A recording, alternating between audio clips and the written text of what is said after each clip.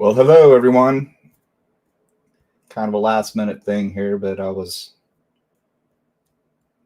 got done with work a little early today and came home, and I was watching a little bit about this case in San Antonio, and it's a sad case. I can give some insight because I spent most of my career in narcotics. And this young couple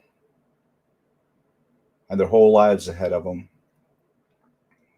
and you'll see in the video that I'm going to show from Long Crime. It's from a few days ago, but it hits all points. This is clearly a cartel hit, in my opinion. San Antonio is about it's 400 or 500 miles, depending on where you are from the border. They've got video of a truck pulling in behind a apartment complex, and then their vehicle pulling up. Clearly, it was not him driving. You see a heavy-set individual come out of the truck. Looks like he's about 5'5", wearing a white tank top. You don't want to, automatically, I know people are going to bust my chops for saying this is drug-related. It's drug-related. Sorry. I'm a realist. Been doing this a long time. And all the indicators are there. And you'll see some still photos in this video that they put in there. I didn't go out and grab all this other stuff because these people are gone. I'm not trying to convict them. I'm not trying to defame them. They're gone. Bye. We'll never walk this earth again. And don't forget, there's a little baby that's gone that never got to take a breath over evil, evil, evil people. Who would do that?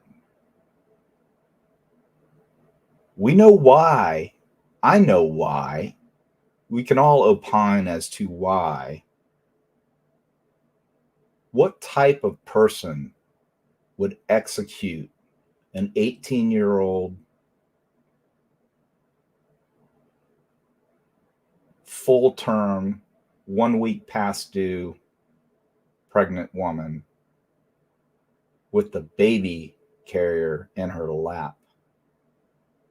I think that alone was a statement.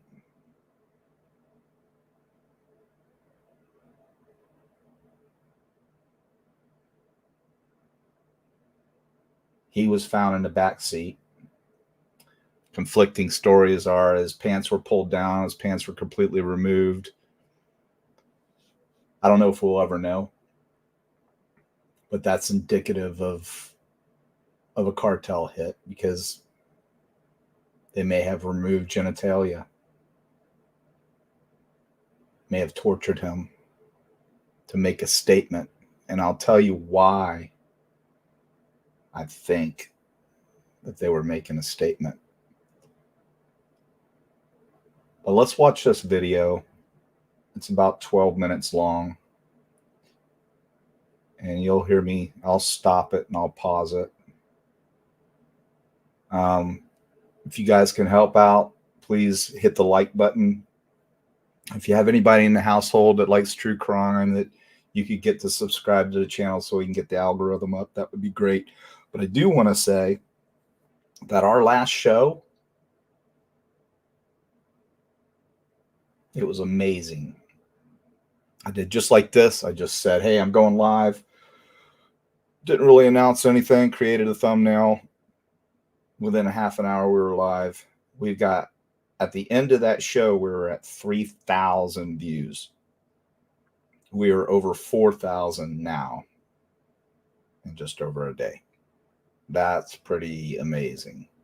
And the individual we're talking, we're under 2,000 subs right now. I mean, that's pretty good for a brand new show. But the shows we were up against, in fact, the main topic of the show, he has 53,000. And we beat him as well. We beat 3 other prominent ones as well. So I'm very, very pleased, and thank you so much. You know, people are critical right now because they think that I'm mean or I'm this, I'm that. No, I'm not mean. I'm firm. I'm a no-nonsense person. I'm a jokester. I'm a sarcastic, witty individual. But there are certain things that irk me, and I have a platform now.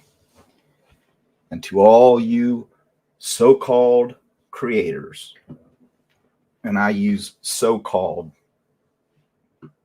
that's not lightly. I went on a show. I had other creators on that show. I made a deal with all those creators right there.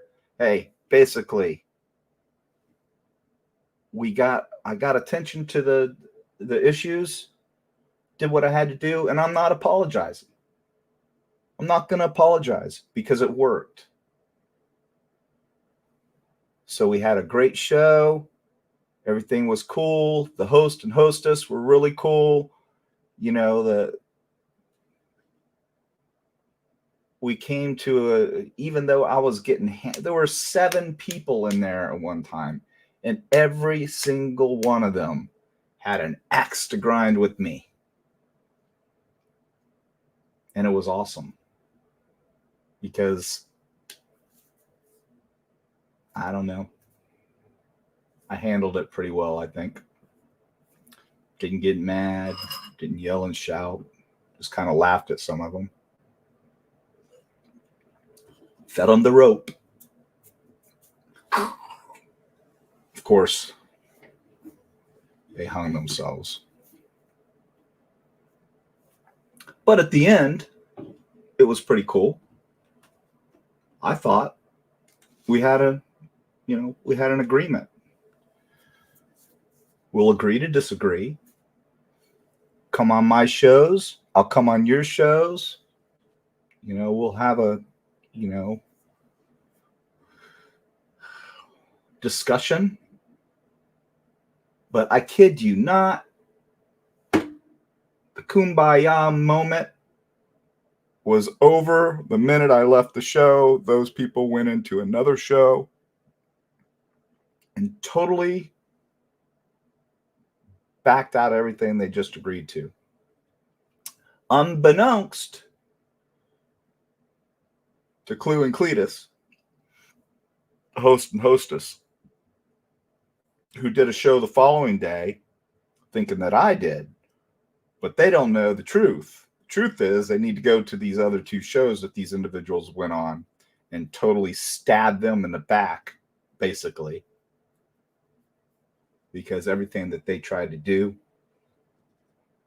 the ones that they trusted, lied, did exactly what I knew they would do. So I will continue to do what I've been doing, and I will expose them for what they are. Irresponsible liars who ride on the backs of victims. That's why I call them tragedy pimps, and they're doing it for money. And the more extreme they can get with their stories, the better. Because what people, crazy sells.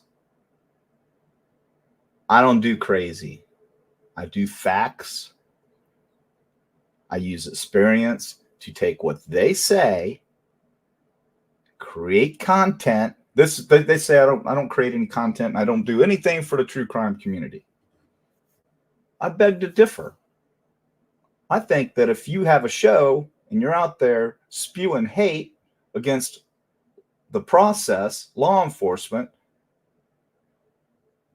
and you can say this stuff, then you should be debated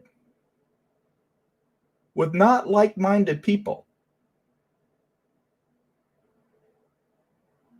They all said, well, you should have just came to us directly, John. Yeah, right. I came to you, every single one of you, except for the host and hostess. And I admit that, but I tried, but they didn't have StreamYard. So I go into the show and I'm in chat and I'm like, bring me up. I would like to discuss with you what you're talking about here. I've got some insight for you. I don't remember verbatim what I said, but I basically get attacked by the not mods that are in there because they know who I am. And then I'm like, you guys are cowards. You're cowards. You won't bring me up. We don't do that. What do you mean you don't do that? Just drop the link. Unbeknownst to me, this show that's been around forever has never done StreamYard. What does that tell you? I'm not knocking the show. I'm just saying. That just tells you they just come on and talk and go with chat. Every other creator that I know of does StreamYard. So by me going in and calling them cowards for not bringing me on, which is what I've done on every show that I had on that panel. To me, they were being cowards. So I had to apologize to them and say, hey, I did not know you didn't do StreamYard.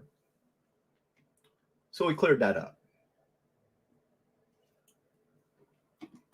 But anyway, just so you know, I'm not mean. I don't pick on people. And then when I said I'm the guy that goes after the bullies. Well, you're a contradiction. You are the bully. No, that's not what I meant. I've always been the person that goes after bullies. But you know what? It's kind of like the only analogy I can make is being in the schoolyard when you're a kid and getting in a fight. What starts the fight? It's usually some name calling, right? Your mama wears combat boots or something. You know, it's always something like that starts in a fray. I tried sending messages. I tried going into chat. I tried email. I tried just about every avenue I could, and I was immediately booted. We don't do that here. Dago. And Dago is on that show lying through his teeth. And I haven't decided yet whether I'm going to take those lies and do what I normally do and pull up what he said in his previous shows. Because I think his shows might be unsuspended now, but it's been down. He was appealing something. But you know, I tried. I really, really tried. Now, for the creators that had me on the show, I have no issues with them. They are who they are. They're the little dynamic duo, and I think they work good together. One's about, peace and tranquility and trying to work things out, and the other one's kind of in your face. F you, somebody you don't want to turn your back on. So I just wanted to put that out there because if it comes up, if you look at my chat, I talk about it a little bit, but if it comes up, John was the bigger man, went into a show, took abuse for, I don't even know how many hours it was. It was hours and hours. Maintained my composure. Even people in their chat were saying, I think John was very professional. We learned a lot. Sergeant Friday said, I learned a lot. That guy, he usually controls the room. He didn't control the room. Promise you. Finally, somebody could outtalk him and shove something in his mouth, which is intellect. Doesn't just strum a bunch of words together and try to sound intelligent. I know what I'm talking about. Mr. Corruption. Corruption is his favorite word. I said, define corruption. He gives this long dysentery on corruption, what he thinks corruption is, not the definition. Then he talks about bigotry because a British person came on and I said, you don't even, you knock down our justice system and you don't even live in America. We got to listen to your crap? Making fun. I mean, last I checked, our magistrates, judges don't wear wigs. So we have that going for us. So anyway, then he says, it's a form of bigotry, what you did. Bigotry? Define bigotry. Using words he doesn't even know the definition of. But he can throw them all together, try and articulate something smart. You're not smart, Sergeant Friday. You're just a good bullshitter. You spent some time behind bars to your own admission. So you've had a lot of time to sit, twirl your gray matter around, and think about what you were going to say against the police. Because I want to see, you know what I want to see, Sergeant Friday? I want to see your case file on your family that you talk about, that the whole police department was basically taken down because they lied and did racketeering against your family. I want to see it. I want to see the receipts.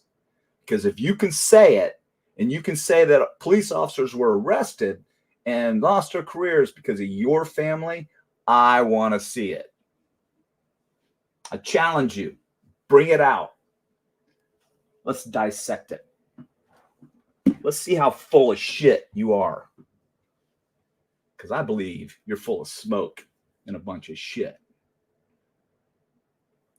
That being said, we're going to roll on to this case, this tragic case of this 18-year-old mom-to-be and her boyfriend, who I can say probably without a doubt, and her own mother says he's not a good guy.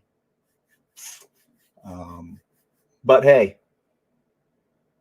I'm sure that this young lady knew what he did, and you'll see why. So without further ado, we're going to roll in here. Let me run through chat a little bit here. And say hey to some people. Death Valley, Civil, Truth Exposed, Mindy, Death Valley, Tiger. I want to see here. We got Elizabeth Brown. Hello. Willow. Hello. Lindsay. Hello. Chris H. Hello. Guidance. Hello. Lindsay again. KK's Way. Hey, KK Way. Scott Novick. Boring T-Rev knows more about crime John will ever know. Yeah, that's right. Yeah, T-Rev knows more about crime than I'll ever know. Hey, Scott. Are you hip with the click? Bye-bye. Oh, I have the power. So let's see. Lindsay. Yeah, Lindsay already said bye-bye, Scott.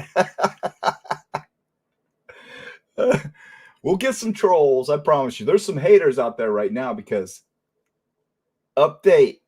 The ball is rolling. We got a whole family that's going to finally get some money. After about 14 years, the mom had given up. She said, John, I gave up. We lit a fire under her butt. We got her in touch with some people. Yeah. Old T-Rev. Gonna have to pay the piper. Sorry, buddy. 2024 is going to be a great year for you. For your kids and your wife. Please pay for her divorce. Because if you don't pay for the divorce, what we will do is we will have an entire show.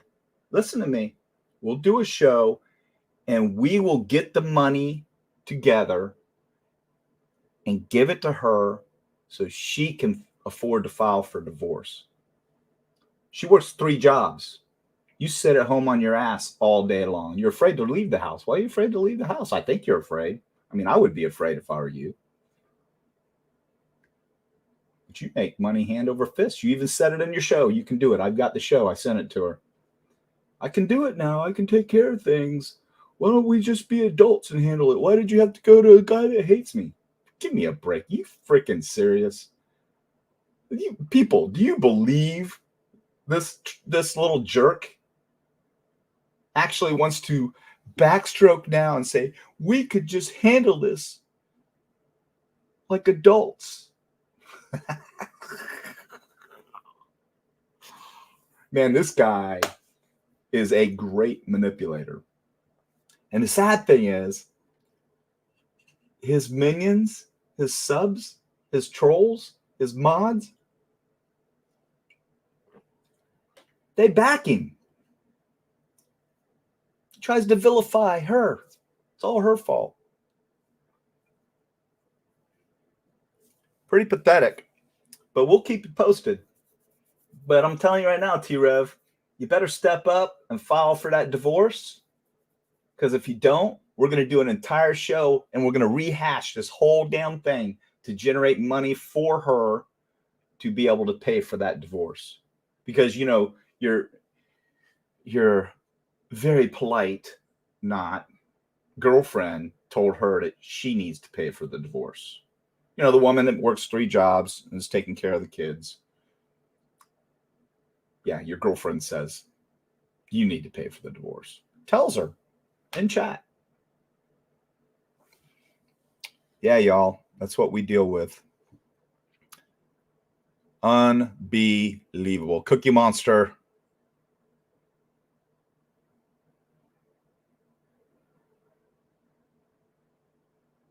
Yeah, Cookie Monster said, T-Rev gets donos because he does a show and he earns it. John will never make money on YouTube because he's not that talented like him. The dude wore no shirt when I came into the show. He sat there, looked like with no shirt. He didn't even know what integrity meant. I swear. I had to have conversations with him and define integrity and moral character. True story, y'all. Next thing you know, his favorite word is integrity. You don't believe me? Go look at the shows before I went on. See if he ever used that word or character. See what he looked like.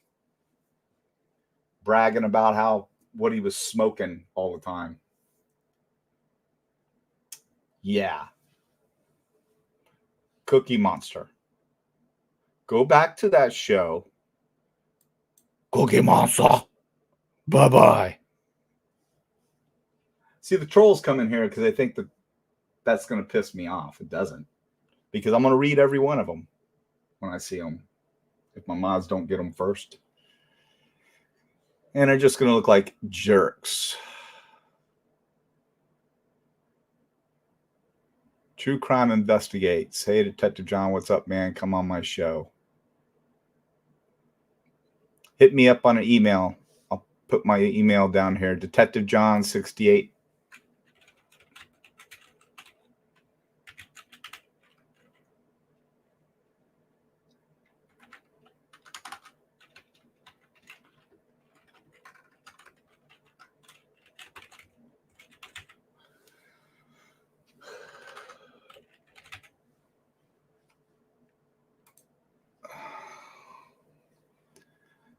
I don't know if I'm going to go on anybody's show right now, you know, because obviously, you know, I must need more subs, I guess, because I don't have any subs, but I just get over 4,000 views on my last show in one day.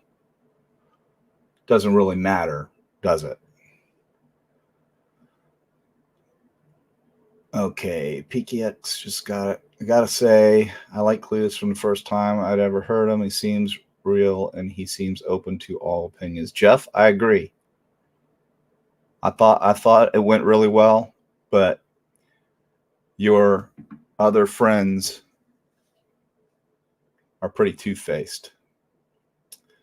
So we're gonna go ahead and I'm gonna roll this now. I don't want to stay on too long tonight, but we're gonna watch this video and then we're gonna talk about it because I have a theory and I'm probably right. I've heard nobody say it. They might now because I went on another show today and said it. So I figured I better do something and say it myself. Here we go. Oh, wait a second.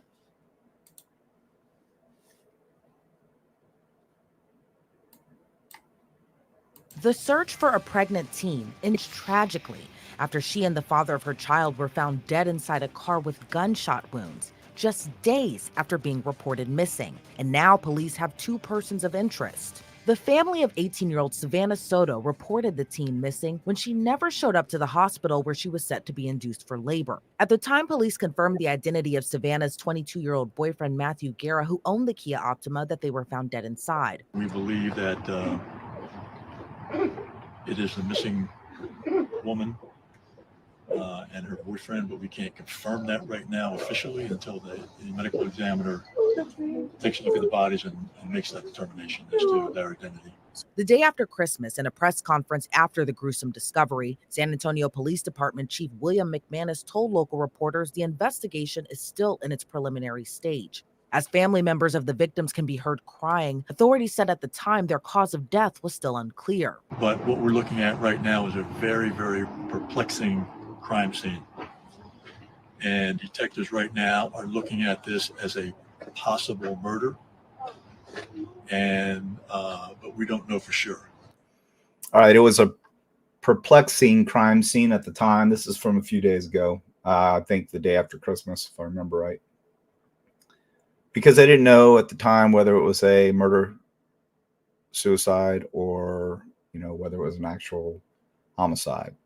Since then, they've been able, once the ME got there, moved the bodies around, saw that there was no weapon in the vehicle, that was probably not the case. So here we are now. And again, I didn't put the latest stuff in here. This is the initial press conference. And I didn't do that for a reason, because I have my own theories. And I don't think many people are going to say what I have to say. So stay tuned. But within days, police are sharing new information, including a devastating revelation. It appeared that the vehicle had been located at that location for several days. The medical examiner had identified 22-year-old Matthew as one of the deceased victims in the vehicle, and he died from a gunshot wound to the head. The manner of that death is still pending. The second deceased victim has It's not pending, it's homicide. not yet been officially identified by the medical examiner. However, I think we can be confident that that second victim was Savannah. San Antonio PD also released this surveillance video and are seeking information on two persons of interest. Police say the footage was taken from a nearby location where Savannah and Matthew's bodies were found. It captures a dark-colored pickup truck slowly pulling up to Matthew's silver Kia Optima. But what's more shocking, police say one of the persons of interest can be seen driving his car. That's a Chevy Silverado, it looks like to me, and that's a Kia Optima. Now notice the size of this person. I would say probably 5'5", maybe. Very short, chunky individual. More than likely of Mexican descent. But you'll see who gets out of the driver's side. So I would picture she's sitting here with the baby seat in her lap, and he's strewn out across the back seat because this other person's driving. 15 seconds into the video, a person can be seen getting out of the pickup, walking to the door of the gray Kia to talk with the person in the driver's seat before going back into the pickup. Then both vehicles drive away. Police say right now it's unclear what link the two have to Savannah and Matthew, and say they couldn't provide more details pending the investigation. Earlier, when Savannah and Matthew's bodies were discovered in the gray Kia. All right.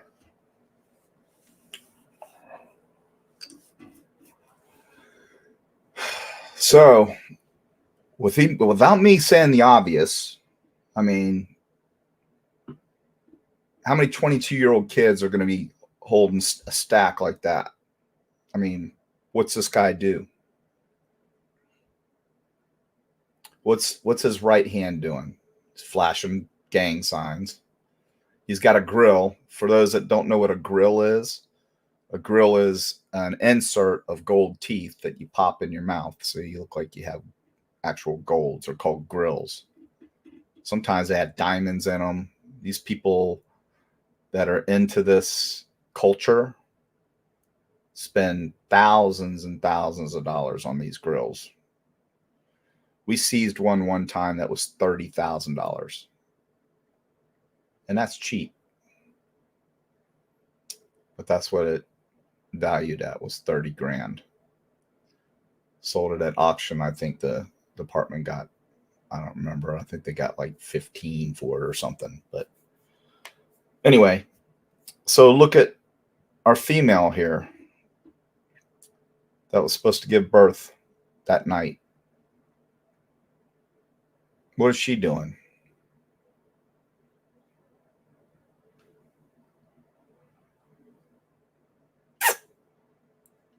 She knows what's up.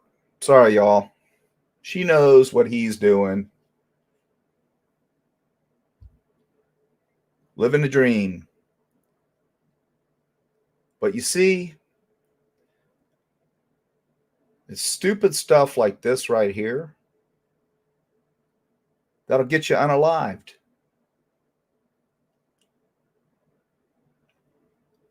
If I'm a kingpin and I got a bunch of jits working for me, dealers, young kids, they're called jits on the street, I'm telling them, I don't want to see this shit. You better stay off of social media. Don't be out there bragging, showing all your bling. Maintain a low profile. And I'll tell you,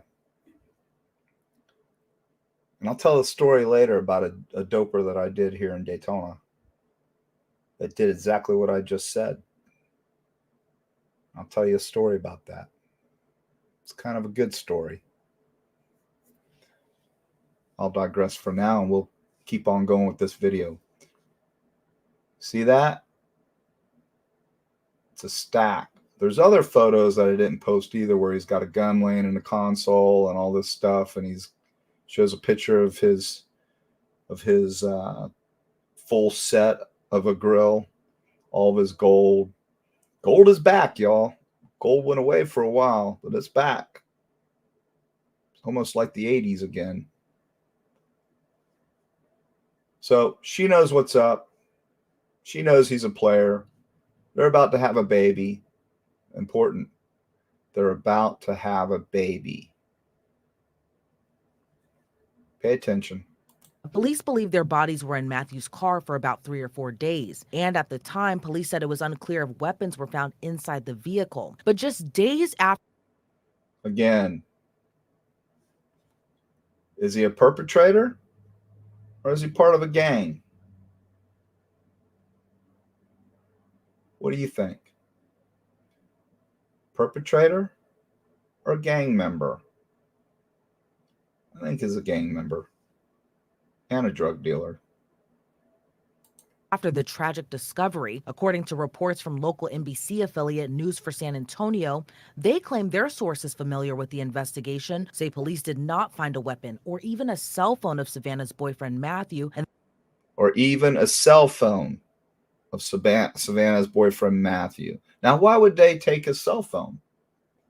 For obvious reasons. They don't want that to get in law enforcement's hands. I'll submit they probably took hers too. No cell phone. Not surprised. I'm affiliated with the drug cartel, and this is one of my little jits out there. I execute him. I'm going to take his phone too. In the vehicle where they were found. And more alarming, the local news station says Matthew's body was discovered in the back seat, while Savannah's body was discovered in the front passenger seat with a child carrier on her lap. While police confirm Matthew died from a contact gunshot wound, his manner of death is still undetermined. When we talk about the manner of death has not been determined, the manner meaning, was it a suicide or was it a murder? So here's what else we know so far. Savannah, who was 9 months pregnant, was last seen at her apartment on December 22nd in Leon Valley, a city about 10 miles away from downtown San Antonio. Her family grew worried when she didn't show up to her doctor's appointment and reported her missing. In a Facebook post, Savannah's concerned mother wrote, quote, "My daughter is missing. She was scheduled to be induced at 6:30 p.m. and never showed up. If you see her, please reach out to me and let me know where you see her. I'm worried about her safety. She's with her boyfriend, who is not good. Prayer for my baby girl." So I would suspect that the entire family, including this man's father, they know what he does.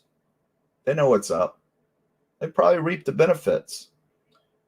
And this young lady's 15-year-old brother was shot and murdered a year ago. This is nothing new for these folks.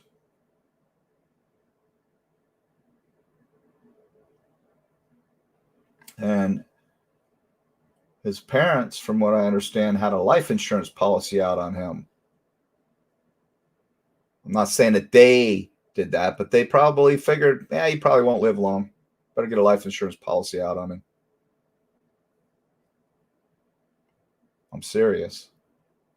I'm worried about her safety. She's with her boyfriend who is no good. Prayer for my baby girl. Authorities issued a coordinated law enforcement adult rescue. Now, this is her brother. He looks like a little thug, too.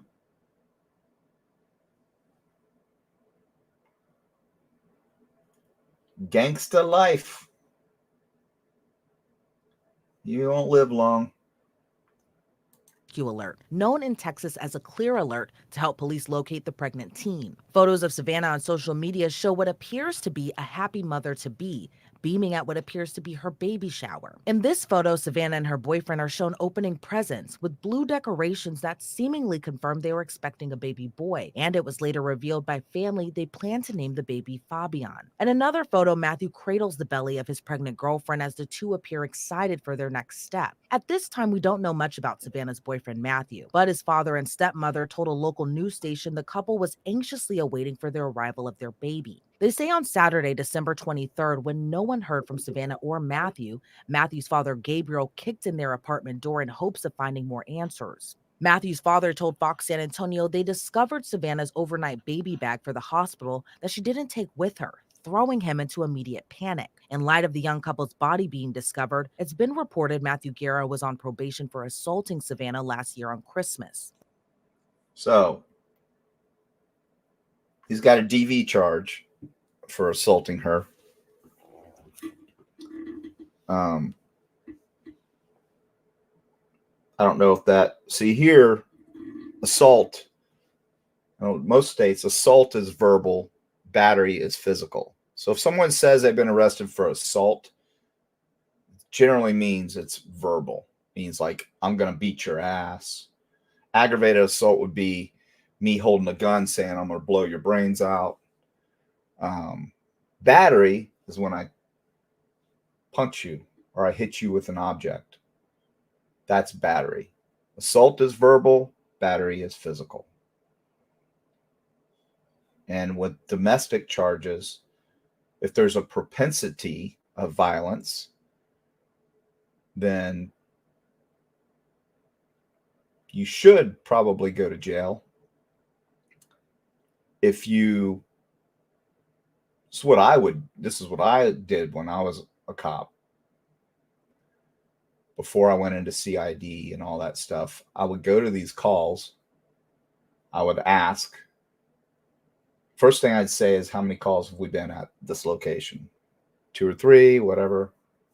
I would say, all right, Mr. Jones, do you love her? Yes. Mrs. Jones, do you love him? Yes. All right, you're both going to jail. And I always felt like that was smart. And I can't remember where I was. I was at a store. I was at an Ace Hardware years ago.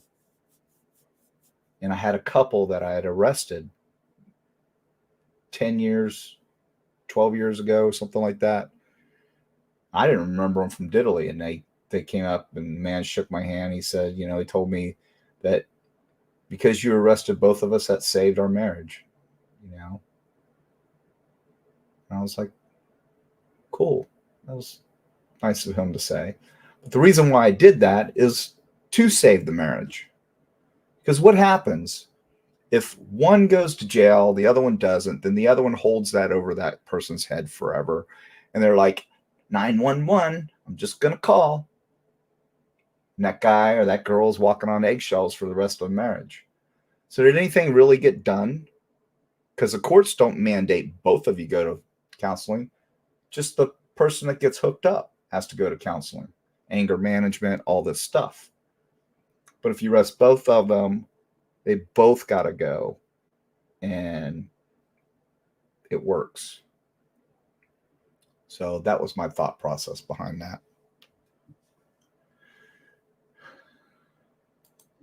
The charge had Matthew on probation, which was scheduled to end in June 2024, but he picked up new charges unrelated to the assault that extended his probation through February 2025.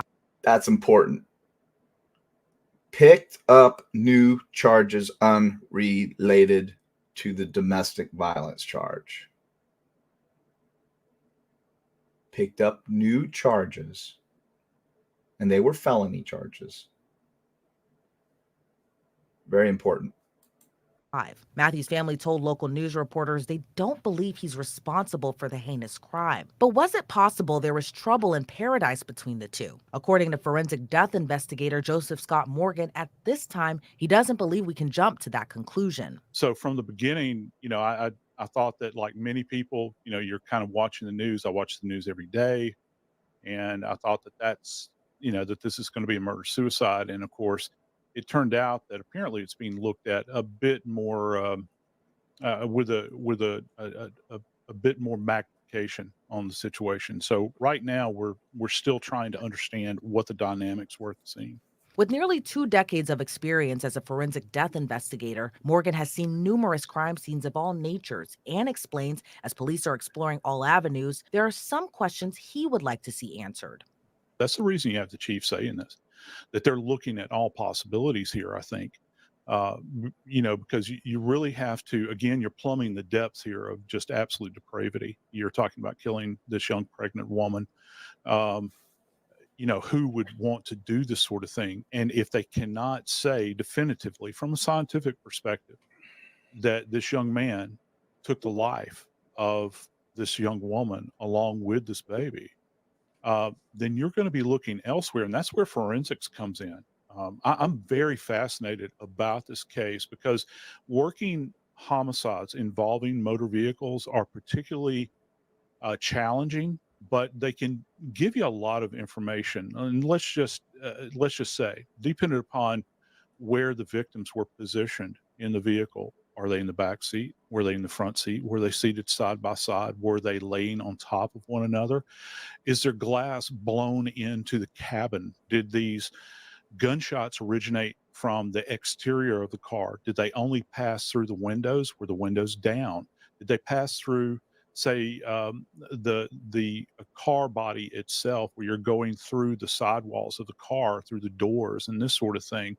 Did they come from the rear or the front? Was the car stopped? What position was the gear lever in the car? So you have to consider all of this. And here is one really interesting piece to this. Everybody, particularly as it applies to my line of work in forensics, that looks at us and looks at what we do to the vehicle and put their hand on the exterior. That's something that we have to consider as well, because that's not just DNA. That could be a latent print. So they're going down all of these avenues in this particular case. While Chief McManus said in an earlier press conference they believe the bodies were in Matthew's vehicle for 3 or 4 days, that answer still begs more questions. Why would the individuals in this community not have stopped to check the car out? And again, this begs another question here when it comes to assessment of biological findings and decompositional findings, because he's talking about 3 days. Is he saying that the car was there for 3 days? Or is he saying that they were deceased in the car for 3 days? Because that's a big difference. Because if you're saying deceased in the car for 3 days, that opens up the door that this may have taken place somewhere else and the car was essentially deposited there. As opposed to, you have eyewitnesses, which is going to be very important. All the residents around this area will be asked. This canvas will go on with the police department. They'll go door to door. And they might say, hey, look, we've got this car out here. You've been going back and forth to work. It's Christmas time. Maybe you've been in the house a long time. Maybe you haven't journeyed out. Did you notice the car, one of your runs into town at some point in time? Or was it there at this particular time, but wasn't there then at this other time? And that's going to play a key role in this investigation. But what about the possibility the two were tragically targeted with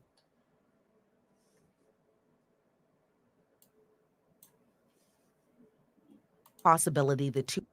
Oh, hold on a second. And that's going to play a key replay role that in this investigation. But what about? All right. Here we go again. Braggadocious. Putting this out on, because this came from social media. Fanning out the Hundies. That's not laying low, is it, y'all? Pretty stupid. About the possibility the two were tragically targeted, with police now Buying Gucci. Yeah. seeking two persons. The keys are either in the ignition or within the vehicle or nowhere to be found. All of those little issues come into play here. Or is this something where they were specifically targeted, where maybe they were stopped on the side of the road and somebody had been following them? Maybe they got spooked.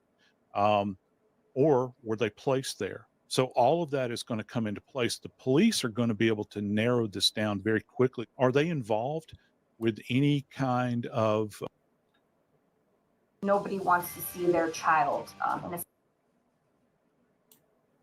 thought it would happen to her. Over the course of this year alone. All right.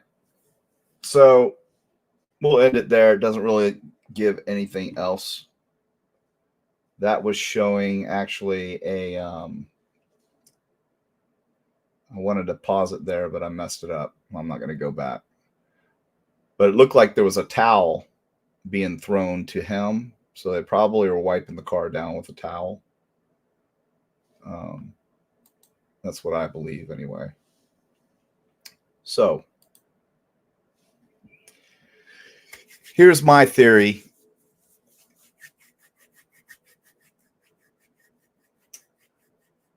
If you've ever heard of the term CI, CI stands for confidential informant. And remember when I said pay attention, when they said that he had additional charges post his DV charge, which he was on probation for. So they extended his probation another year because he picked up the other charges, which I think were like fleeing, eluding, and they were felonies. I don't know if there was dope involved or not. I haven't seen that yet, but he was running from the police. I'm sure they probably found dope. They didn't. I don't know. I'm just speculating. But here's what happens. He's probably on their radar already. Probably had a ton of money with him, which would throw flags up. And here in Florida, we have what's called the Florida Forfeiture Act. So if that happens and you have a large sum of money on you, it's incumbent upon you to prove to us where you got that money. So the first thing I'm going to demand is if you got $25,000 in stacks, you got $100,000 in your car, say, Mr. Jones, have you ever filed an income tax return? Did you file an income tax return on last year on any of this money you made? Don't lie. No. Well, that money's like T-Rev said, according to Sherry. Sherry didn't know the money was in there. He had like $11,000 cash. Has the audacity to tell the cops, that I was saving that money for my babies, for my child support. Yeah, they didn't fly. They seized it. But Florida has what's called the Forfeiture Act. And when I worked interdiction on 95, we had a sheriff at the time, Bob Vogel, and he had the drug interdiction squad. And the way that it worked, I wasn't with the sheriff's department, I was with the city. But northbound is the dope side, southbound is the money side. Does that make sense? So when you're out there working interdiction, when the Florida Forfeiture Act came out and we could start seizing money, it became very lucrative for law enforcement to work that southbound side, not that northbound side so much, because if we can capture the money and we can seize it under the Forfeiture Act. My biggest seizure was 300 and I think it was $350,000 we took off of one car. That was my stop. Yeah, it was 350. Guy said, that ain't my money's. That's not mine. I'm buying this car. I bought this car from, it was Cobb County, Georgia. I'll never forget. It was like a 1986 Caprice. Found it in the firewall. Go in the car and I flip everything on. Flip the fan for the AC on, and it was going like, it was sounding like this. It sounded like this. It was going.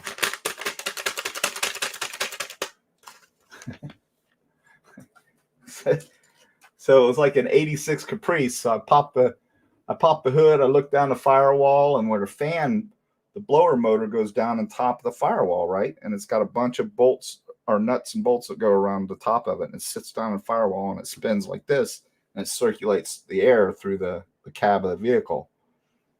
Well, you got an old ass vehicle, right? You can see where somebody just took all those screws out and just didn't even thread them back in all the way. And they shoved all the bundles of money up through the firewall. So when I turned that fan on, it was hitting the plastic that they were wrapped in. Anyway,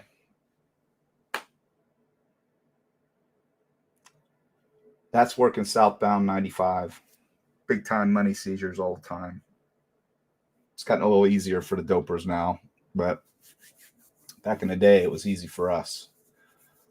But under the Forfeiture Act, and this is all hypothetical. I don't know for sure if this was what happened, but he did run from the police. He was apprehended. He's obviously flashing money. There's pictures of the car where there's money in the car. He's got it all over the dash and on the seat. He's got a gun and all this stuff. Those pictures are out there. I didn't grab those. But I suspect he was caught.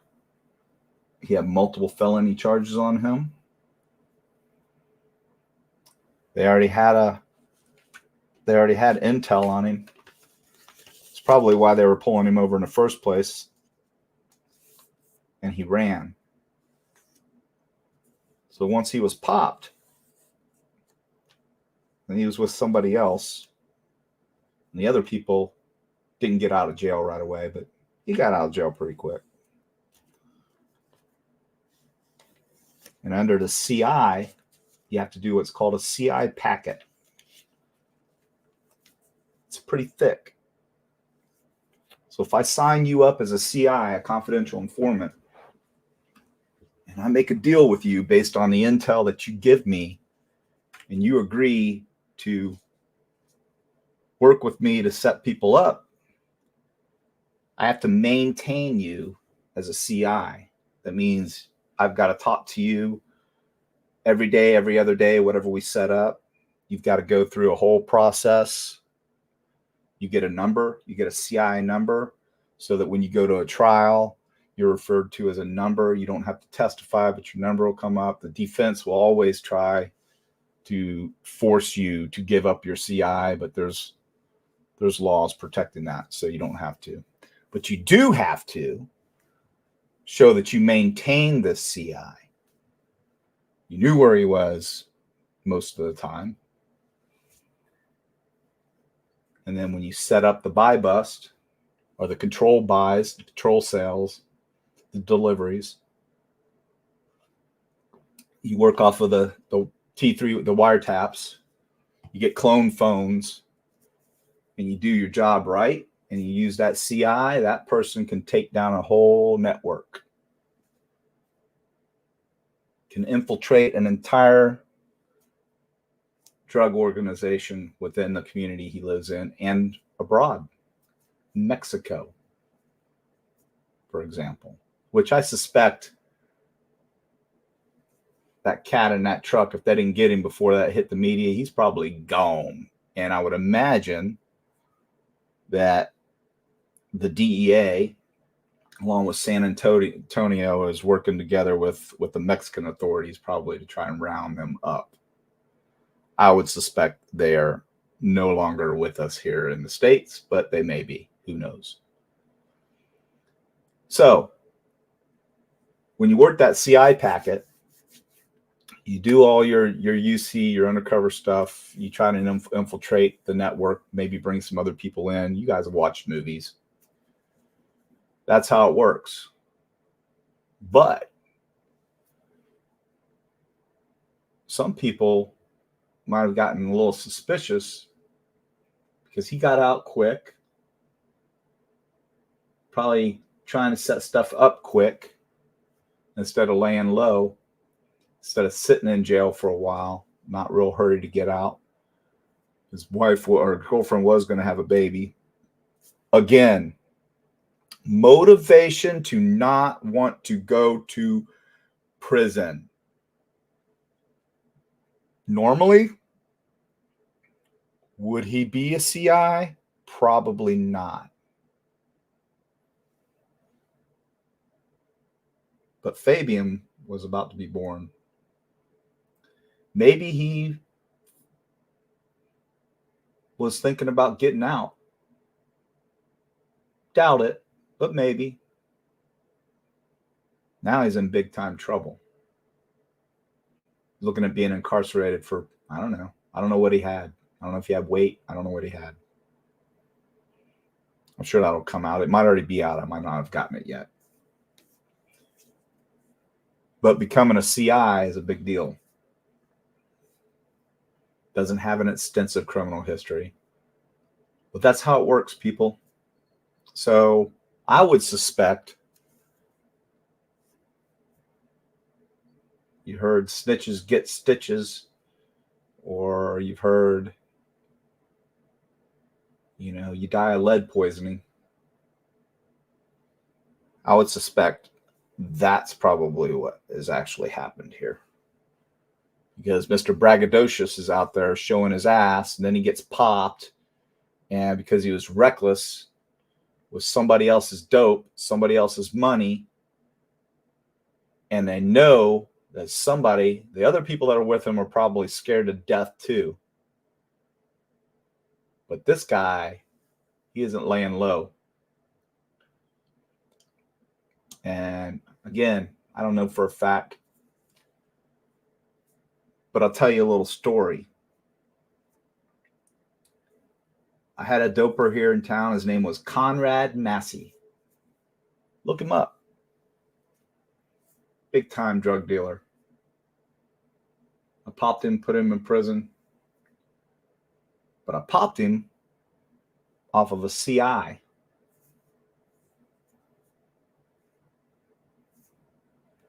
Now, this guy popped one of his little jits one time. This guy was smart. He didn't live in the hood. He lived in what's called the Georgetown Apartments out of Clyde Morris in Daytona. He laid low, didn't drive around in a hoopty. Drove around in just a regular car. I think he was driving a Buick LeSabre, just a regular looking car. Now, he had some toys, but he didn't flash them. Lived in an apartment, like I said. I see him. We're doing a case, doing surveillance, and he drove by. That's what it was. I see him, and I went after him, pulled him over. He's laughing. JP, you ain't never going to get me. You ain't never going to get me. Because he pulls into a crowd of people at a place called George's Place. It was a bar on South Martin Luther King Boulevard. JP, you ain't never going to get me. I said, you know what? I'll have your ass by the end of the week. I promise you. You just challenged me. I'll have your ass by the end of the week, Conrad. You ain't never going to get me. I'm too smart for you. Okay. So we do a reverse prostitution sting. Our prostitution sting, where we had a John out there. And there was this nasty, one of the nastiest prostitutes you could ever imagine. If you saw the nastiest meth addict, crack addict prostitute you could imagine, this was her. Huge issues. So, popped her. She had a stem on her. She's a habitual offender. If anybody knows what a stem is, just imagine, if you ever go into those little convenience stores and you see those little flowers sticking out of these little curly glass tubes, those glass tubes are stems. Back in the day, those were paraphernalia. But to disguise them, they could put a flower in it and sell it as a little flower holder. That's what these little convenience stores would do. They'd sell them for $5-6 a piece. They pay $0.25 a piece for them. Quite a bit of margin. Break the end of it off. Fill one end of it. If this is the stem, you take Charboy steel wool and you fill that end up about that far in. You put your crack in there, and to keep the crack from sucking back into your mouth, the Charboy steel wool, you heat it up with a lighter. It acts as a conductor, and you burn your crack up against it, and that's how you get high. She had one of those. She tried to hide it. Up her snatch. We caught it. Had to call female to get it. So she knows she's going down, because the Florida state statute doesn't say how much cocaine you have to possess. 893.13. Possession.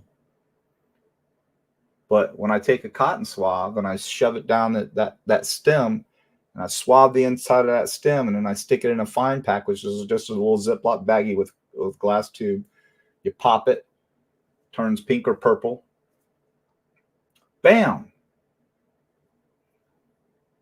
That's possession of cocaine.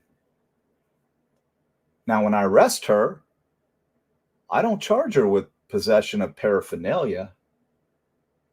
I charge her with possession of cocaine.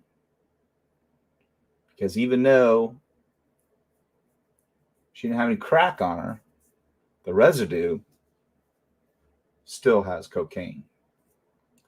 I'll let the SAO drop it down to paraphernalia, which most of the time they would do, unless she was an habitual like her. So she drops to her knees, she begs, she knows she's going, I think she's got a minimum of like 12 years if she goes in. What can I do? What can I do? I'll do anything. I'll order up for you right now. I said, well, we can't do it right now. I got to do a packet on you, so you're willing to work. JP, I'll do anything you tell me. I said, all right, well, you're going to need to clean up a little bit. And we'll do the packet on you. Now, typically, she wouldn't be a good CI. But to be honest with you, I didn't give a shit. I wanted this dude that just challenged me. Said I would never be able to get him. So she cleaned up, went to the San Sushi Hotel, which is this hotel right here. See where it says closed? We closed that hotel, or motel. That motel is actually, and I talked about it the other day, is just down the street from the same motel that Casey Anthony's dad went to try and allegedly commit suicide. So anyway, a few days later, got her set up. It was challenging to get her approved because of her criminal history. But I got her approved because I was going to get old Conrad. Got him. Showed up at that very hotel. I was hiding in the closet. My partner Chris was in the bathroom. We ordered up. He brought it in. Bought her a 50-cent piece, which is $50 worth of crack. Piece of crack about, for her, it was probably about that big. For anybody else, it would have probably been about that big. But she was a good customer. He took care of her. So he actually delivered, because he delivers to his good customers a lot of times. So gets in the hotel room. We jump out. I jump out of the closet. Chris jumps out of the bathroom. We have to beat his ass because he fought. Sorry, it's just the truth. He didn't just put his hands up. Tried to get out the door. Had to slam him up against the wall, bounce his head off the wall, bring him down, stuff him and cuff him. And he was a big boy.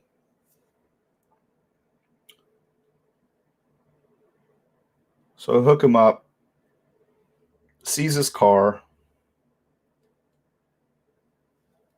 He had an 8-ball on him, which is, if you don't know what an 8-ball is, it's 3.5 grams. So when you see somebody that's got an 8-ball hanging in their car or something, that generally ain't for pull, y'all. Doesn't mean pull. It means 8-ball, which is weight. 3.5 grams of cocaine is an 8-ball. Just in case no one knew that, which many don't.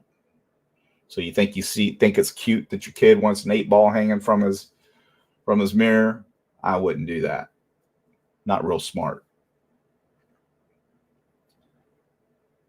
So fast forward about, I want to say it was like three or 4 months later, old Conrad had bonded out. I'm in the morgue. We had a homicide. I think the guy's name was Gregory Roper. I can't remember, from Bethune-Cookman. We had 2 brothers in town that were major drug dealers. And we found a body. Somebody heard shots off of International Speedway, almost directly across from Daytona International Speedway. There used to be a High Lie there and all this stuff. They tore that down since. Now it's a Best Buy and stuff. But in the woods, somebody reported gunshots. So we go out there, units respond out there, and they find a man with both of his femoral arteries and his legs blown out. Guy had quads like this. He was a football player for Bethune-Cookman College. And he had drug himself on his stomach about 65 feet before he finally bled out. So we're working that homicide. and I'm in the morgue. And here comes a gurney with a body on it of a female that's all bloated up. They found her in the Tomoka River. Tomoka River's in Ormond Beach, which is a city just north. And if you know anything about the old Tarzan movies with Johnny Mossmasher, some of them were filmed in California, but they took some of the footage right here from our river called the Tomoka River back in the day, where you see him swinging out on the vine and there's a palm tree going out into the river. That's the Tomoka River. Not all was filmed there, just a few episodes. So anyway, I'm like, what's this? We got a Jane Doe. So comes in and she's bloated because the body will bloat up in water. She was as skinny as my wrist, and she was like this. So we got a Jane Doe. Ormond's brought them in, and there's one of their detectives, and the arm flops off of the gurney, and I saw a tattoo of a star on her hand. I said, that's not a Jane Doe. And I knew who she was, and I said her name. And her name was Jane, but it wasn't Doe, which was ironic. But anyway, she died. She was murdered. Because old Conrad, in my opinion, it's unsolved. I think he got to her. So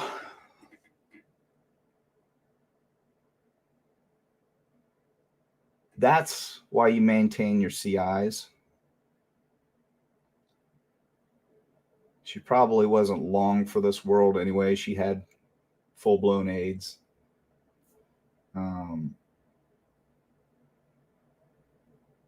But I often think about that. It's one case that I feel bad about sometimes. She wanted to do it. I wanted him. I don't know if that's exactly what happened, but that's always been my suspicion. So, is that what happened here?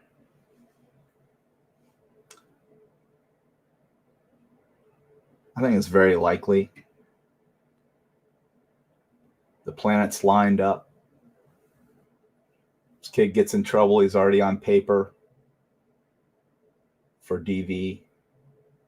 Then he gets in more trouble, big time trouble. He's violated his probation. He's got a baby that's going to be born any day.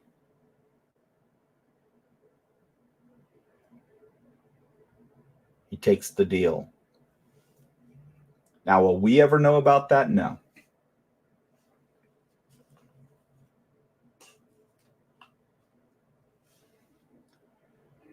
Was he actually a CI? I don't know.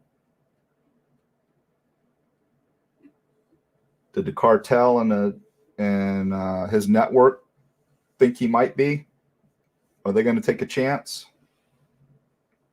Not if he's moving the weight that they say he was moving. Allegedly.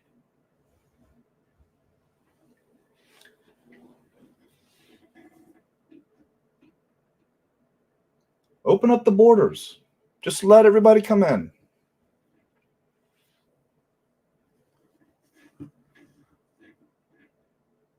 We better wake up, America. I'm telling you right now. Wake up. Because this is getting to be horrible. Who would do something like that? I believe that he was in the back seat and his pants were gone or were off because they probably did something that you could only imagine.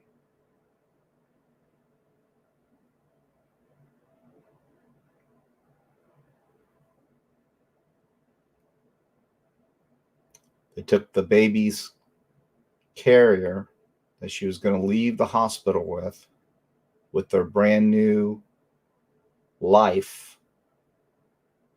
They put it in her lap.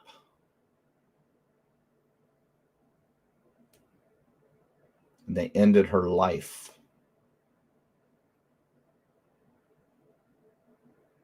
Because she knew too much. She knew what was up. You saw those pictures.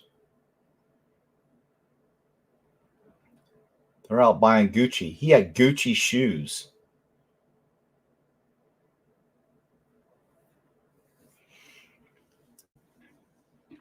So I wanted to tell that story because those who are wondering what we're dealing with out there today, those who are so quick to jump all over an officer because he chases a guy like that down who runs, who we know is armed 99% of the time. People like that would end the life of a mother with a baby that's about to be born and her boyfriend. And we're supposed to be nice. We're supposed to expect them to just put their hands up and give up.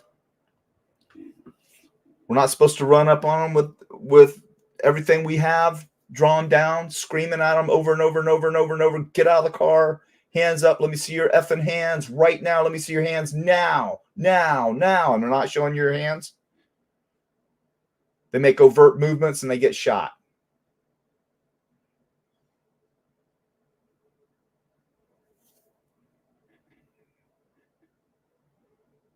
Think about that next time you see something on TV where you see an officer on top of a guy, for lack of a better term, beating the shit out of him.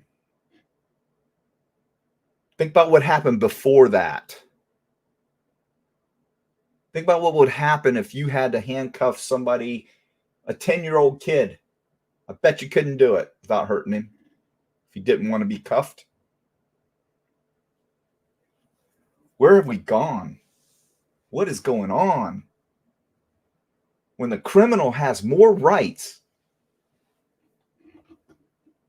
than the officers that are trying to effect an arrest of a guy who just committed a crime. It's insane to me what is going on in this country.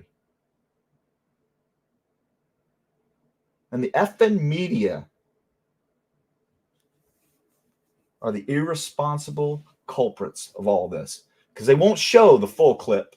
They won't show everything. They'll just show that part. And then they'll blow it up into something that's really not. So all we see is excessive force.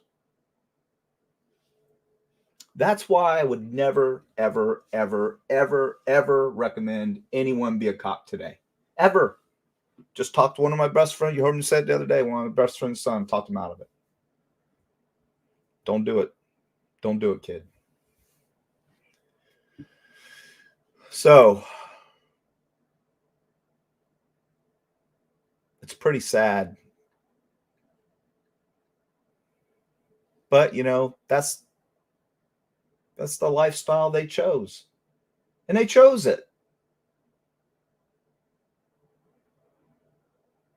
Her little brother was 15 years old and was executed a year before.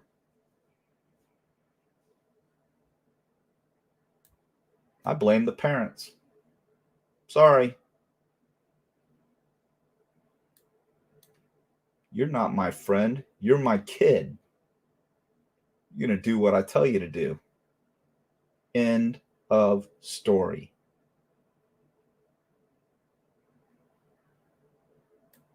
You take a kid's cell phone away today, you could take his car away, you could take his everything away from them. You take their cell phone away, and they will lose their minds. Why would you enable them? Be a parent. Don't be afraid of your kids. They should be kissing your ass. Damn cell phones are $2,000.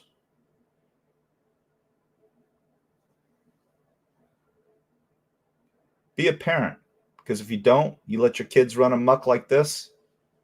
You let your daughter meet some hoodlum like this. She could wind up just like her. Pay attention. Social media is horrible. You heard me tell a story the other night. My daughter was 13 years old. I get a call from my neighbor down the road. Her friend lives down the road, and they were on TikTok or something. I don't even remember now. Doing these dances together. And they had the lights off, but they had a silhouette. So it looked like she was naked. Dancing. Neighbor calls me. I just caught my daughter doing this. Go check on Charlie because she's on there too. I don't knock on the door. I just barge in and she's actually doing it. And I'm like, what are you doing?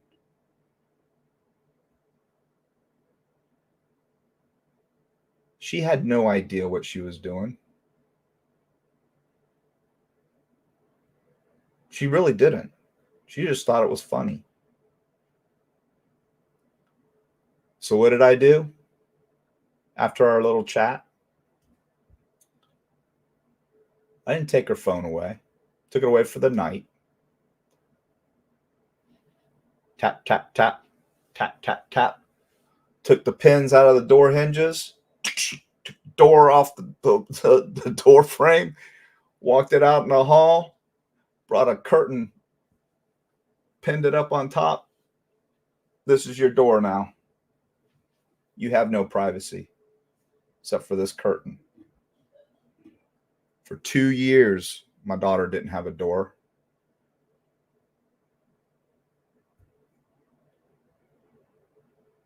Be a parent.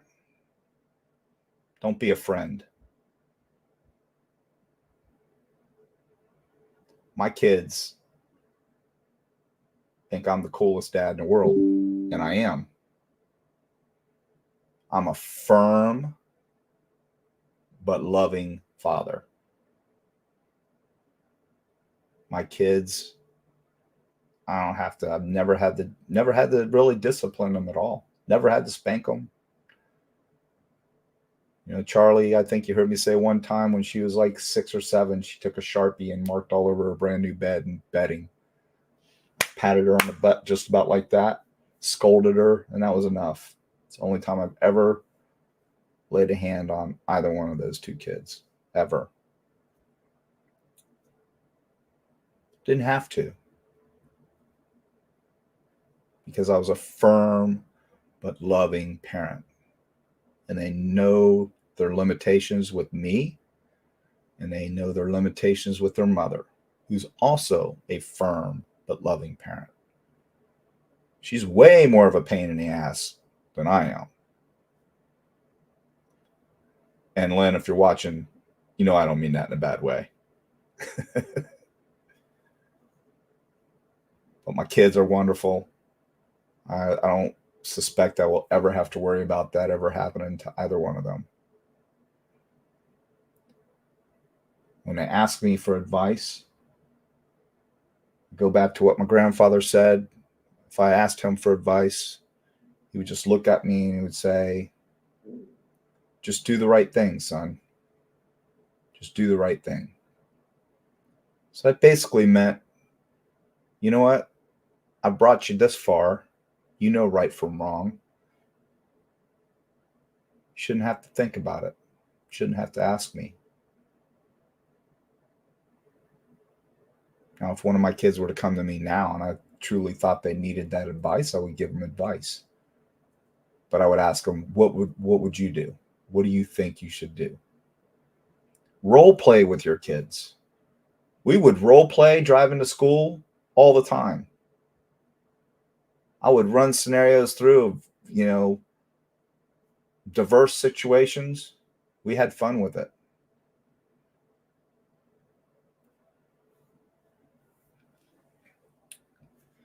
So I'm going to open up the panel here, and I'm going to let anyone come in here that wants to. Rachel, if you want to come on, any of the mods want to come on, feel free. And if anyone has anything to say or an opinion or a question, bring it. There you go. It's up there. So if anybody's not, if you haven't liked or subscribed, please hit the like button. It's a little thumb that sticks down here. Please hit that. And if you haven't subscribed, please subscribe.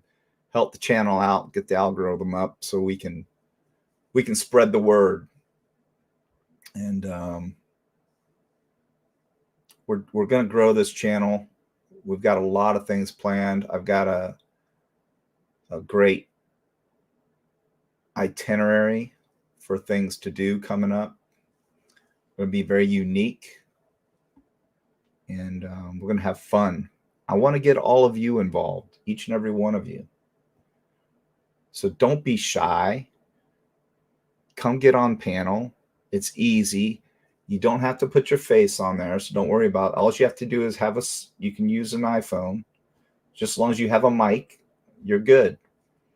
And I hit stop cam like this, and you can just be a blank screen, or you can have a picture up there if you want. And that's it.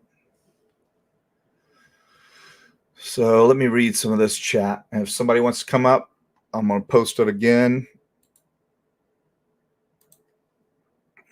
I had trouble with it the other day, so hopefully if anybody's having trouble,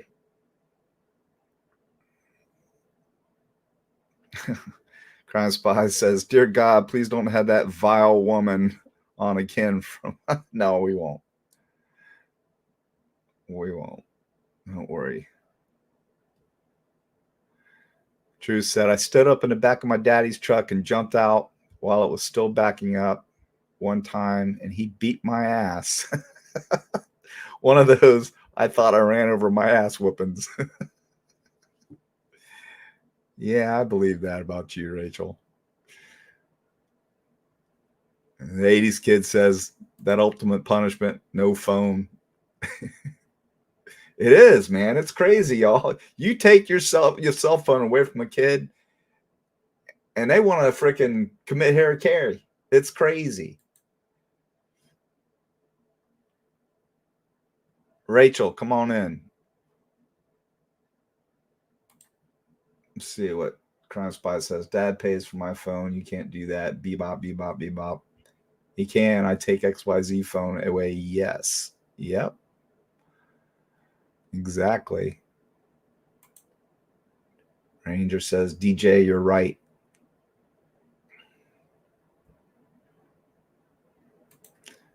Sybil says, you're right, John. You know, if not anything, you know, this show might reach out and touch somebody that's actually having these issues going on in their life with their teenagers. You know, and the worst thing you can do is let your teenager dominate you. Let them scare you with threats of suicide and things like that. It's manipulation. That's what these kids do today. They learn it at school, believe it or not.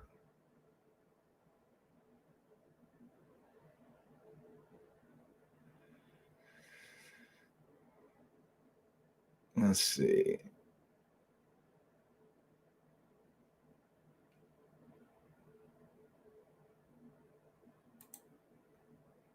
Allie says, appeal to emotion, false dichotomy, triggering framing. Yep.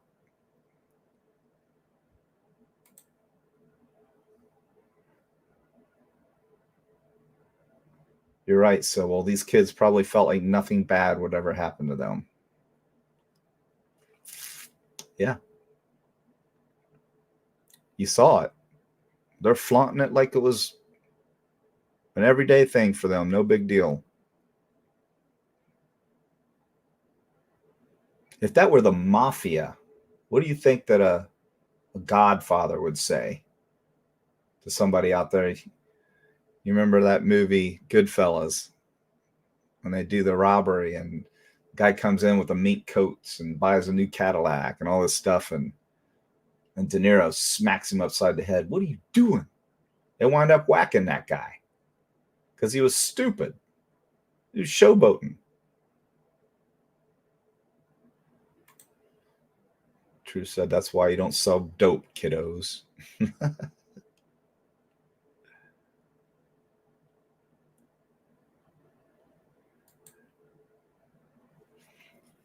I always learn things watching DJ. You know, I try, y'all. I get my head taken off sometimes, but yeah, Will B says an 8 ball is 1,250 grams. And you'd be right, sir.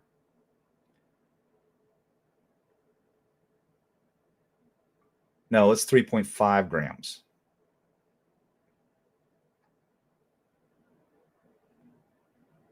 Depending on what drug you're talking about. Let's see here.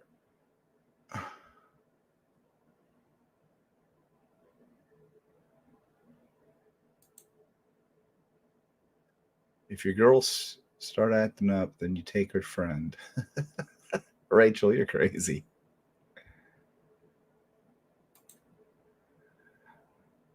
Mindy says, something bothered me about her never coming on camera. I unsubbed a long time ago. I don't know who you're talking about. Must have been Clue, maybe. All right, does anybody want to come up? I'll post the link. Somebody come up just to make sure it's working, because I was having trouble with it earlier when my son was messing with me. I'm going to post the link. Let's chat. Bring it. Don't sing it. Texas Ranger, come on in. You worked in the prison system.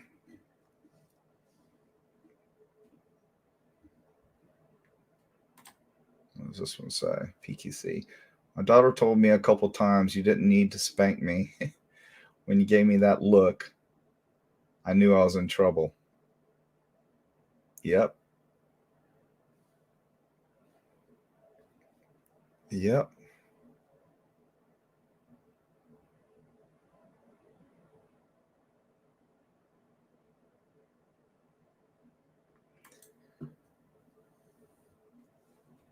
Tori said, Detective John, the street circle of life saved a lot of people doomed to HIV when the streets took old Jane. It wasn't you. It's SCL. Yeah.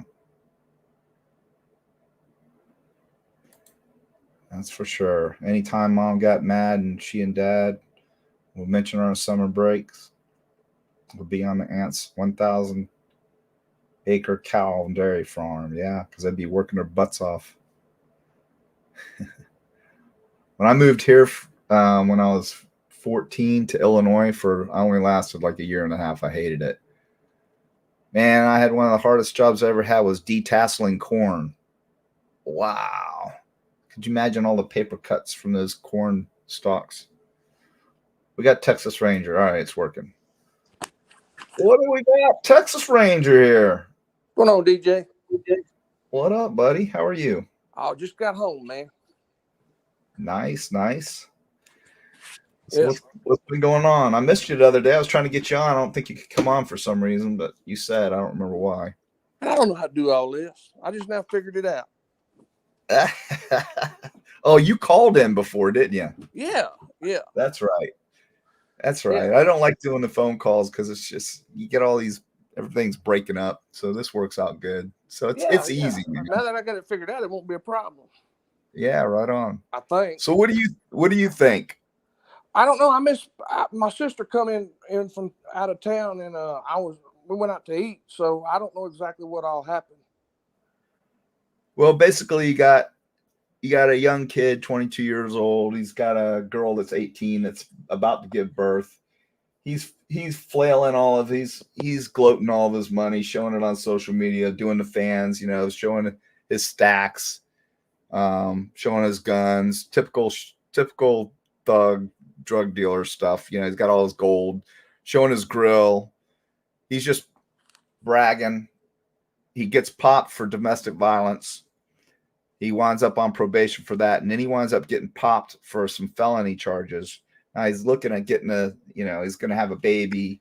His life's about to change big time. I'm sure he's catching heat from the family because her mom doesn't like him.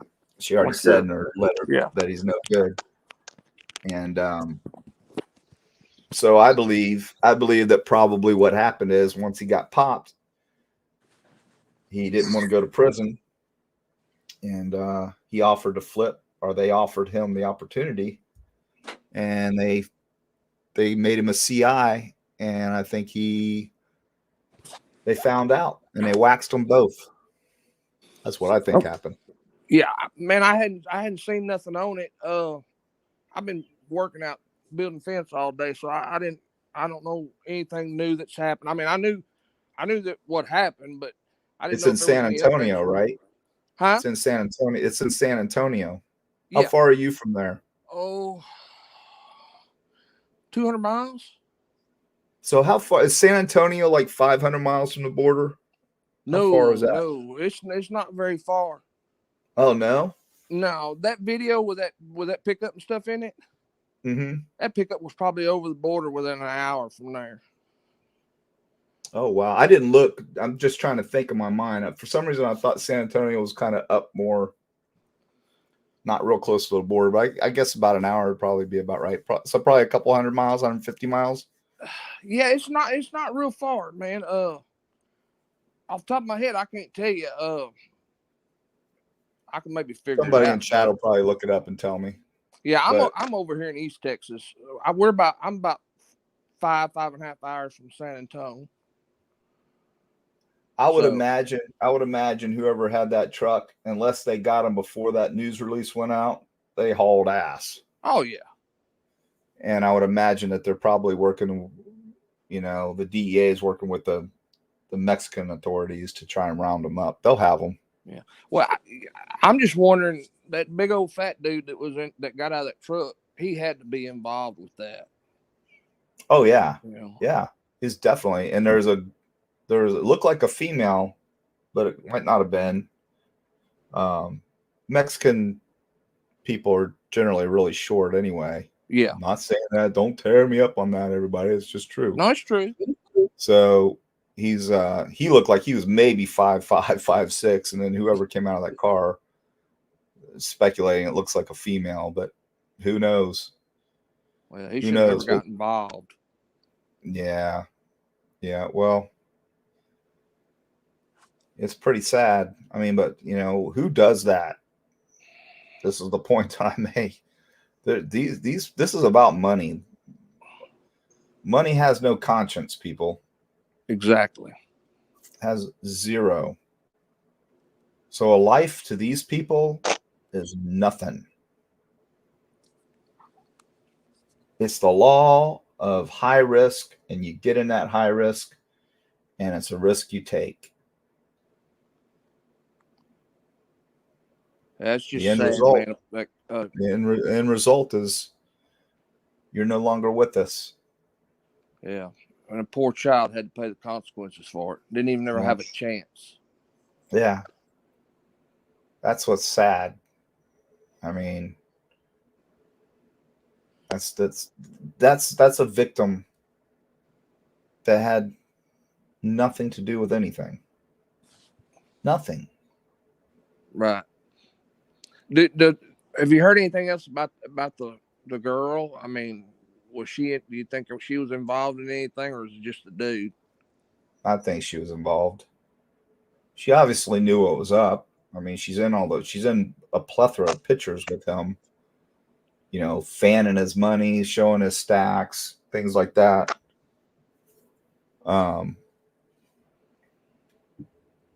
That's, it's just a horrible reality. That's what it is. It's reality.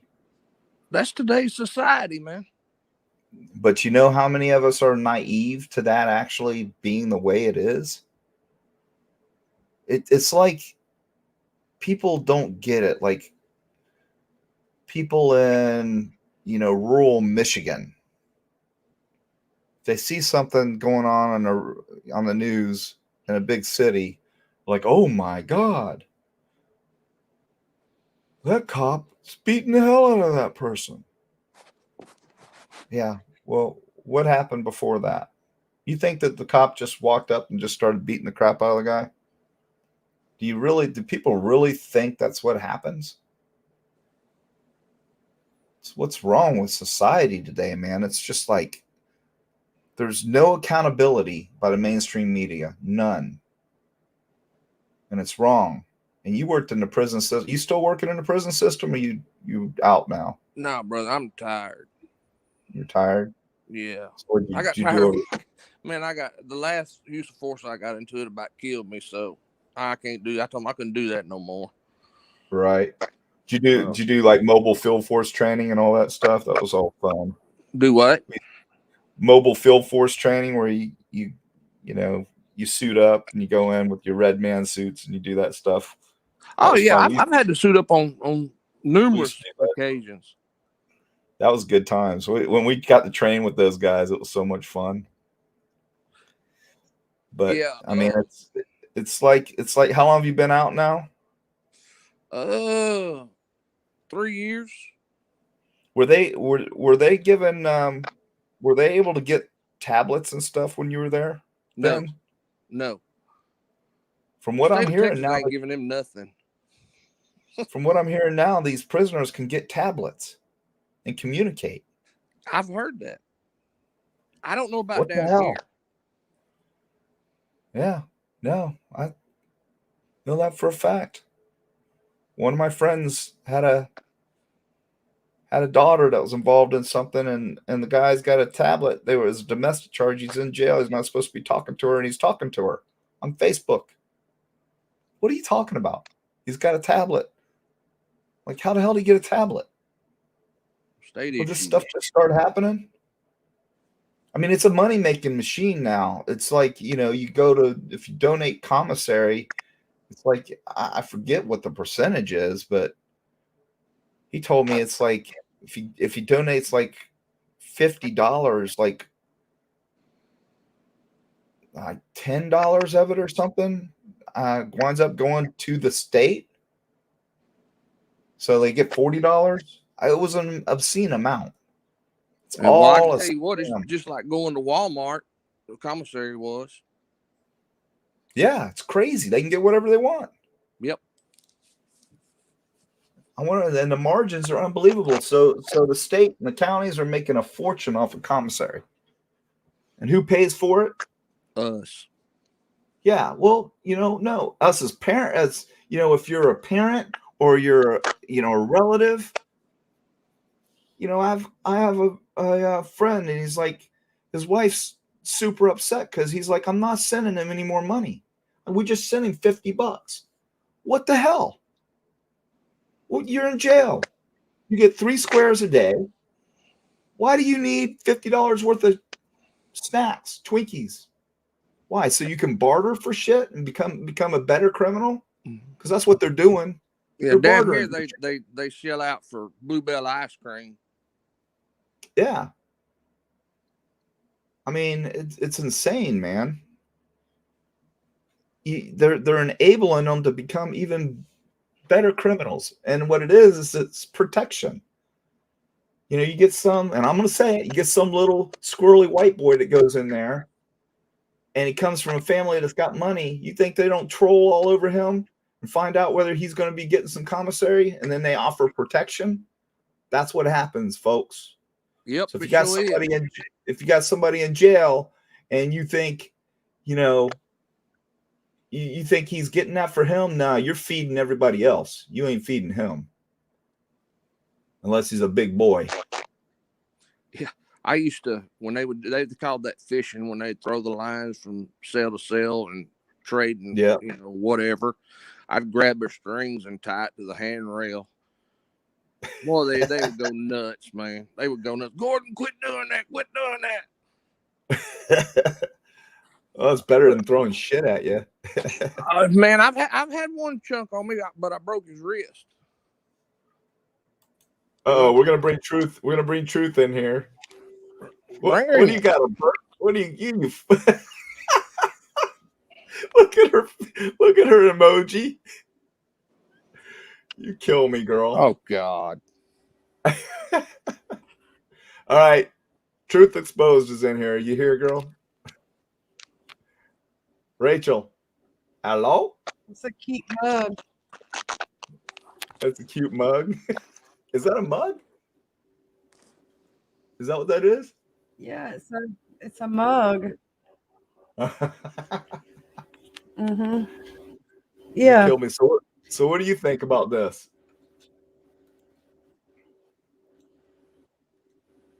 Yeah, it's Right. a mug.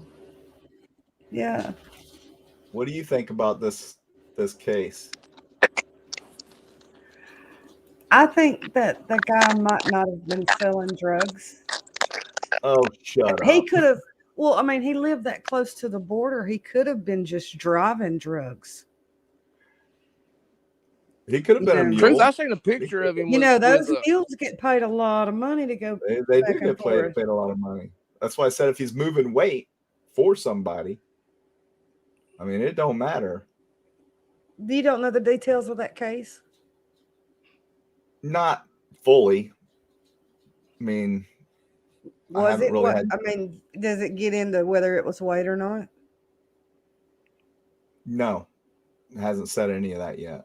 Because Unless- I know when you get in that much trouble and you're moving weight more than most of the time, big guys like that get somebody else to drive that stuff.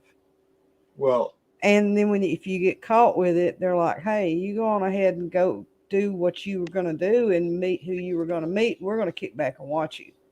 right, and that's exactly what I think happened. Well, it's a little more in depth than that. You got to. Well, yeah, but I'm Yeah, just from saying, this, they yeah. get that shit hooked up real quick to where all they got to do is follow you, and you're not really thrown off track or off time too much.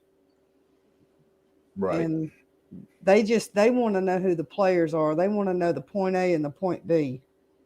Right. Well, and for smart, they'll make multiple transactions. Well, I But- seen a picture somewhere where he had a couple bags of green stuff, and it was on the internet. I guess it was Facebook or something, but you know, so he was probably pushing it, I would think. Yeah. It wouldn't surprise me if he was selling it. I'm just saying there's another option that could involve a lot more dope that would actually hurt somebody to lose. Yeah. It's just sad because of the naivety of society today. Places like that close to the border, it used to be here in Miami was hell, and it wasn't so bad over there.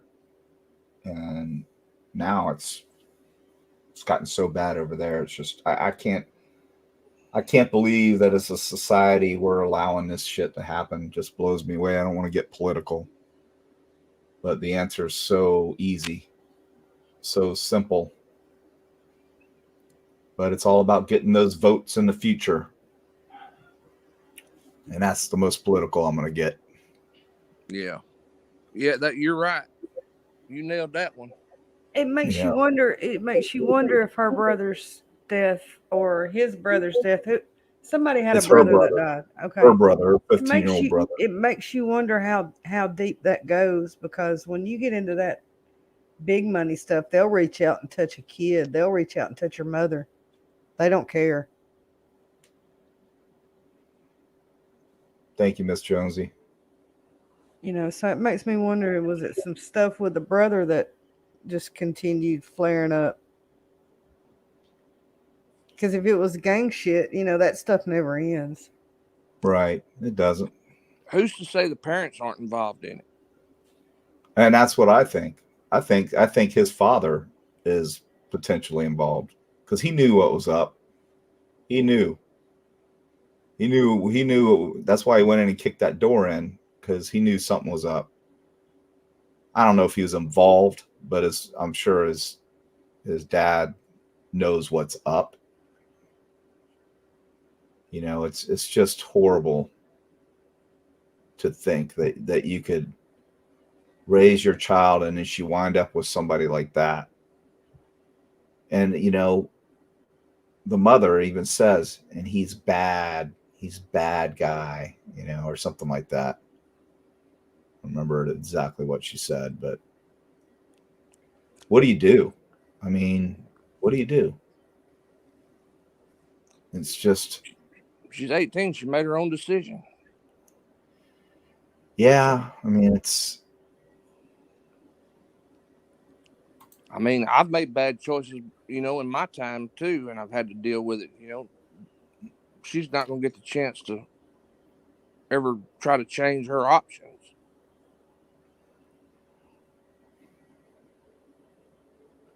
yeah, that's exactly right. You got 3 people that are never going to get a chance. But I'm just wondering, did he have a moment of clarity where he was like, I'm not going to do this shit no more, and they got mad about it? well, he had that moment of clarity when he got arrested again, I'm sure. And that's not good. When you get popped, it's not good. You better figure out a way to prove that you're not going to flip, or you better haul ass, because that's when the flags start going up, because you're a risk. If you're careless enough to get popped, then you're probably going to talk, and they don't want any loose ends, and they will dangle you, in shark infested waters, figure out a way to get rid of you.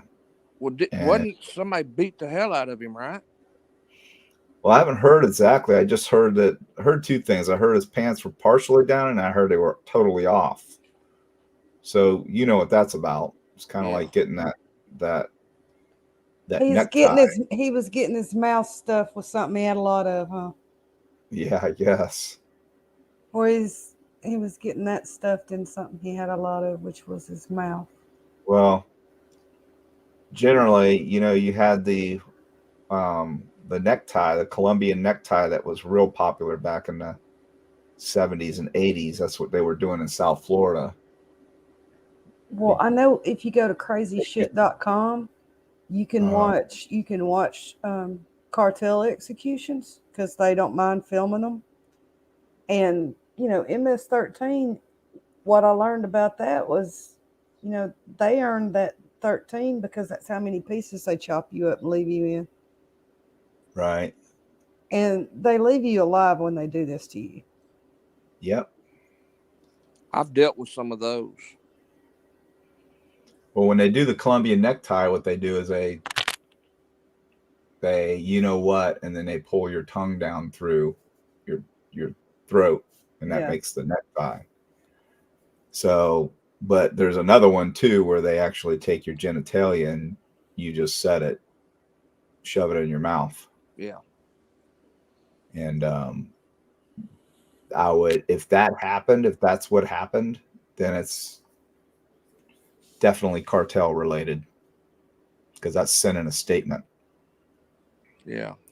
That's what happened to Nicole Brown Simpson. She had a Colombian necktie. Yeah. Yeah.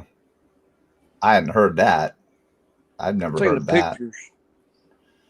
I know she was sliced up. I don't think he. I know they said that she was almost decapitated. Yeah.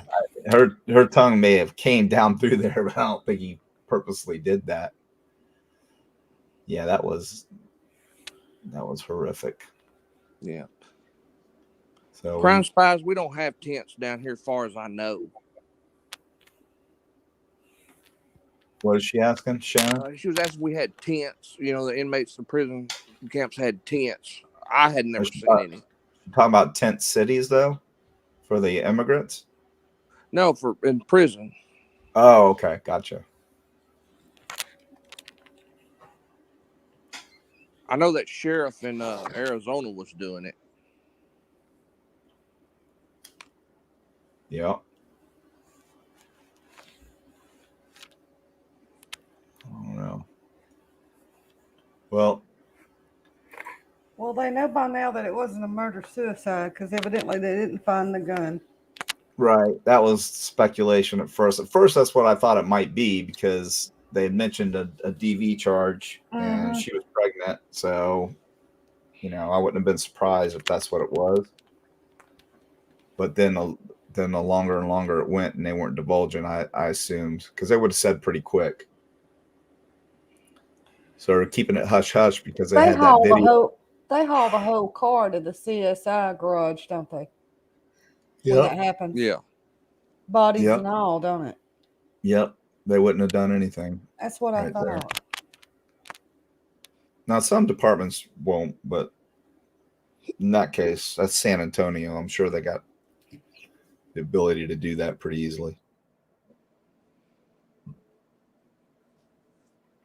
But I don't know. So what did you think about the conversation the other night, Texas and Clue?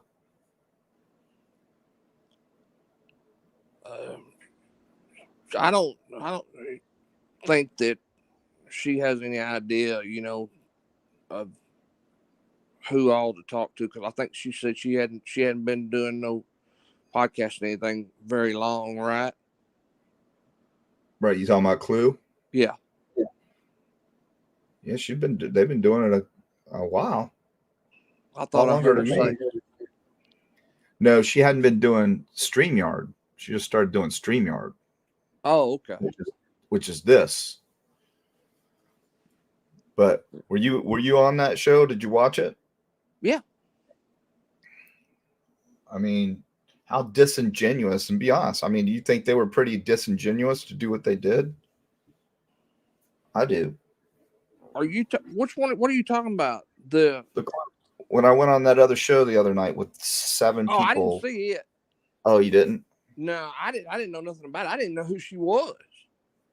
Yeah. Rachel, what do you think?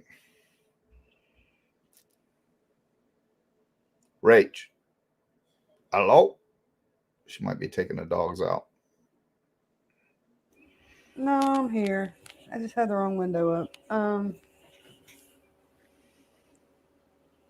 There's a lot she needs to learn about procedure in crimes and stuff. I mean, there's a lot of these creators that don't know the first thing about procedure or chain of command, there's some that didn't even know the difference between a coroner, a medical examiner, and a forensic pathologist.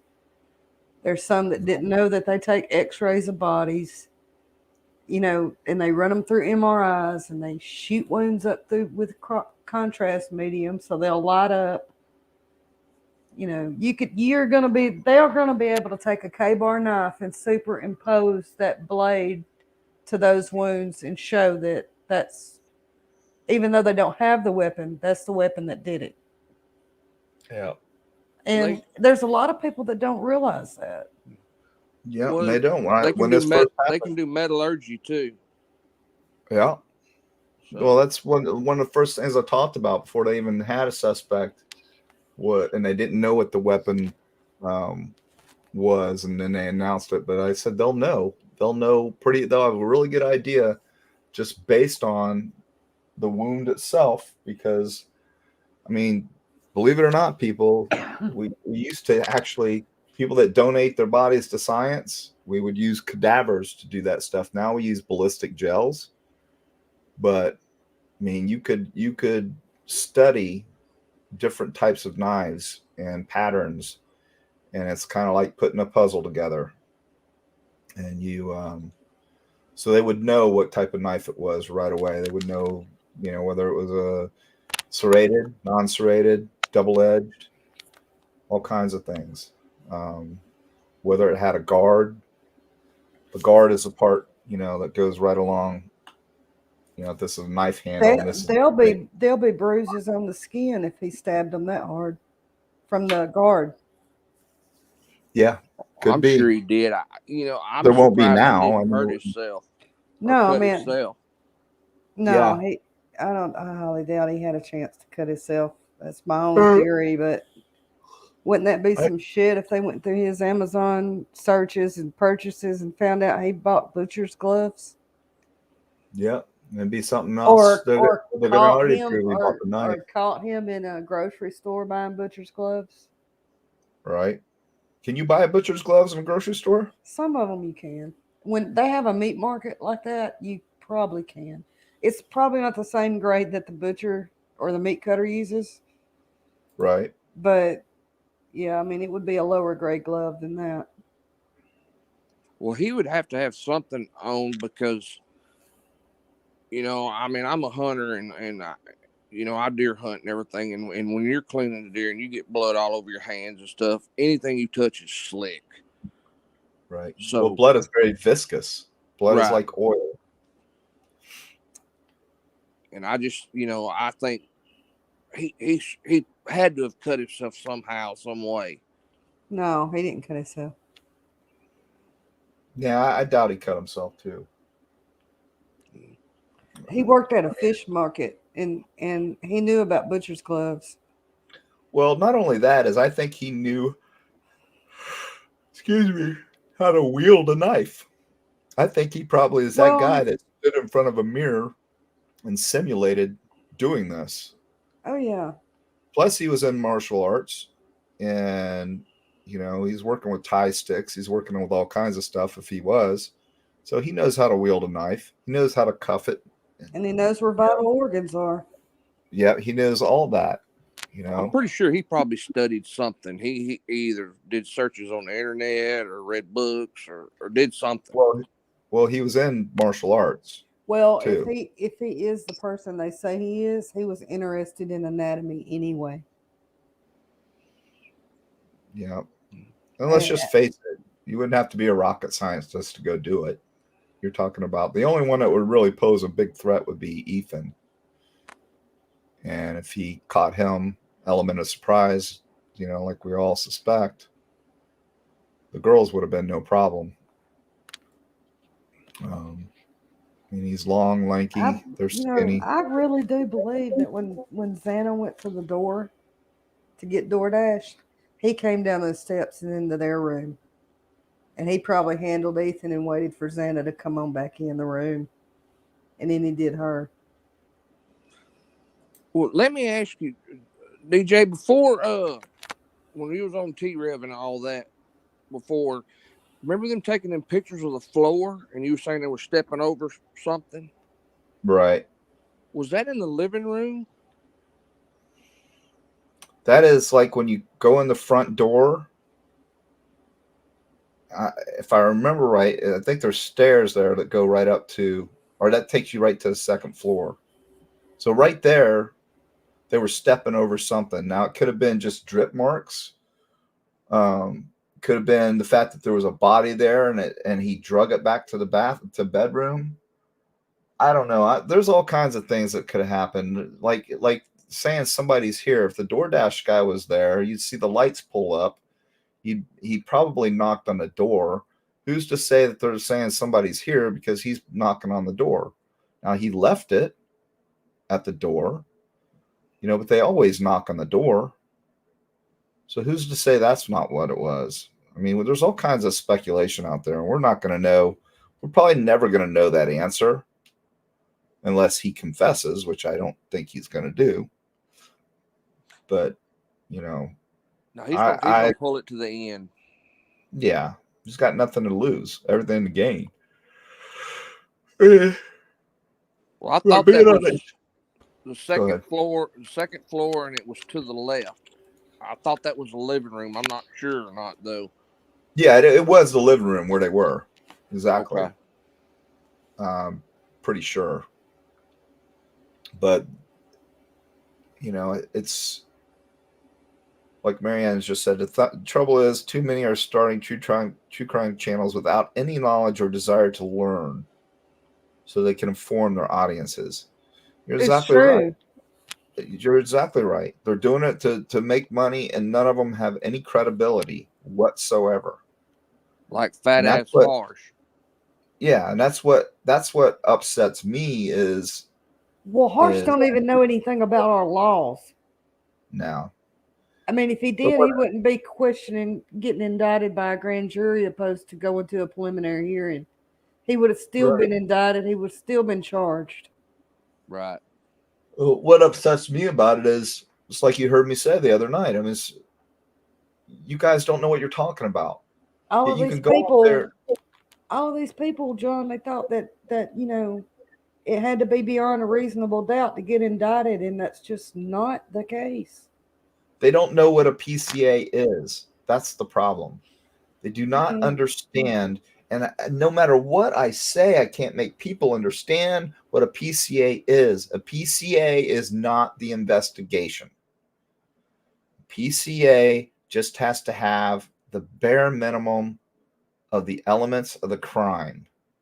It's just telling the judge, okay, we got enough based on what they're putting in here. I don't need to know a whole lot, but the elements are there. Go ahead. Let's move forward. I expect to see your incident report and all your investigative reports and supplements attached when I see it. But these people expect that the investigation was done at the point that he was arrested. There was virtually nothing was done. I mean, they had so much work to be done. They have lab reports. They have the cast report. They have all this stuff they're trying to put together, but they had enough to do a PCA. They were arguing the other night. Well, why didn't they do this? Why? I don't know. I wasn't there. They had their reasons, but I can assure you they were surveilling him in Moscow and in Washington. I think they were surveilling him rather soon. You got a car that's 8 miles away and it's all over the media that's a white Elantra. You don't think that security guard or campus police officer didn't want to be a hero? He did, and he is. But somebody else is probably reporting it at the same time. I mean, why would you not investigate that? I'm sure they were surveilling him, and I'm sure they went to the school and started asking questions, and I'm sure that's probably really why the university got rid of him, because they knew, Well, So he HR. had, I'd like to know if he creeped and played the peeping Tom on his sisters when he was younger. That's what I want to know. Yeah, I don't think he's going to tell us. Because from what everybody says, his sister kind of thought he may have done it. I think one of the sisters is one that turned him in. To be honest with you, that's what I think. they might have provided a tip. I agree with that. Yeah, I mean, there's no telling what's in his juvenile record. I mean, if that was a problem. But I mean, it's weird that. I mean, how many 14-year-olds? When did he get on heroin? 15, I think. He's 15 when he got on heroin. See, I bet that's when he lost all that weight. Well, then when he got clean, he just kept it off.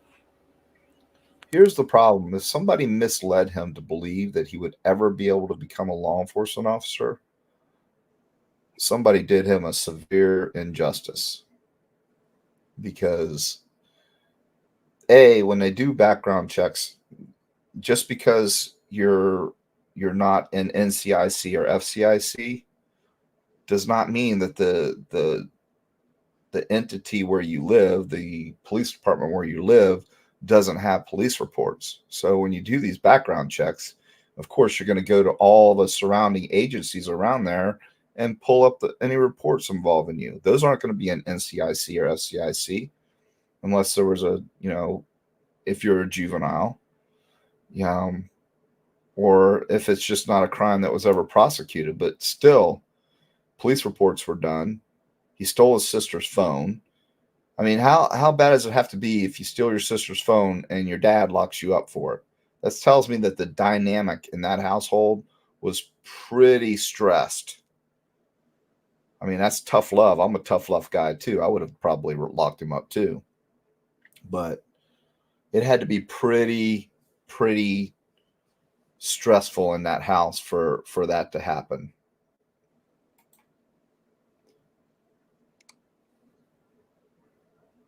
I said I was a chef a long time and knew about them and never used them. Yep, I agree. Major study, premeditation of his own perfection. Yeah, exactly.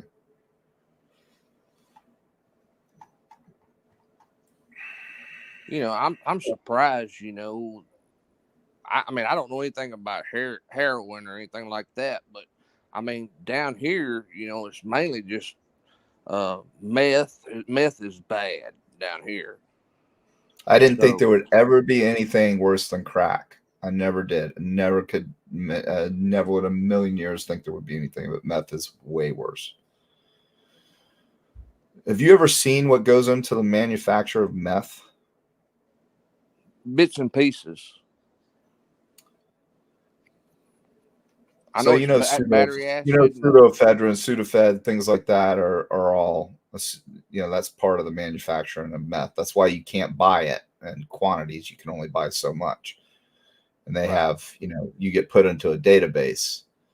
But also, one of the number one stolen items in retail stores is lithium batteries. Not just any batteries, but your your AA lithium batteries. Because if you were to take a lithium battery and this isn't a lithium battery, but you take a battery and you take a little pipe cutter. You take that pipe cutter and you go over it like this with the little pipe cutter. You take this top off.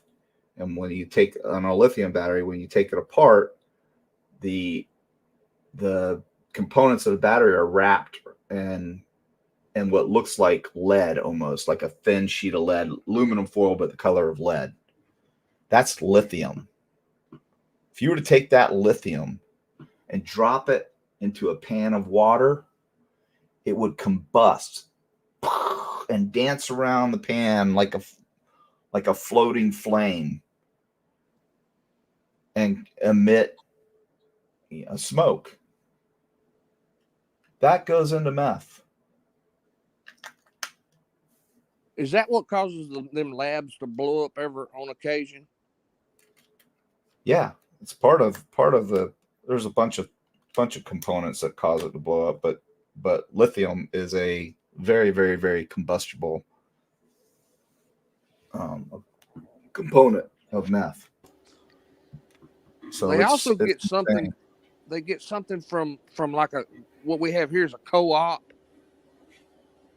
and it's some kind of chemical. I'm not exactly sure what it is, but they get it from like a farm and ranch place. That would be betadine.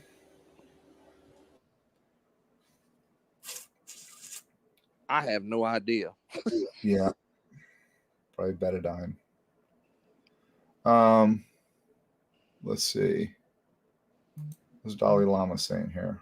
True trigger that the sister snitching was dead. Did you just say, Dolly? Did you just say? Hold on a second.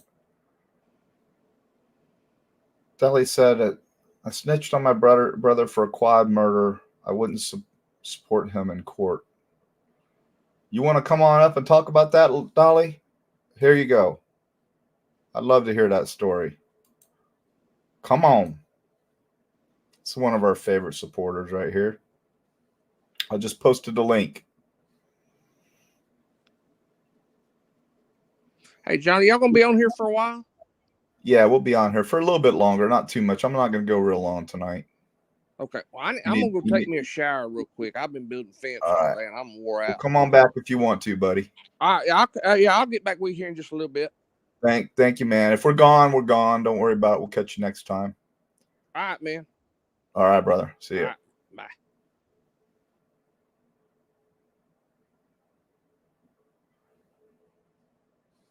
So Dolly said he snitched on his bro for quad murder. I wouldn't support him in court. I don't blame you. You can come on up and talk about that if you want to. I'd like to hear that story.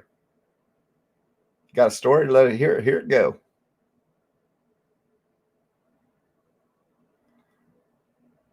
Rach, you still there? Hello?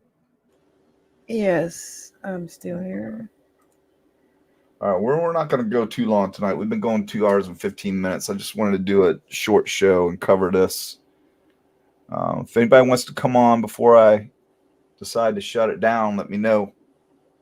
I mean, we could run all night just talking about random stuff.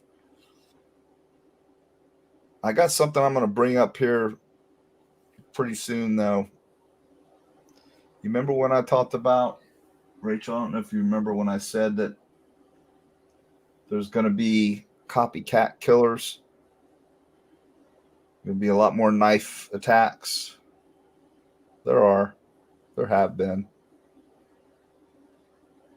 Because do you all really believe that we would be even still covering this case in Idaho if he'd have walked in there with a Glock and unalived all these people? Nah. No. Nope. Why do you think this case is so intriguing for everyone? It's the MO, the method of operation. So because he went in there with a 7-inch K-bar knife And had no connection to him. right. But if he'd have went in there with a Glock and done this, we wouldn't even be talking about it right now. We become so desensitized to any kind of violence like that. But, you know, people kill people.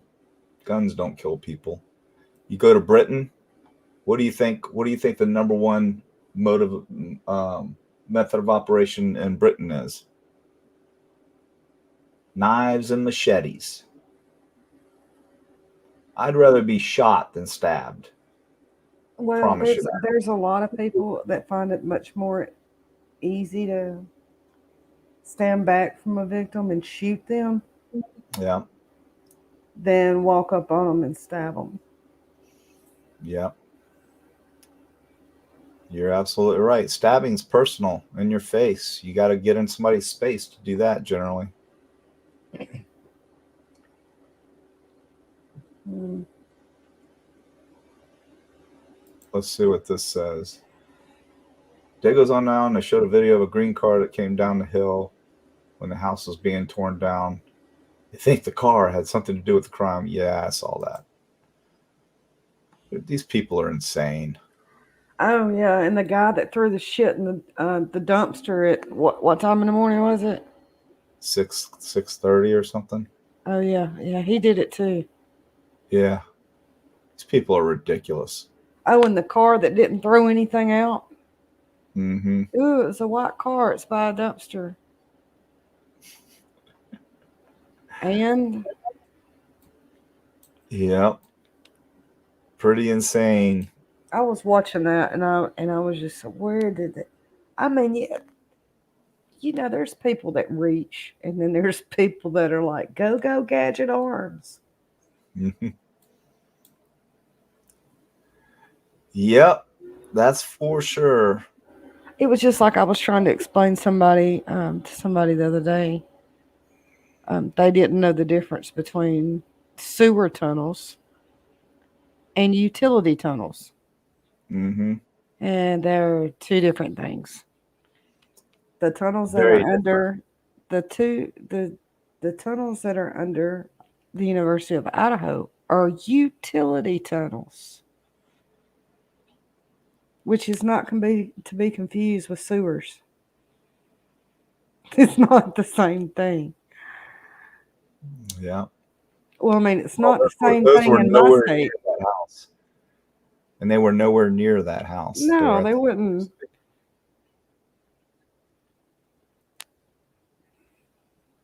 Jeff, it's because I got a broken tailbone. That's why I got to move around, because I broke the tailbone.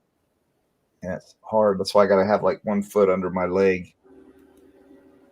I got a broken coccyx. That's why when y'all see me move around, I'm sitting in this one spot and you just can't, it's like constantly hurting. So. And depending on how bad you broke it, there's two big time trigger points right there in the inside of your hips right there. Bite. Yeah. And when, it hangs down like this, and it's this part right here that broke. You know what you need to do? You need to sit in the floor and put some tennis balls underneath each glute in that joint I've done that. I've done it with softballs, not tennis balls, but yeah. Well, I mean, I do that. I do actually driving down the road. I keep a softball right there and I put it under my left glute. And I'm trying to roll it and work it out because it's just freaking aggravating as hell. that is a messed up injury when you get it. And well, you basically broke your back. That's part of your back. Well, yeah, I'm talking about your glute, your hamstring issue. Oh yeah, that too. I'm afraid I got a tournament coming up in a couple weeks. So I'm afraid to go play in it, but I'm going to play some pickleball first. You better stretch. I bought those. Straps. Your ass ain't 20 years old anymore. I know. I bought those straps that you put over your feet, pull back on. They got the handles in them. Those are pretty cool. I haven't really used them yet though. But yeah.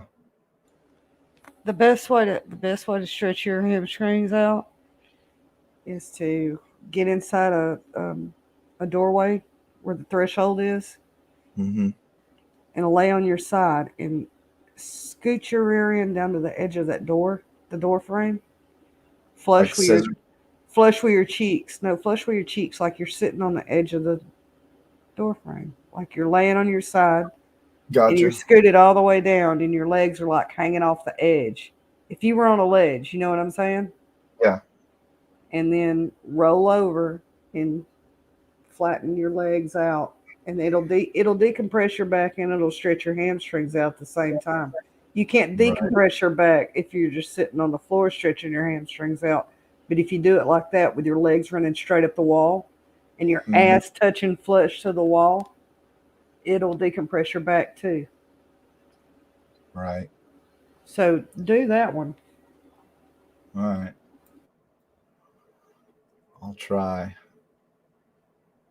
Izzy girl finally cut alive. So glad.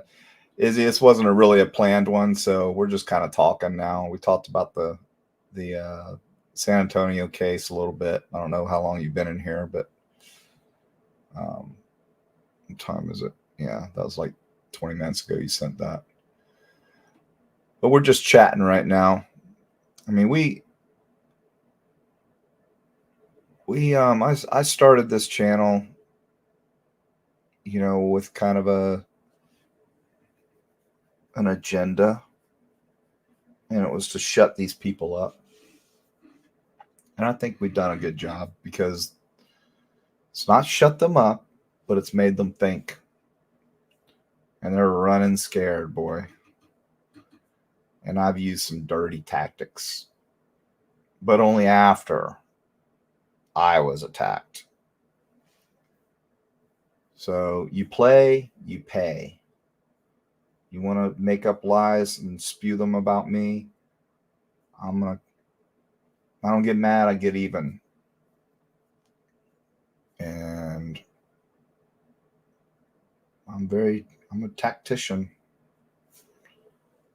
If you're a dirtbag, I will expose you.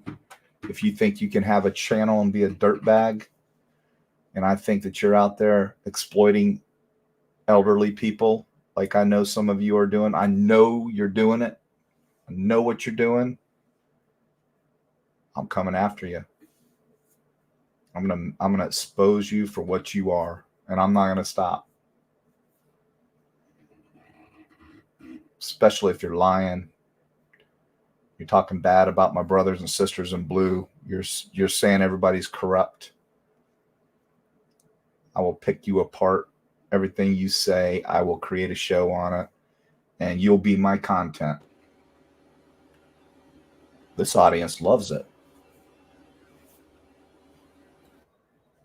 But if you're out there just asking questions and you're being responsible, you won't have a problem from me. You won't hear any slack from me.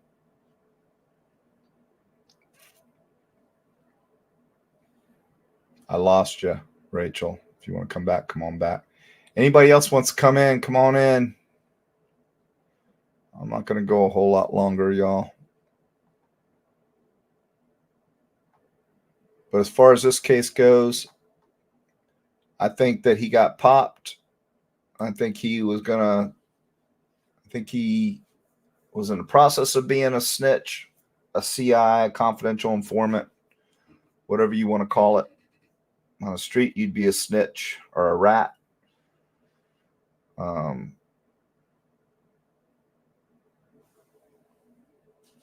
think they found out about it, or they suspected it.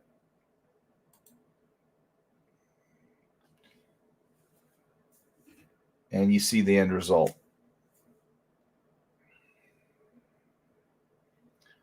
You live by the sword, you die by the sword.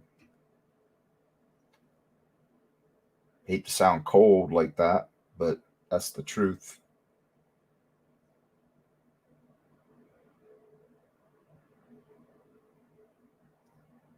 Yep. Christopher Brown said, I also think you've done a good job. I actually hate these channels obsessed with these 4 kids spewing whatever garbage that comes to mind just to have something to say. You're absolutely right, Christine. And you know what? I'm the villain. I'm the devil. I am evil. I am the bad guy. I'm the bully. That makes a lot of sense, right? Jeff says, I like to hear you talking about cases. Other YouTubers will say that they're going to say that from their level of knowledge and experience. You have high levels of both. Well, thank you, man. I try.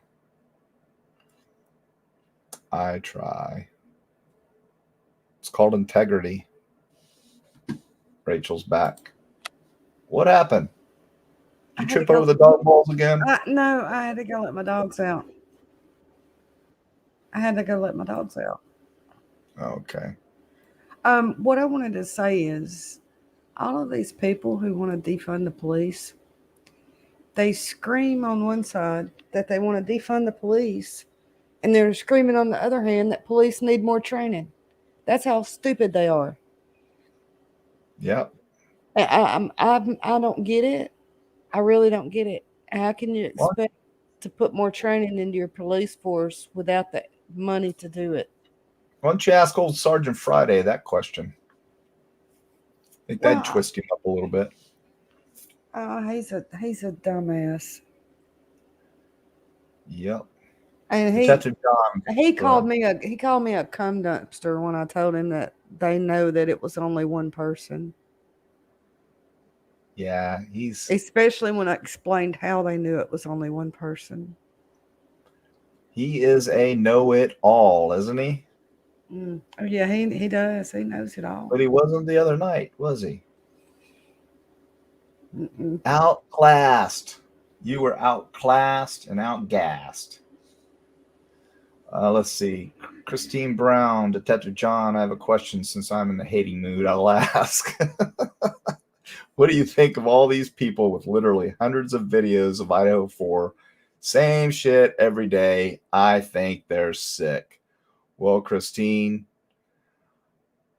join the club because we all think they're sick. Hey, you know what's really funny?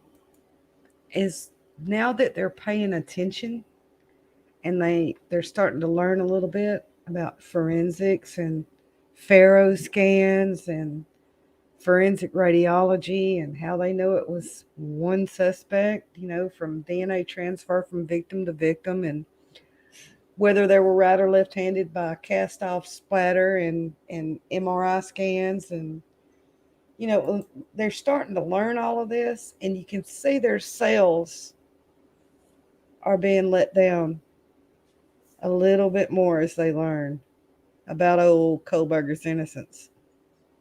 Oh, they'll be excellent. We'll make them experts. What's gonna be so funny is when you start editing those videos together of them with an outlandish conspiracy theory, and then the part of the court case where it just demolishes their conspiracy theory.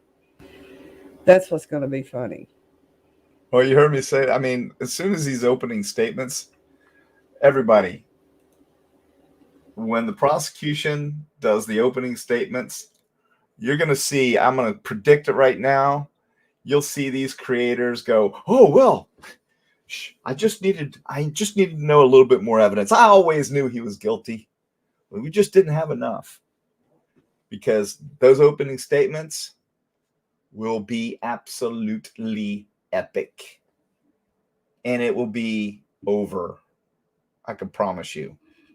They will paint that picture and it will be over very quickly. Defense has got to put on a case, but I think it's going to be overwhelming evidence. I really do. You think that video footage on Linda Lane that Jeff's got and stuff like that, you think that's the only video footage they got? I guarantee you they have facial recognition of him in that car somewhere. One of those cameras, and I think it might be that camera that's right next to the house that has the staircase going up. That would be a good one they could probably get facial recognition off of. I think I think they got facial recognition off of one of those DOT cameras. I know you said they don't all record, but some of them do. No, they don't, but some do. And I'm telling you, some of those cams that I've looked at, I mean, they can zoom in on a peach fuzz on a gnat's ass. Yeah, they're pretty cool stuff, but a lot of those aren't actual. They're real. They're not recording. I know, but some of them, you said some of them do record, or they only hold it for 24 hours or whatever. In your major cities, yeah. I mean, New York City, you're not going to go to a single intersection and not be, full out recording. But Moscow, that's why I'm wondering, because it's a university. I know the University of Alabama has them. Yeah, they might have it at the university, but he took back roads too. Don't forget. Yeah, but he had to go through there. He went through there at some point.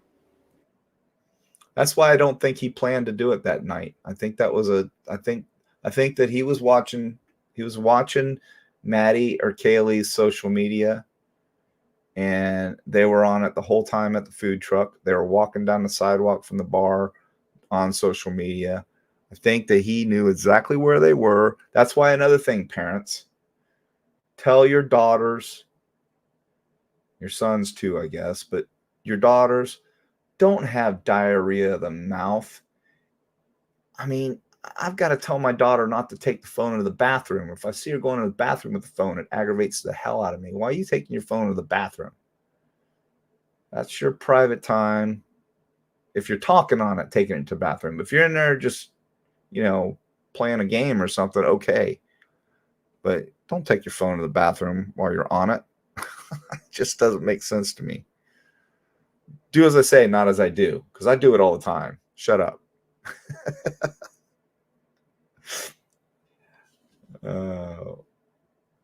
Let's see. What you lean back and you're driving, you slow rider playing. Yeah, that's right.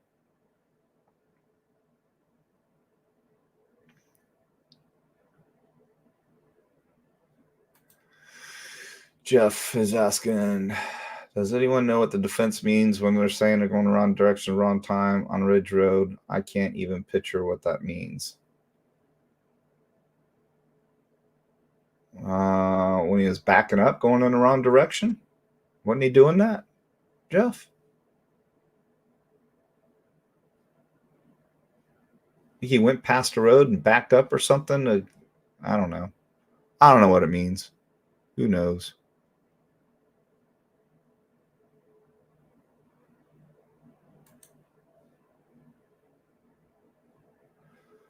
I saw somebody in the comment section saying that their ear has BK eyes, brother has BK eyes because his eyes crush the spirits. Nope. Dude's psycho.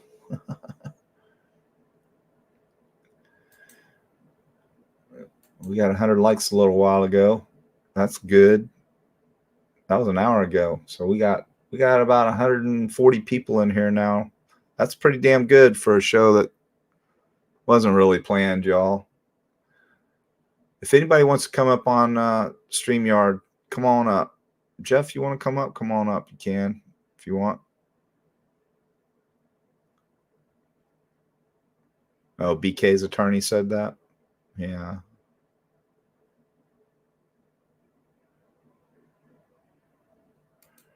Teresa, why don't you come up? This is one of my awesome supporters.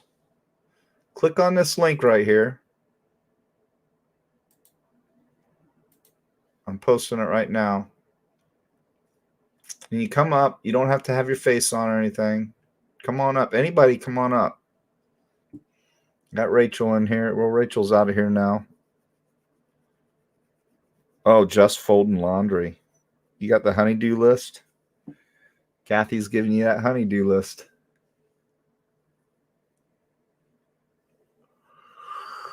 Oh. I want to put out a prayer for one of my mods. J Lord's not feeling well. And we got Amy in here. Hold on a second. So hold on, Amy. So I want everybody to bow their heads for a minute and just give a prayer out to J Lord. She's not feeling well and had to go into the hospital. So they're keeping her overnight. She's been not feeling well for a while. So I talked her into going to the hospital today. So bow your heads. Heavenly Father, please look after our friend J Lord, Stacy. She's a wonderful person. She's got a big heart. She's passionate. She's everything that many people wish they could be. And just want to have you reach your hand out to her and help fix whatever's going on right now with her health. We need her back on the show. She's a big part of this show, and she's going to be missed until she gets back. So please reach out, lay your hands upon her, and let's heal her and get her home. In Jesus' name we pray. Amen.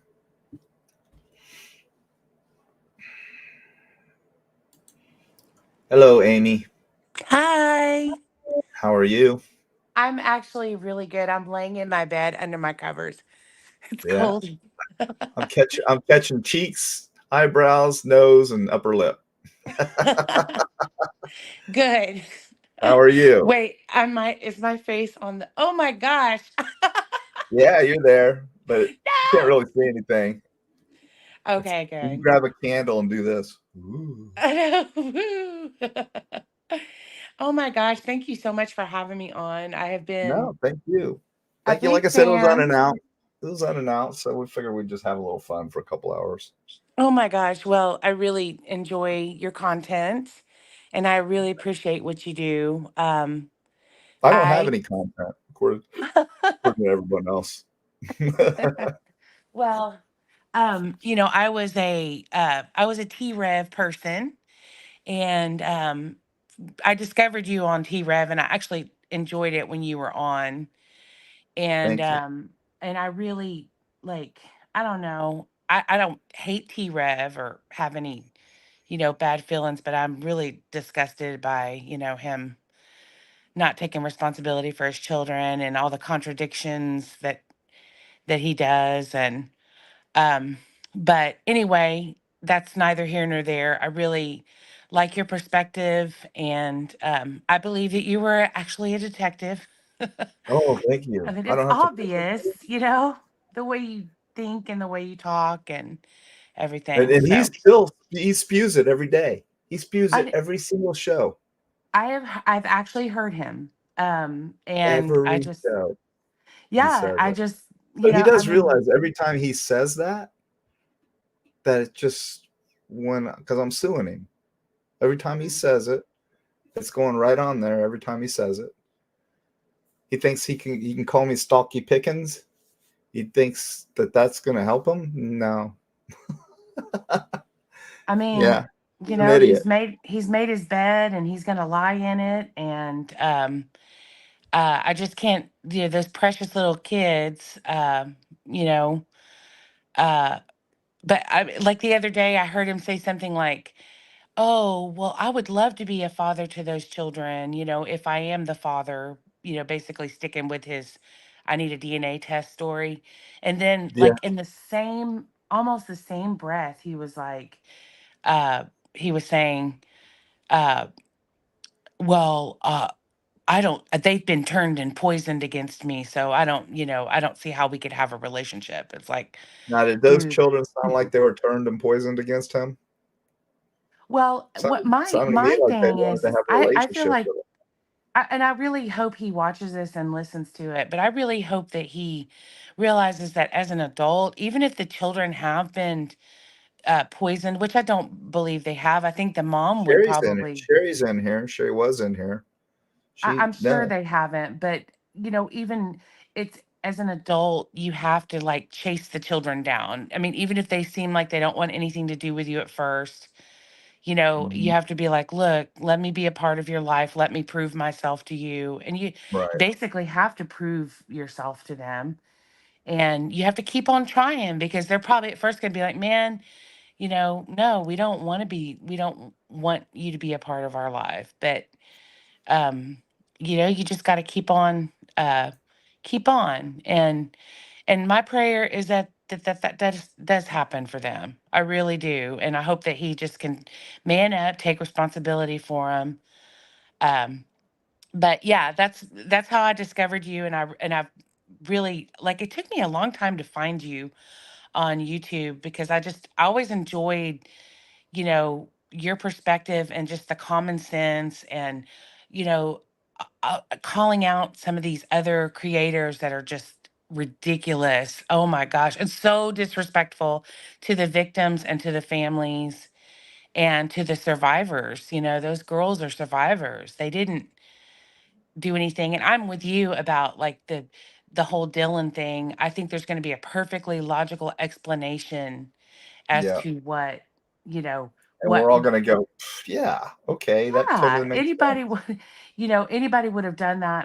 I've heard the most outlandish. I cannot stand the clown guy. um Yeah. yeah, oh my gosh, it makes me want to throw my shoe at the TV when I watch You it. know, when there was no suspect and we were all just kind of speculating on stuff, he was actually kind of funny to watch I because, agree. yeah, he was. I did not take him seriously at all. I still don't. He's a clown. I mean, how can I take that guy serious? Perfect But I costume. mean, yeah, but he's gone into these conspiracies and he's still on the tunnel thing. He's still saying that there's a tunnel under the house. I saw one today where somebody had taken where the house was torn down, and then they made this circle, like a spiraling tunnel going down. They photoshopped it. It was unbelievable. I mean, and then calling out the what was he talking about, the president of the university, how he used to live there, and just I mean going down a rabbit hole that is just redonkulous, you know what I Yeah, mean? and um who cares? Who cares that he used to live there? What difference does that make? It makes no difference. so is he I mean, trying to say that he has something to do with the killings? I mean, come on, man. yeah, well, It's just they think that because he's a wealthy man that he has all the power in the world, and he's the reason why the house is coming down. He's not the reason the house is coming down. The house is coming down because it's an eyesore. yeah, People don't want to it's a look at it anymore. reminder. It's a reminder Yeah, of I mean, it's like that freaking scab. You keep pulling that scab off that wound every time you have to look at it. They don't need it anymore. The house is of no evidentiary value. Let the place come down and let these poor people move on with their lives. It's So insane. I was kind of like on the fence about that. I didn't really think that they should have torn down the house because I know that the jury probably would have liked to have walked through. However, I've kind of changed my tune on that because now it was like almost like when you clean out your closets and you just feel so you feel so much lighter afterwards. When I saw that the house had been torn down, it was like, so Right. I can only imagine what the people that live there and the people that attend school there, I can only imagine what they Did, uh how what a relief it was to see it gone. did you see my show on Tear It Down? Did you see that one? I believe so. I've Where watched. I posted the I can't video. sit and watch for a full 11 hours like your last one, but I Yeah, I can't do. even do that. You know what? I couldn't even believe it. I looked over and it was like in 10 hours. And I'm like, holy cow, we were having so much fun. It's like I wasn't even tired. Well, I see, what slept I all do day is I because it kind was of like raining. I come back to you and I turn it on and I like listen while I'm, cleaning or, doing other tasks or like in my car. So Yeah. I find I do listen and catch a lot of what you're talking about and everything. Yeah. Did I understand that you made peace with that awful girl that screamed out the C word several times? Did y'all make peace? I mean, to me, I made peace. I don't know about her. I mean, it wasn't. I mean, we had a good show the other night. Her and her boyfriend Cletus. I mean, it was really good. But the other people on panel, at the end, it was she even said it was a kumbaya moment, and I agreed. Everybody was fine and happy, and these people left that show and went right over to Dinky's show and another show and started talking smack again. Well, I just thought she was just awful. And I mean, the fact that she talked about Ethan's mom and Yeah, I that mean, was do that. these people, they do not understand Yeah, they don't understand the consequences of what they say and then the fact that they make money is just I'm with you on that. It's just like you're making money off people being murdered. These are real people. These are real lives. These are real families that have to listen to someone speculate that, one of them was a prostitute or they're drug dealers or I just, I just can't, I can't with that. So right. I agree. I really feel like that there's a place for you in this community. And Yeah, I thank love you. it that you're not afraid to call. You don't give a, you know what? Yeah, I know. These people don't scare me. I mean, they don't. I scare them because I bet I, because you're I you're tear messing with I their tear money. down I tear down their BS, and they're losing subs because people are starting to realize that they're full of it and they have no integrity. But you've heard me say before, you take somebody that's older, that's kind of old school, not really technologically sound, but if they sit down behind a smart TV and they pull up, one of these clowns and they watch it, that person must have credibility, right? Because they're behind a TV. So that's the way people feel, and they don't really know the truth that these people are not qualified to talk about this stuff. Yeah, Not at just like you all. said, the old ladies, like the poor Yeah. little sweet little old ladies that think that's where that they're getting a source of news. Right. And And that's true. yes, and I mean, do they have any kind of do they have any idea at the amount of pain that they're probably causing the families? I mean, any clue? No, they So, don't, because like I said, greed has no conscience.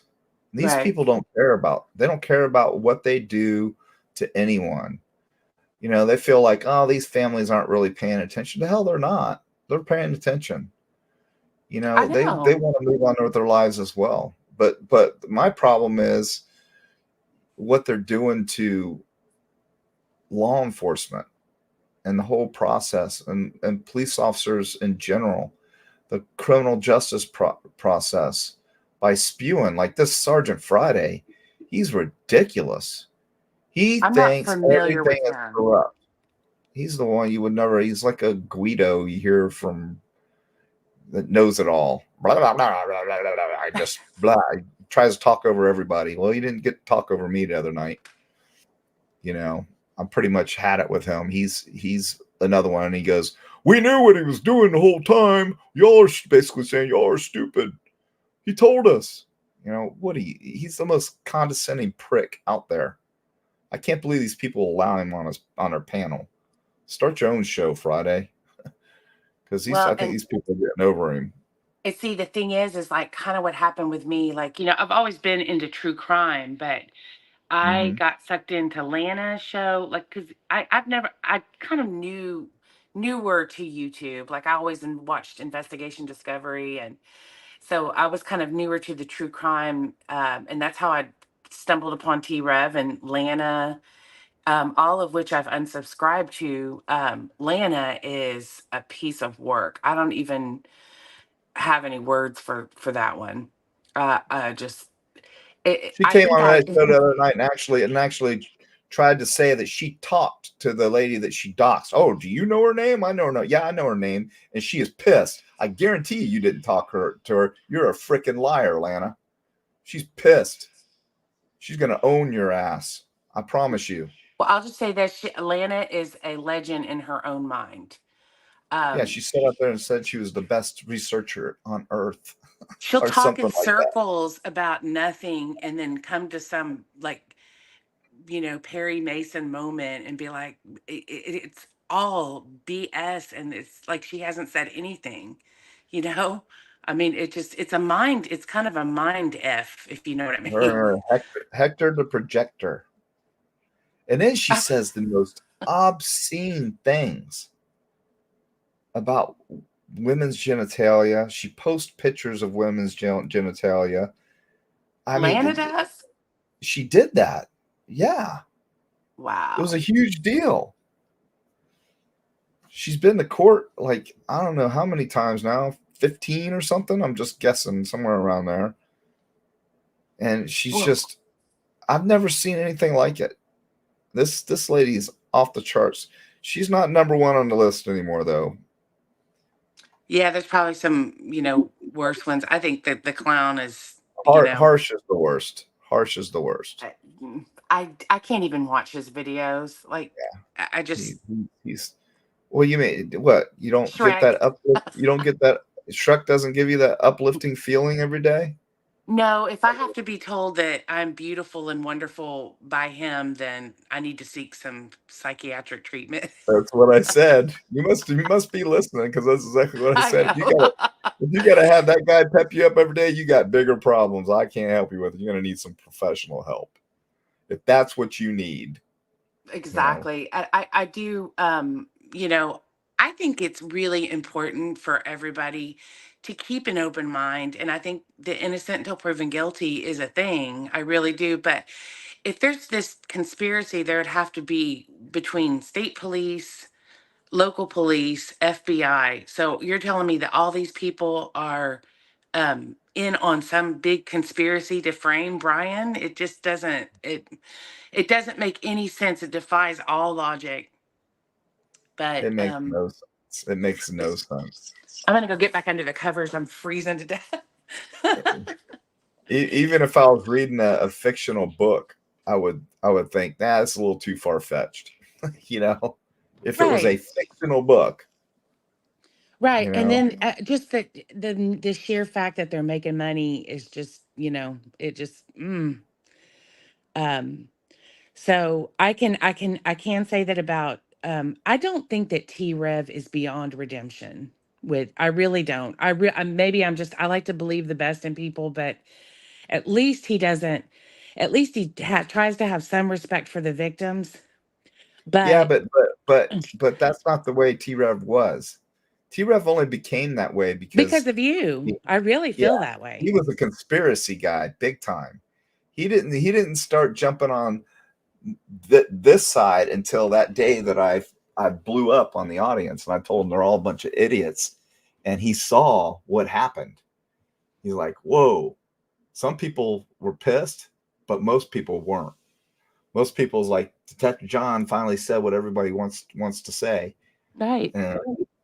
and then I had a long conversation with him. I told him, if you want people to take you seriously, then you need to jump on the good side and start absorbing what these people are saying and thinking like a victim, thinking like a And parent. honestly, he did, and he took your advice and he got better because of that. Mhm. But just, this is well after you left his show. I mean, we all know that that was not Brian Koberger that called into his show, and he is like surfing on that wave. And it's like, Oh, I heard he dude, went back to that. He went back to that he again. did. It was maybe about a month ago. I think there was it was like a clickbait type of thing, and he The went back to The that. Did David guy, Brian right? call my show? And it's like, dude, it's been proven that that was not him. That was that David guy. Yeah, some, David guy that was interviewed by That, someone yeah, else. those two, that couple interviewed him. But to me, it just kind of it was It's quick, like it was clickbait, like you another said. way for him to get some views and money. And Hmm. so I like I said, I don't believe that. I think that, he can be, I don't think that he's just an awful person. I can't stand, what he's done to his children, but um, Oh, I you do. know, I And yeah, it's just the bad. reason why, I do, and I'll tell you why, is because that man knew that I had a stroke, and I was on his show, breaking my back trying to get home to get on his show, pulling over to the side of the road for 3 or 4 days of a week. Never asked for nothing. I brought content. I brought subs to his show.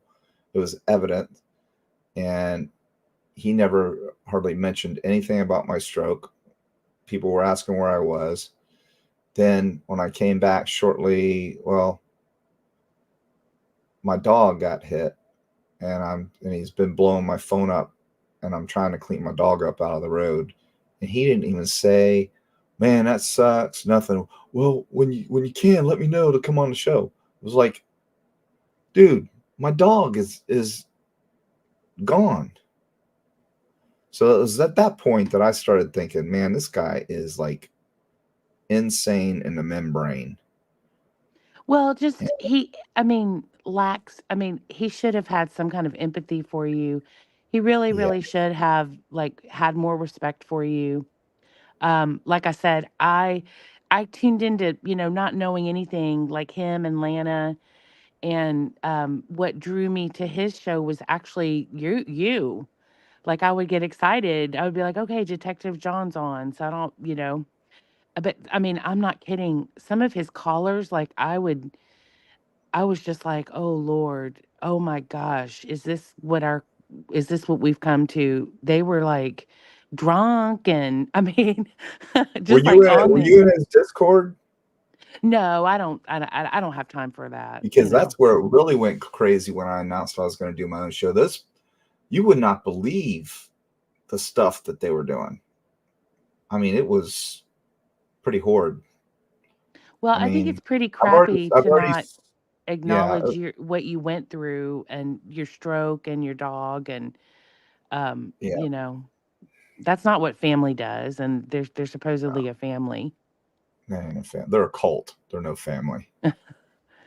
Well, they're That's probably going to come after me now, but I don't care. Well, count on it. Yeah, you'll get your butt handed to you just for talking to me. That's okay. You know what their character is.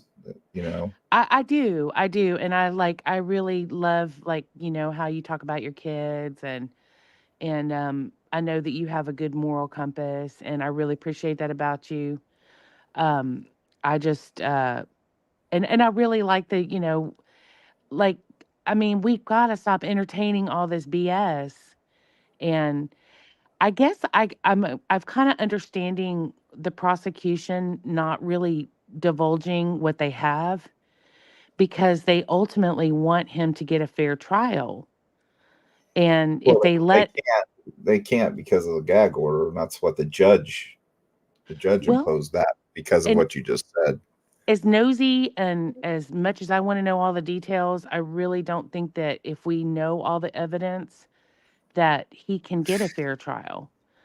So, I mean, I wouldn't say Well, nosy. I want to find out what happened to these poor souls, you know.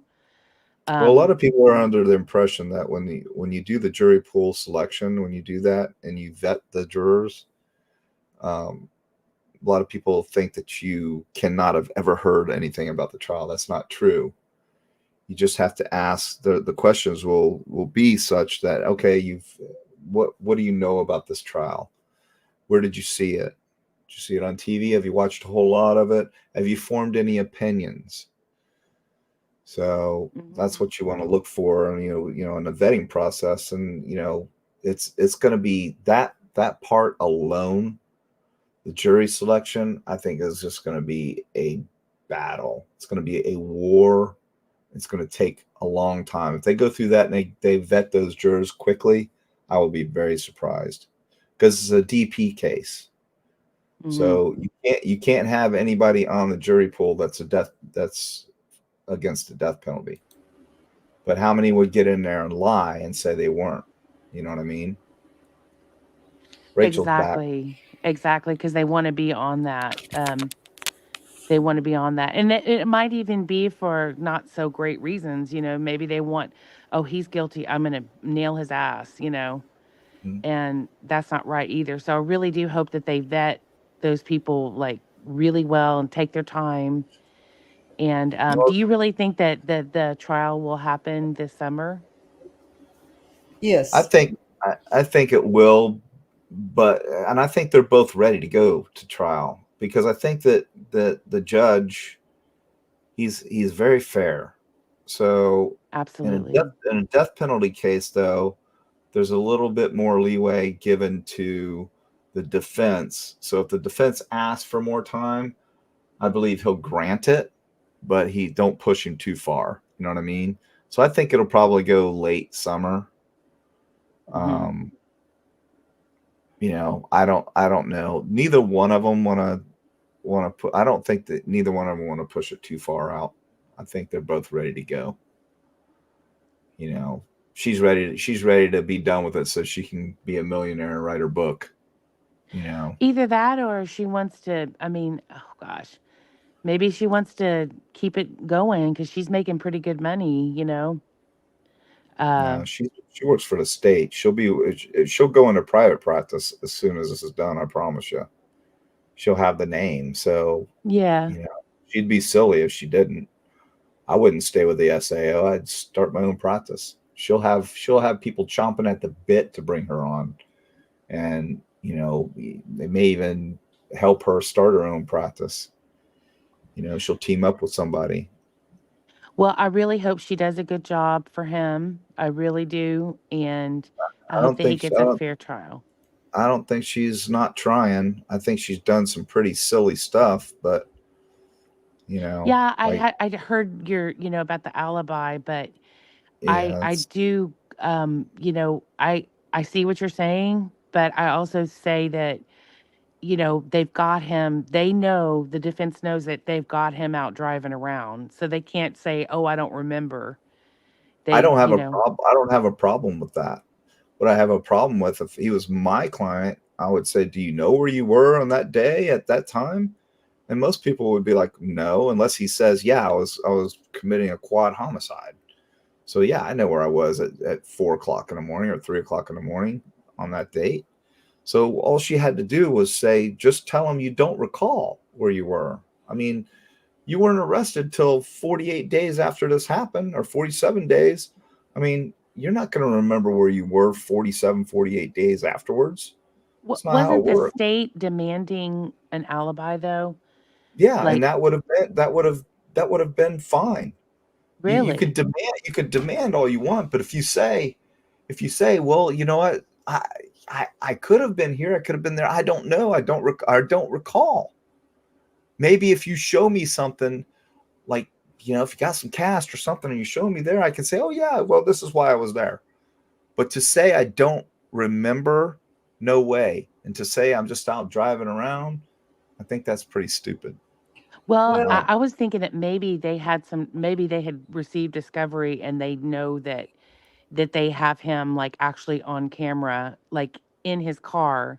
And so they had to say he was out driving around. I mean, that's my only, thing that could, You could be right. I mean, you could be absolutely right.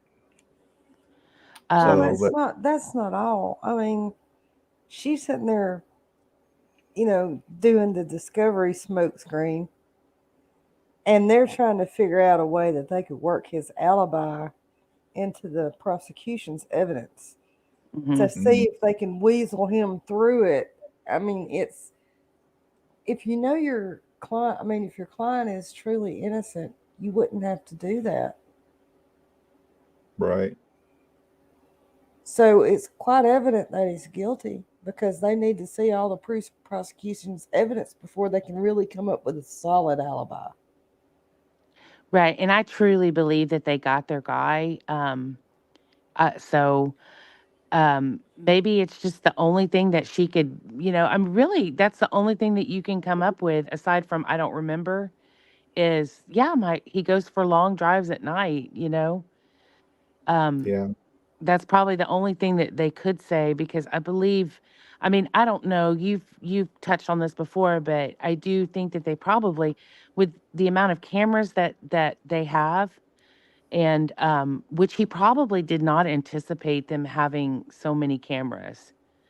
Um, like Steve Gonsalves said, he thought he was dealing with a bunch of hillbillies, and you know those people. There's a lot of cameras, and like you've mentioned this before that they probably have like his actual face behind the wheel of the car. Yeah. So They'll get facial recognition off of some of those cameras. I promise you, they'll have facial recognition. Oh, hey, Christine. When we was talking about the IRS, let me tell you my little bout with them. I ended up owing them like $1,500 or $2,500 or something like that. So my dumb ass sets up a payment plan instead of just putting it on my credit card.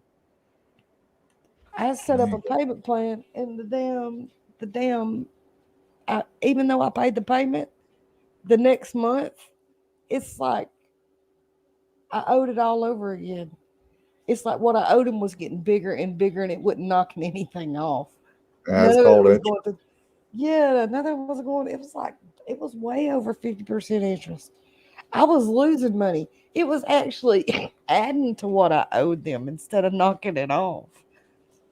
So Yeah. went ahead and paid that all at once. God, I learned my lesson. I'm glad I learned a small lesson because it could have been much bigger.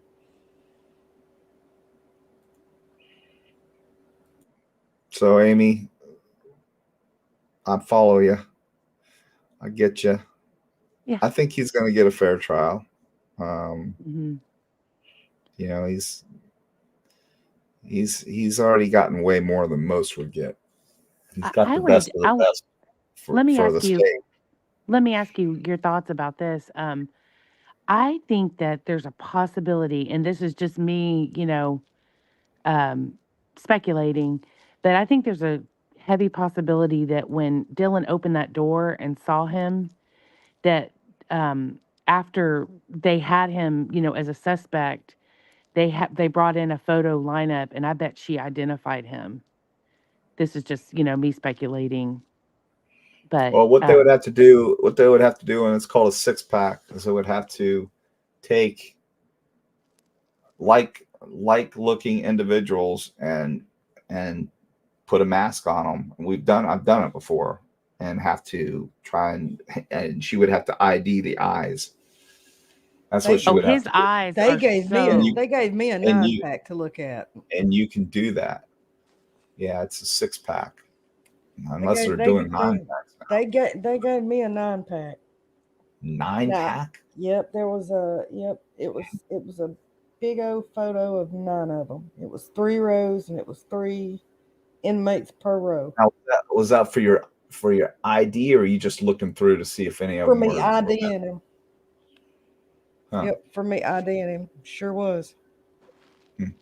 Well, I think I mean, I definitely think that there's a possibility, and because you can't. Those eyes, his eyes are so distinctive. I mean, it's not They just are bushy distinctive. eyebrows; they are No, some crazy ass eyes. I'm no, sorry. Um, yeah. I don't think I could ever forget those eyes, and He's got predatory looking eyes. I, you know, not fair to say it, maybe, but yes, absolutely, he looks like a freaking psycho. Well, there's actual studies, and I brought this on in the very beginning, that if you look, there's studies about the septum, the nasal cavities, the forehead, the eyes on serial killers and mass murderers. There's very, very indicative traits about those things. There's a cool study. I haven't looked at it in a long time, but I read about it in college, and be something interesting to look at one day again. And What's And and what's his, really interesting to look at is when they scan their brains with an MRI, and they show mhm. you the difference between a normal brain and a psychopathic brain. because there's in a psychopath, it's like consequence and reasoning is just not there along with empathy. Yeah. Yeah, And there's he, like And it's parts he of already their said, and it's those three combinations that because they look at killing people like it's like stomping a bug. That's not a big he deal. he already said he doesn't have any. He feels nothing. He's numb. He doesn't have empathy for anybody or anything. those I think those he. Tappa talks are very insightful into um but like I said, are we 100% sure that those are actually from him? I mean, that's my only thing with that, because if they are, that is great insight into like talking about being a meat suit and not having any feelings for other people. Yeah, it's Um, pretty damning. It's pretty damning stuff for sure. It shows his psyche for sure. But you're right. I mean, was it vetted? Do we know, anything about where the source is? I don't know. I don't recall ever seeing any of that. I just recall reading the writings, yeah, and and I thought, wow, it probably is because but all the evidence that they've thrown out at us, I'm taking with a grain of salt, because we don't know 100% if that was actually him. But if it was, man, that's like a treasure trove of inside the mind of a man that, is on the path to do what he did. well, there were And journals seized too. So those journals are going to be very telling, I think. and that's another thing about them being so disrespectful to Kaylee and Maddie and Xana and Ethan. Like they got a hold of it was Kaylee's journal, and that girl she was tried to be the best person that she could possibly be, Oh you yeah. know, and she loved her friends. She loved Dylan. She put it in there. Her best friends were Dylan and Bethany, and, had the Facebook post, I'm so lucky to be with these people. And She was like the mother hen of all of them. I think she I really think was. so. I think so. I think she was kind If of the you look mother at her, if hen. you look at her at the food truck, you could see, she wasn't as wild. She was kind of like more reserved. So I And could and see and, her being and the she mother hen, talked and the way about she like handled the officer too was very, very good. very professional, and just, I mean, she seemed like a wonderful, wonderful girl. She's like, yeah, That I know. It's probably a loud call. Yeah. She was really cool with the police officer. she was very respectful, and you can tell that she was raised by Steve. um, you know, uh, stood her ground, but was very respectful. And like in the insights in her diary, she wrote about how she wanted to, like Bible study, and she really, really was trying to be a good person. She was on a good road, and it just drives me absolutely crazy to hear these people, call her, say such awful things about her, and all the rumors, and with no basis for saying something like that. Nothing. Well, shock factor. That's I all. just I feel so bad for the families. Like I really do. My heart just completely goes out to them. I have a 21-year-old son. He just graduated college, and Congratulations. no, thank you. But I can't even imagine something like this happening. Like it would just be awful. And then to have their graves stomped upon by people that had no clue and that are making money off of it. Just I don't know how they haven't all snapped. I really Well, don't. this is I'm gonna play y'all something so y'all will understand how huge their predatory drive is when they decide they're gonna kill people. Listen to this. It was the best feeling I ever had in my life. And the first time I killed somebody, it was such a rush. And it was just like that shot of dope. Every time I did it, it was that rush again. And I started chasing that high. Tommy Lynn Sells was once a little boy growing up in St. Louis. But a Yeah, I heard that one before. That's that series about Confessions of a Serial Killer or whatever it was. Is that what that one's from? Mm-hmm. Yeah. Yeah. Yeah, it is. And that guy was very matter of fact in his interview too. He was very matter of fact. So I don't know. And at the end of that interview, they asked him, did he want to say, was there anything he wanted to say to that little girl? And he's like, I don't think she wants to hear what I got to say. And I know he was pissed off because she lived, and she's the one that brought his ass to an end because she ID'd him. She's the reason why he's caught. And I don't think he likes that very much. That's why he refrained from saying anything at all. Because the psychopath ended wanted to say, I wished I would have made sure she was dead. Mm-hmm. Crime Spies says Jeffrey Dahmer's mother wanted to have his brain donated for research. It was preserved while it was arrested. The body was cremated. Judge ruled against her, so it was cremated separately. Now, why would a judge rule against that? I'd heard that, but that makes no sense to me. What's the big deal? If you want to preserve the man's brain to study it, preserve it. Dahmer was I definitely think that Dahmer would have wanted his brain because he knew what he was. And he said, don't ever let me out. Don't ever let me out of here. There's no way I can be rehabilitated. Well, I think a lot of people are, they don't want the brain to be looked at and have people say, "Oh, there was something wrong with his brain."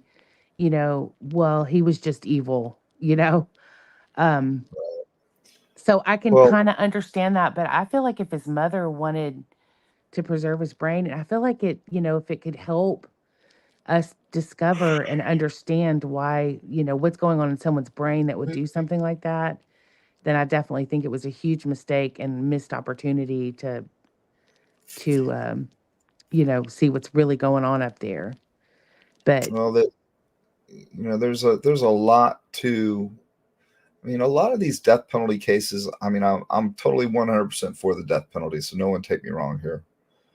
But you probably heard me say before the Eileen Wuornos case, and that's kind of close to my heart because she was here in Daytona. That's where we arrested her, and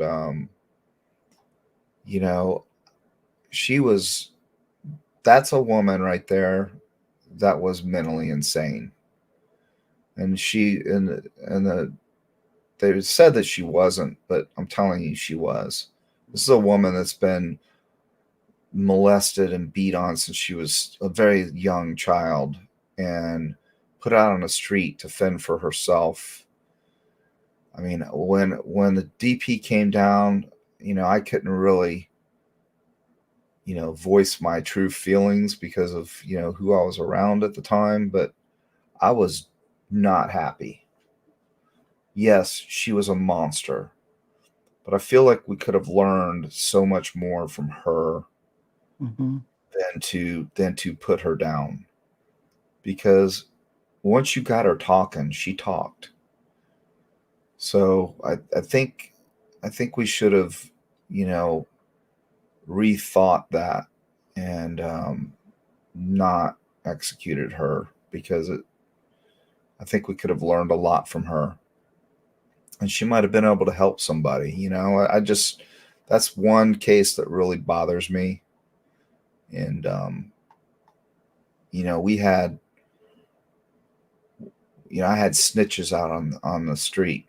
And when she came into town, which she often did because she went up and down the interstate is what she did. She liked to hang out at some of the bars. This is back when we had pagers, and I had a snitch blow my pager up because had her looking for her, and I wasn't even working that day. And she was at another bar, and I'm like, who are you talking about? She said, the chick you're looking for. She's like, she's here. She was here. And I said, where is she? Stop talking. Where is she? Tell me where she is. And she said, I overheard them say they were on their way to the Crook's Den. Well, the Crook's Den is a bar about 6 or 7 miles up the road from the last bar. So I get on the horn, and I get a hold of Nils Iwanek, who was the detective on our liaison, and they wound up catching her there. I never got to interview her.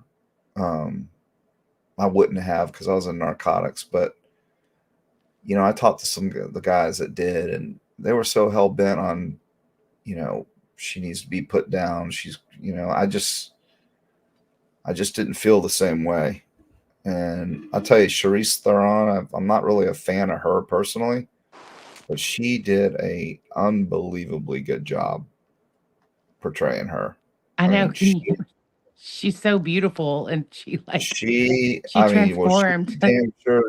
she dang sure uglied herself up for that movie, because I'll tell you, that was one hell of a representation of a true story. She did a wonderful job. And that was tragic. I feel like that was tragic. I think that she could have really helped,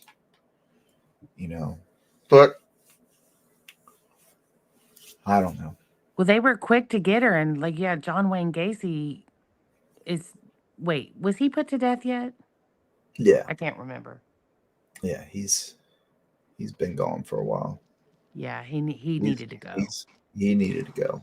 Yeah, he was one. Ted Bundy. I mean, but again, we could have think of all the information that we could have learned. I guess they got most of what they needed. They learned a lot from Ted Bundy and John Wayne Gacy.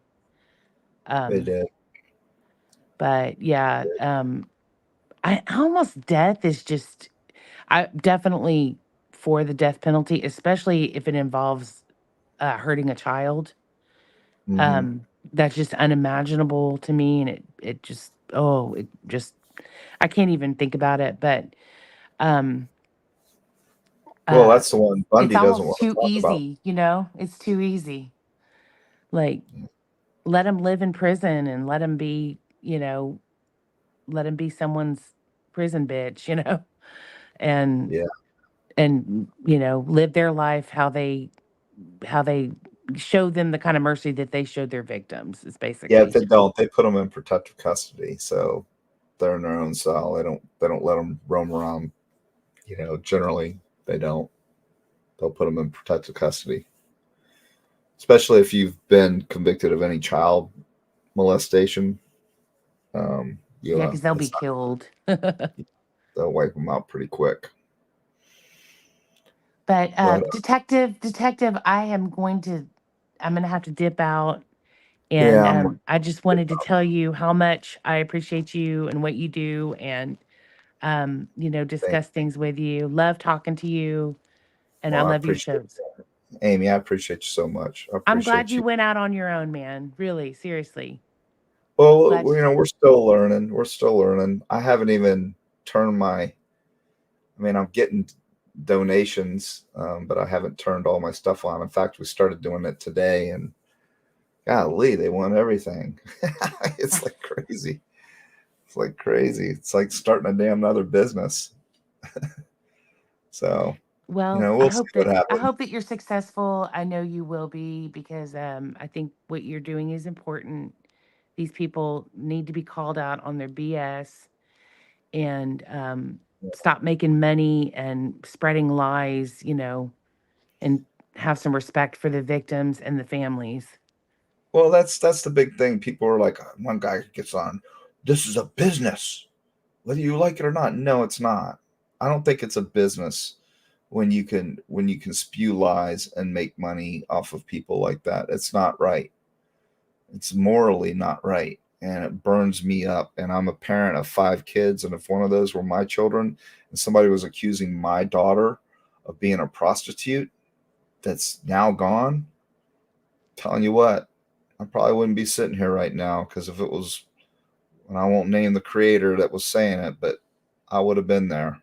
I promise you. Many of them have alluded to that. Many of them. And that's the kind of conscience that they don't possess. They don't possess. And that woman that would talk smack about the victim's mother. Oh my God. And then She come on. doubled down. She doubled down on that. And, what are you going to say? I'm like, why would you even do that? And, And I have to, instead of saying, it was just, I don't know, it was a heat of a moment. Her boyfriend did. He said, he alluded to the fact that sometimes you say some things that you really shouldn't have said. And we he all was do alluding it. We to all that. do it. So, Yeah, I we mean, all do no it, and you judgment. regret it. Just own it, own it. I shouldn't have said something like that. That was silly of me to say, and be done with it. Nobody will say anything else about it. But don't double down on it. You know what I mean? I still believe Well, she's and effing this and that. This woman is a wonderful person and was doing a good thing. And to be ridiculed and scrutinized and accused of stealing money from the foundation. oh yeah. Sorry. And detective, I have to tell you that the way you handled her on the show was brilliant. You were so nice. You were actually very, very kind and Mm. very patient, and you just let them just hang themselves out to dry. They made a complete and total ass of themselves, especially the Yeah, woman. Willie. Yeah. Yeah. I mean, it was easy. I mean, I knew exactly what to expect. They couldn't control themselves and they let their emotions get the best of them because they just don't know how to control themselves. And you can't deny, you can't say that I'm wrong. They have no leg to stand on. Zero, except their alleged First Amendment right. Well, that's not your First Amendment right. That's not free speech. When your speech, and I don't know if anybody's heard this, but your First Amendment was erected so that you can actually speak out against your government. Didn't mean that you could step up on a soapbox or stairs with a bullhorn and scream in people's faces and accuse them of false acts and defame them. That's not what your First Amendment. It's not illegal to do that, but civilly, if your words have consequence or actions are taken because of your words, like you're at a business and you're talking about a business and they lose business and have to shut down, your words had consequence, then you can be sued. And when you can be sued, we live in a litigious world. Guess what? Your First Amendment doesn't protect you for doing those things. So, yeah, you have a First Amendment right, but that is not your right. It's your right to stand out there and do that. But when it has consequence, that First Amendment is not going to protect you. And people are getting more and more bold when it comes to suing people. Like I'm suing, well, it's 3 now, but I've already settled with one. The other one can't be located right now. And the third one, she just dug her grave again the other day. So, but yeah, I'll sue. I'm not a litigious person, but when you spew lies about me, you're going to get sued. Because I collect IP addresses and I find out who you are.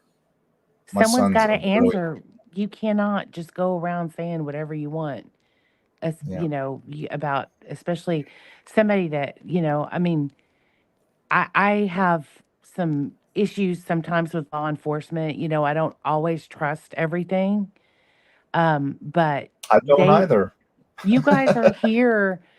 I Right. mean, you're here and you're doing a really hard job. And there should be some respect. I've seen some terrible videos where people were so rude to the officers and they completely took it and just did their job and were professional. And Well, they have to be now because they have body cams on. So that's a trust me. good thing. Body cams are a Yeah, good it thing. is. Because trust me, back in the day, had people done that, they'd wind up on their backs, because you couldn't walk up on a cop and do that kind of stuff and get away with it. Now you can. That doesn't make it right. You've always heard me say, just because you can say it doesn't mean you should say it. So these people that jump out of their cars with their cell phones when an officer is trying to effect an arrest or he's on a traffic stop and run up. I want to say it was Alabama, but one of these states just came up with a law that you can't do that any longer. You have to stay 50 feet away, I believe it is. You come within 50 feet, you're I think it was 50 feet, but it might be closer than that. But you get warned if you impede that, you'll be arrested for obstruction. And I embrace that, and I think it's the greatest law in a long time. And you don't have the right to come up on an officer trying to do his job and making him, have to tell you to back up. There's an officer safety issue there, and we don't know who you are. We don't know if you're that guy's friend. We don't know anything about. We don't even know who we're arresting sometimes. You could be running up there to, shoot me in the back of the head and take him and haul ass. It's happened. I know. So I know, and it's shameful, and like there are some bad cops and there's some bad, like corrupt officers, but it's like you can't say that everybody's like that. There's always a few bad apples in every bunch. Yeah, Um, that's right. and I That's right. believe But that it's a lot a, harder. a lot of times they get into you know, some of them, the bad ones get in it because they get a certain amount of power and they get off on the power.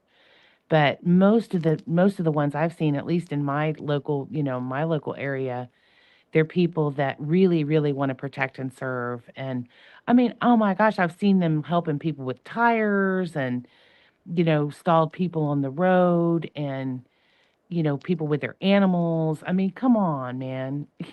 Right. They don't have to do that. They're usually really good people that want to help people, That's you right. know.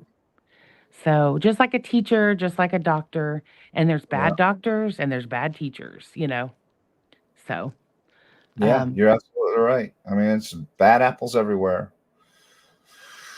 there But we are, but can't we can't it's really hard, and people laughed at me the other day. It's really is hard to be a bad police officer today, because some of these cars are actually smart cars in many ways. They record the officer inside the car as well, and you have the body cam footage that activates as soon as you get out of the car. It's really tough to be a crooked police officer. Big Brother's watching all the time. I'm not saying it doesn't happen, just saying that's really tough. agreed, agreed. And so the ones that, the bullies or whatever, they can't really do that anymore, because of the body cams and everything. So hopefully they're, not attracted to the position anymore because they can't just go buck wild and do what they want. But I guarantee that the majority of the officers are good men and women that want to protect and serve and they want to help. And it's a servant's heart position. You know what I mean? Right. So it's a gift. It's kind of like teaching, when you're a teacher, it's a gift, or you're a They, doctor, it's a gift. And the good ones are gifted in that area. they are. I always tried to be a communicator, and I would get confessions out of people that, I mean, no one else could. I mean, it was like I had one case where we had a guy at the 33rd Street jail in Orlando that had killed somebody over here, and it was a stabbing case. And we used to have this Main Street for Bike Week. Everybody knows what Main Street is.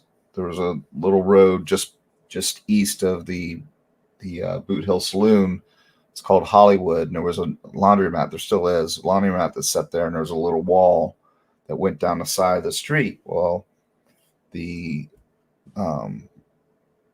homosexuals would sit out there, and then the Johns would come pick them up. And they had a guy come pick him up. He was in a what was it, a Miata? No, yeah, Miata. It was a Miata, convertible Miata. Came and picked him up, and they went underneath what's called the Hard Rock now. It used to be called the Desert Inn. The Hard Rock bought it, and went under there. And long story short, we found the victim had like 53 stab wounds or something like that. I can't remember the exact amount. It's been so long now, but just bludgeoned all over him, in his face and the side of his neck, all down his right side of his torso and his stomach.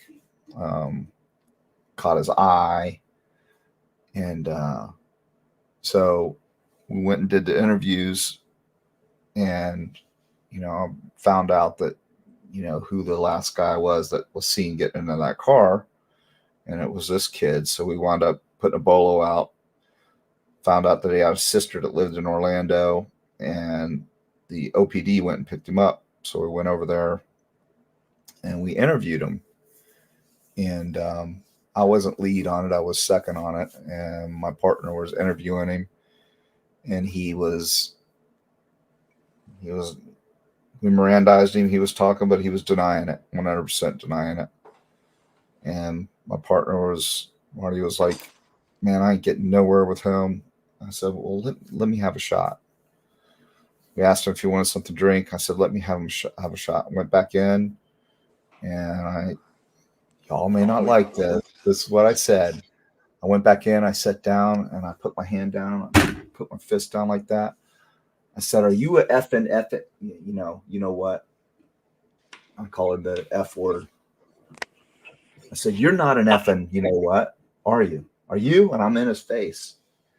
No, I'm not. I said, well, we know that guy, and I know his history. He's a scumbag. He's raped people before. He's beat people up. He's a dirtbag. He's a pedophile. Pedo. I said, he put his hands on you, didn't he? And he wouldn't let go, would he? He goes, I just wanted to rob him. That's all I was going to do. I was just going to rob him. He grabbed me. He grabbed my crotch. He wouldn't let go. He was pulling me back in the car. And I reached down, and he kept the knife in his sock. He reached down, he pulled it out, and he just started swinging with it. Confessed. Got it. Yeah. But I played on his emotions, because he was a kid on the street that was a runaway, and the only way he could make money was to hustle. But he didn't want anybody to know that's what he did. So Yeah. I played on his emotions, and I got him to confess. And I imagine you're very, very good at your job, like, especially like with the way you questioned the infamous WSU him, lady. I yeah, that mean, was fun. you played that so well. And I was actually listening to that, to that live when you did that. And I was like, yes, she was caught in so many lies and making up Well, stuff I about a actually plumber got and a her to ranch. lie. Yeah, I actually got her to lie. She I actually know. changed her story, and then I got her to change her story. I'm like, yeah, I can't see a wrench. Sure, it wasn't a hammer. Well, it might have been a hammer. Well, how do you know it was a wrench? I mean, just that's the kind of stuff that just aggravated the hell out of me, was to have that actually happen and everybody see it, everybody know about it, yet they kept having her on because they were making money on her.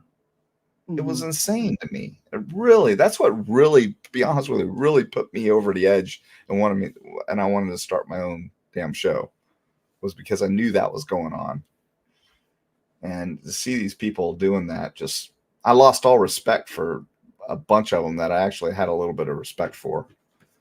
And Yeah, I think yeah, like drunk turkey had her on, and I just couldn't even. I think I discovered her and her BS on T Rev. But I feel like that drunk turkey kind of like was doing what you were. They were asking, they were trying to very, very oh, I in don't the know. end, but not in the beginning. In the beginning, he tried to, and then he brought her back again and kept bringing her back. And then when he brought her back for like the fourth or fifth time, I got into the show, and I'm like, "Are you really doing this, bro?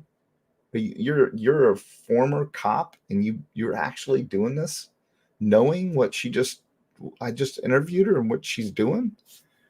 He didn't even respond. He was So very it was kind of covert how he did it, but he was discrediting her too.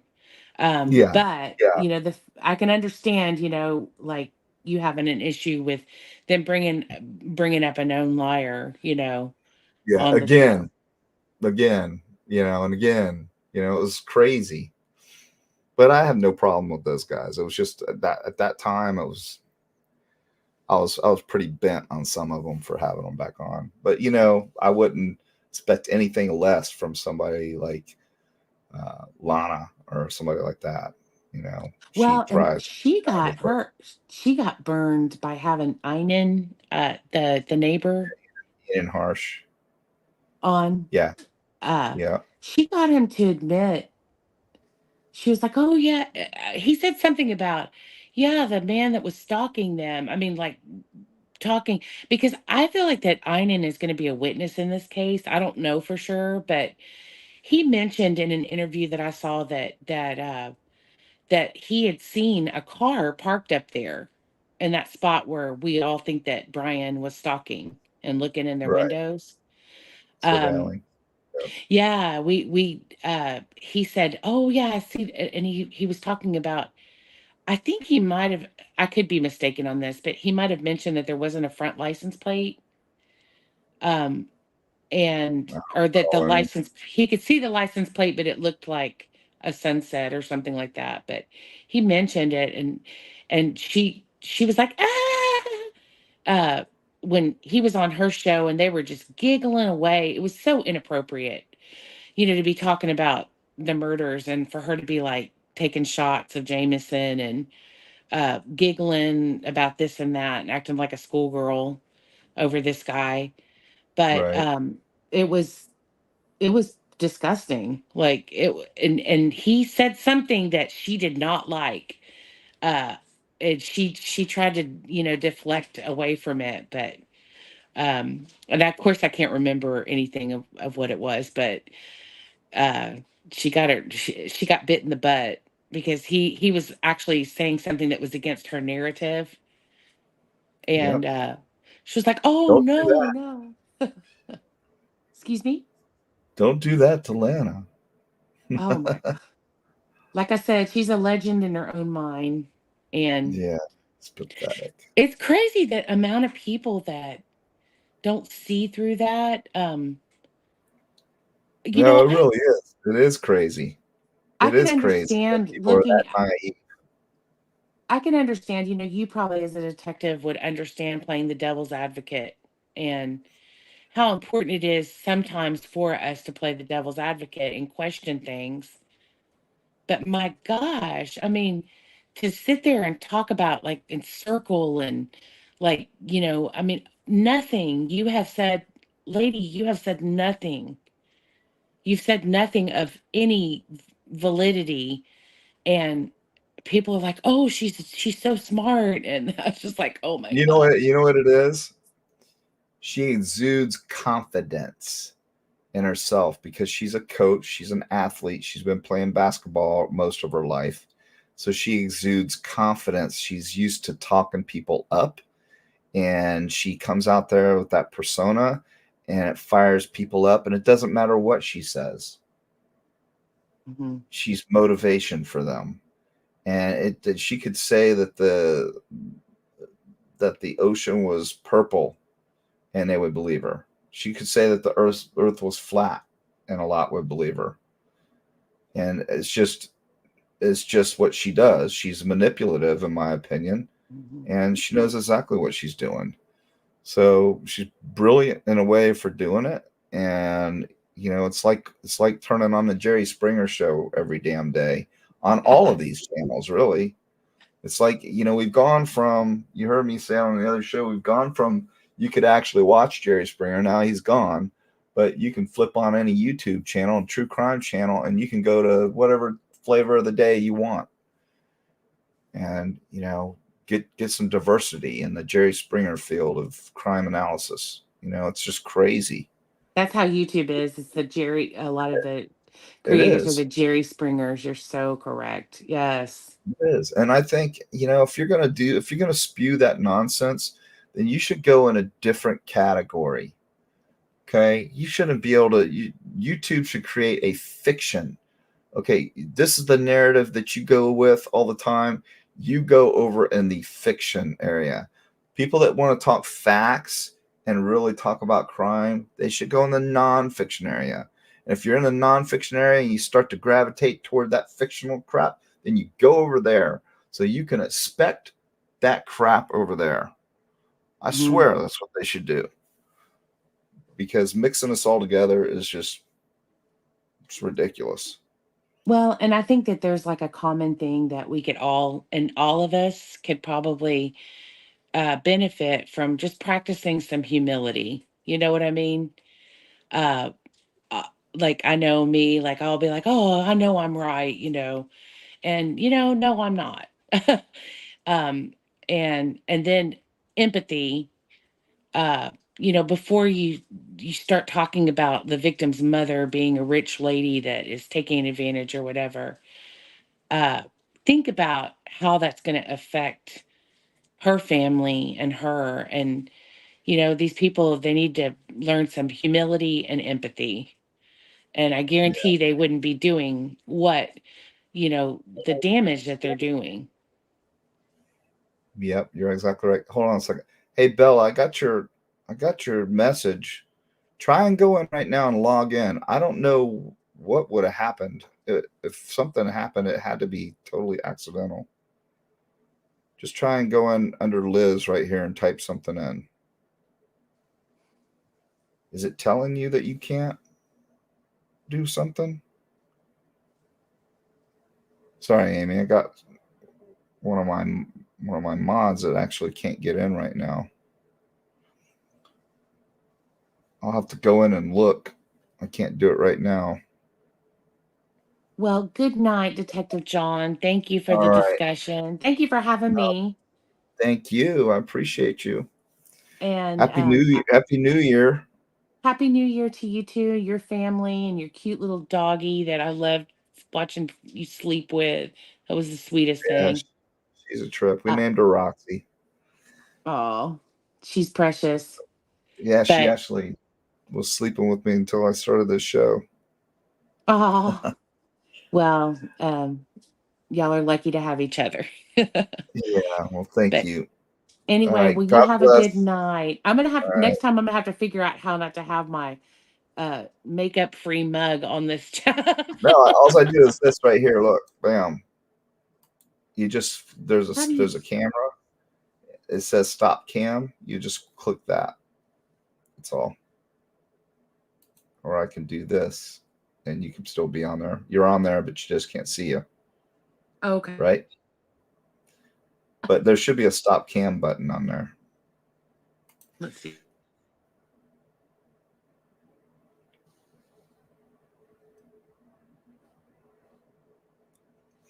All right, Amy. Good night. I want to click you out. Thank you. Bye-bye.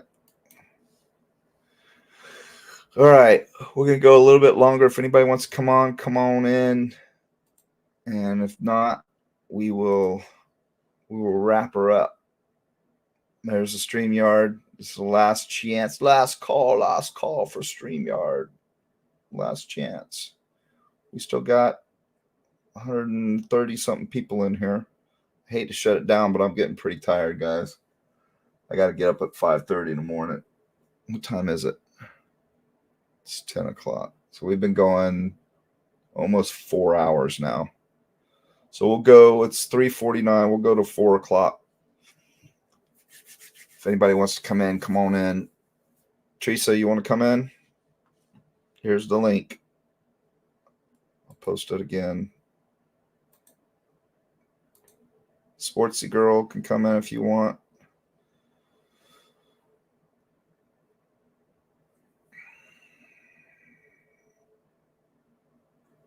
So anyway, we're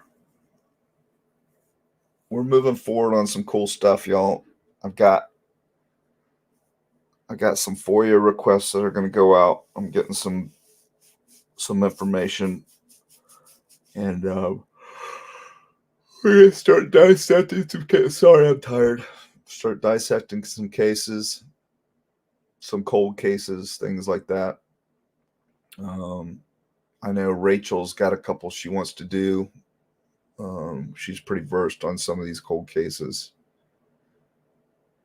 and we'll go from there.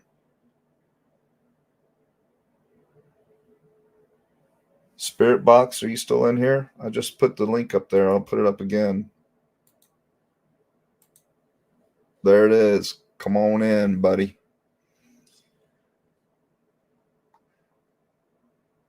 But I truly think this young couple that was murdered in San Antonio, I think that is definitely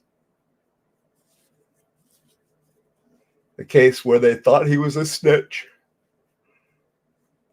or a confidential informant, and they ended him and her because he should have kept her out of his business. You know, live by the sword, die by the sword. Thug life will get you unlived.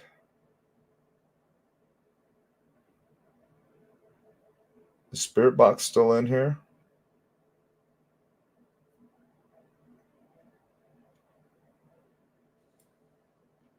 Teresa is in here. Hey there, can you hear me? I can. How are you?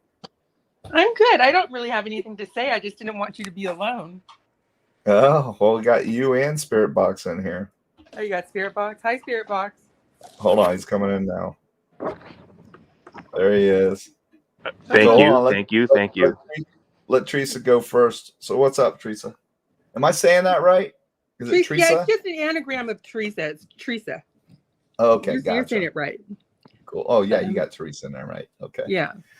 So what do you I think? don't have anything. I mean, I just think that what you're doing is awesome. I think sometimes I feel like you get a little, I don't know. Sometimes I feel like it gets a little riled up, but I think that it's a necessary, people need to be called out for their behavior, and, you know, there, but for the grace of God go I. If you can't understand what it feels like to have that kind of loss, then you shouldn't have a platform like this to talk on. Very well put. That was perfect. That was very well put. They shouldn't. You're right. If you have no empathy for people, and you can actually have zero conscience to be able to say the things that you say and imply the things that you imply, you should not. YouTube should not allow it. I'm sorry. Right. But, you know, it's all about making money. You know, and I've got a couple people that I talk to at YouTube, and, you know, they don't, everything's a bot. So you got to get past the bot. Right. So YouTube headquarters is right down the street from me. It's in my town. Oh, nice. Now I know when I got an emergency, I can just reach out to you. Yeah, I'll go knocking on their door. Yeah, that's right. Get me the contact of the CEO. Get some of these people banned tomorrow. Yeah. But yeah, it's just too bad. I mean, it's really too bad that people like Stacy Chapin, who are, I mean, she's just an obvious one that is suffering. But, you know, there's sisters and brothers and. And how much more grace could you have than that woman's shown? Oh, my goodness. So true. She doesn't even want to go to the trial. She's got so much grace. It's just unbelievable. And for anyone to attack her, and I'm not making a dig at this creator because I think that she regrets doing it, but she's doubling down because she's just stubborn as hell. But it's like I asked her, I'm like, why would you even entertain a conversation? Makes no sense to me. Negatively about that poor woman. Yeah. I mean, isn't there plenty of other people that you could talk about? I mean, give me a break. Right. I mean, you could, I can guarantee you that they would give up everything they have just to be able to spend one more day with him. Oh, absolutely. You know, one more hour with him. And they don't even say anything bad about anybody. So how could you even, I mean, they're not doing anything to deserve that. It's just unreal. You know what I think it really is? It's the fact that some people just don't like successful people that have money. And some people don't like the fact that they aren't being out there being angry and vicious, and so they don't know what to do with it. Maybe that's what it is. Right. You're exactly right.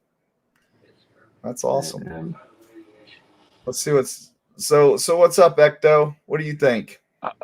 First of all, Happy New Year. It's 2024, and you're doing it as what I would thought. Like you're the best true crime show right now, in my opinion.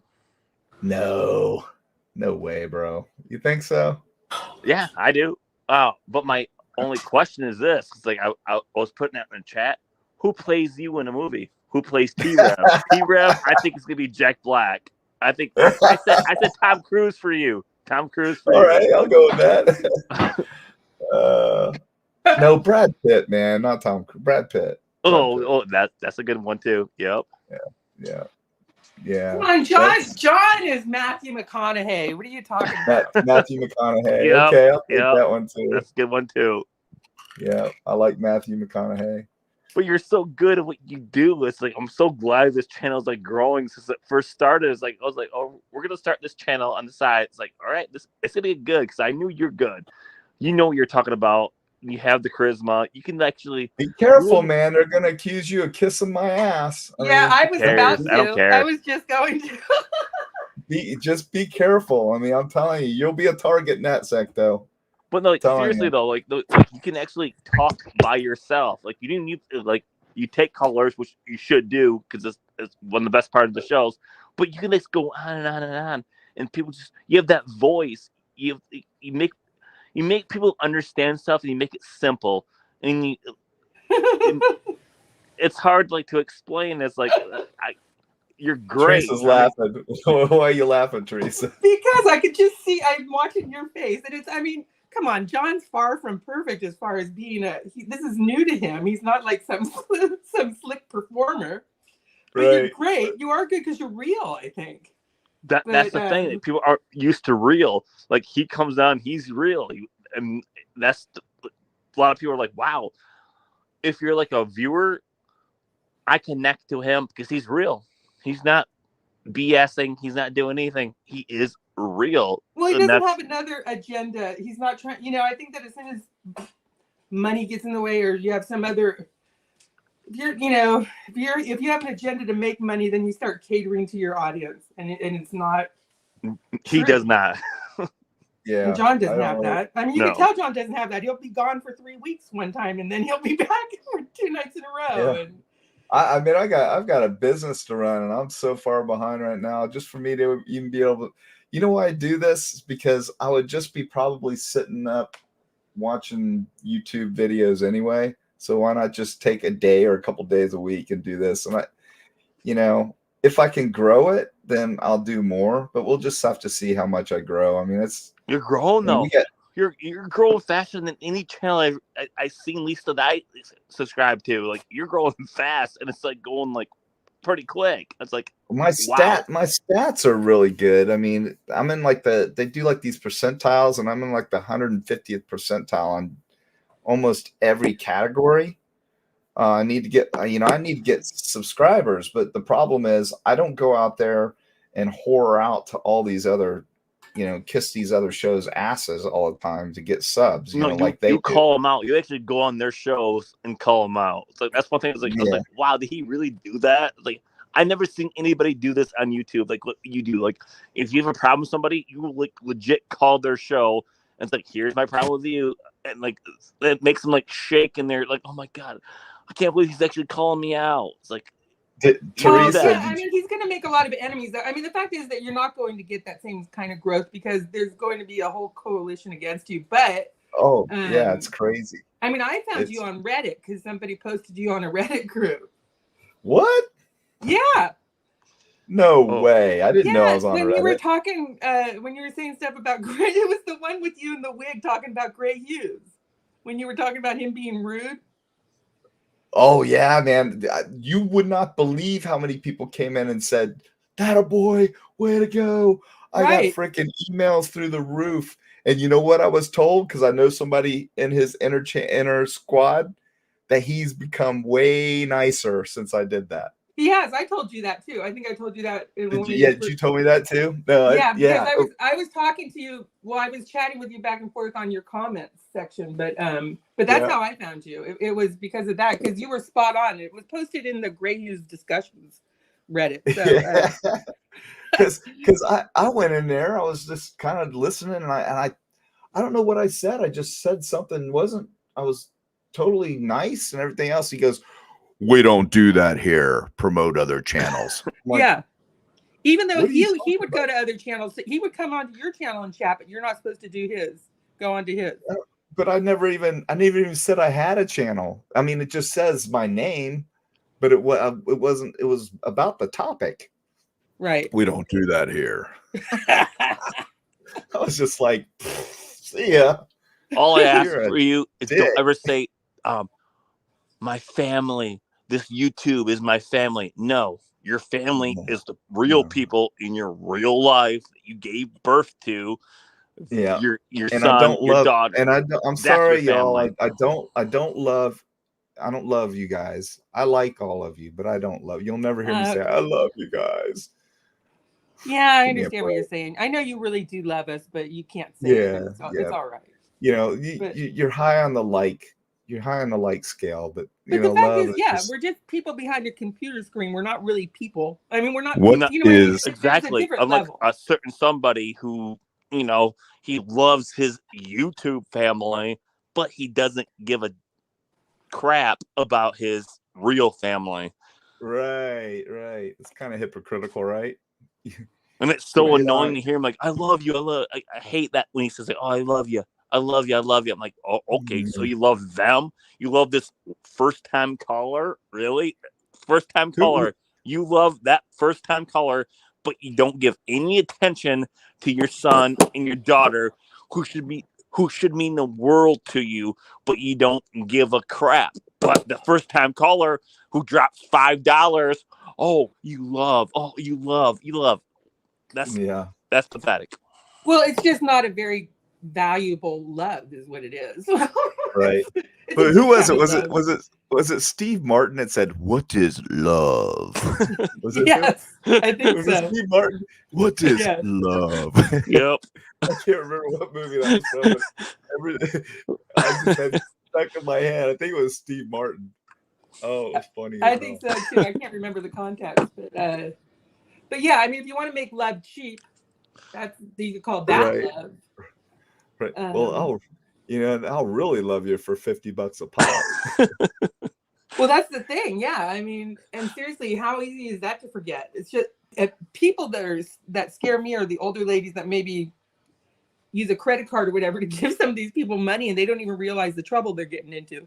But yeah, exactly. And you know what? If that's my mom or my grandma or somebody, and some of these creators, that's their demographic. That's what they go after. And you have one that'll for an hour he'll do nothing but sit and read their names as they come in. Right. And then he'll say something like they have a dog, or he gets to know them. It's right. brilliant. But Right. these people are sitting there like, oh, here it come. Okay, he's gonna say my name. He's gonna get Amy Terry. Right. And then they see their name on the screen. People have this all like up on their TV screens now, and so they feel like they're really part of it. Yeah, it's like they're in a game show. And it's easy to do $5 here, $5 there, but that stuff adds up, man. Yeah, well, what adds up is the memberships. I mean, you figure on the low end it's $3 a pop, $2.99. You get, and YouTube takes part of it, but still, I mean, you get 900 of those. Like this one I'm talking about's got 800 and something. I mean, why don't you do that though, John? You actually put on a good show. Your channel's great. Will actually. You deserve the money. Tanner and I are doing it right now. It's not that easy to set that membership thing up, though. It's a pain in the neck. Is it really? Gonna get it. Yeah, it's got to jump through. It's weird.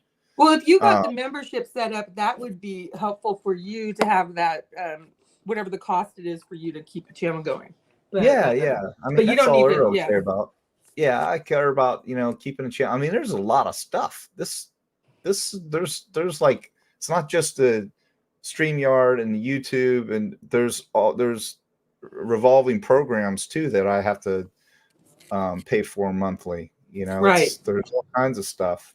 But what we love the most about John, he has that big belt, a belt that T-Rev never felt before, and he's the one that spanks T-Rev over and over again for being a terrible That's a father. scary thought. He's the one that spanks him. He's the one that does it, and T-Rev hates the fact he hates being spanked. So if you please take that visual from my mind. Yeah, I was in his head so bad at last night. It was unbelievable. I love it. He was like he was so whatever he was inebriated on. He kept saying, like, he was spewing out names, and every name was Johnny. And I'm laughing my ass off when I read it because I'm so in that guy's head. About time someone spanked him, though. You did. Virtually, but you did. I don't have a problem with people. I mean, I understand people. Who am I to judge how a person makes money or if they're making money on YouTube? I have no right to tell them this or that. It's just when they do things dishonestly and when they're, I mean, I can't even say anything about them taking advantage of people because people do that on the streets, right? And so that's not my business. But it's when they use people in the wrong way that I feel. He's a hustler. He likes to hustle. Yeah, he got called out on it. Hustlers. You know, that's what they are. You know, and you know what's sad about that guy is I promise you, I swear to everyone out there, I warned him to knock it off, and his mods. I was very nice. I said, look, you guys are going to look really stupid, and I'm going to own your asses. I promise you. You keep doing this, you keep saying this stuff, and I will have the last laugh. I promise you. You know what I want to know? How many subs did you bring to him? Because that's how I found the show. Like I discovered you of him. Like he'll never anytime admit you it. went on the show, I was like, yes, he's on. He'll never admit that. You know what's funny is all these other, because he made enemies out there, he would scream that everybody was stealing his content. Now, I just did a show the other night where I brought in the 3D stuff. Now he's talking about how he's going to do that now. He's going to show cases. Now, he stole my content. I've never watched him. You're going to steal my content. If he even comes back, he might come back for a short time, but I know a little something, so he may not be coming back for a while. I mean, if YouTube demonetizes somebody for saying somebody unalive themselves, if they'll demonetize for that, how can they not demonetize for them saying things about Stacey Chapman or about victims of crime? I mean, that should just be total taboo. Yeah, absolutely. Absolutely. I'm trying to think of that case you're talking about, or that show you're talking about, the unalived one. Which one was that? No, it wasn't a case. That's just the word they use instead of the killing yourself word. No, but there was something that happened online where somebody actually unalived themselves. Oh. Was that on YouTube? Or on Facebook? Was it No, I thought it was YouTube. Oh, that's pretty scary. Anyway, yeah, it might have been Facebook. But yeah, you can't. It's silly. It's really silly. But yeah, we're having fun. That's the main thing. Is I just want to have fun. If they think, I mean, I'm in their heads so bad, they can't even have a show. You're having fun, but you're growing. You're getting people like. It's growing fast, John. It's growing. It's like, wow, I didn't expect you to have that over 1,000 subscribers this quick. It's like, wow, you're doing He's scaring people. He's scaring the crap out of people. I'm almost at 2,000. And you know what's funny is they'll say like that, what's that, Nelly chick? I'm never going to speak of him again. Boom. Not 5 minutes later, she's on me again. And then she'll go on to another show and start talking about me. She's in chat talking about me. You know I'm why never they're going to afraid speak of to them you? again. Because you speak the truth, and they understand that. They're like, oh wow, he's actually like saying the real thing. Like, oh, he's on me. He's on me. The reason why is because I didn't even know it because I'm new to YouTube, but there's a big old soap opera going on underneath the surface that I didn't realize. There's so much drama. Oh, and yeah. you're putting it's yourself bad. right in the middle of that drama. I'm not sure if you even want to be there. You seem to, I guess, be enjoying it, but I wouldn't even want to touch Oh, it. I love it. I created the drama. I love it. But you know what, Teresa, I told them what I was going to do before I even did it. 2 months before. I did a whole, if you go back and look at my videos, my intro, like before my show started, where I said I'm starting my own show, this is my mission statement. I gave them the mission statement and told each and every one of them what I was going to do. I will call every single one of you out for your lies and your trash. It was And the take me greatest. serious. It was the greatest swerve ever because you said I'm taking on the streets, on the YouTube streets. I was like, wow, John. It's like you're going. That's one thing that's like great. It's great marketing. You're gonna do shows.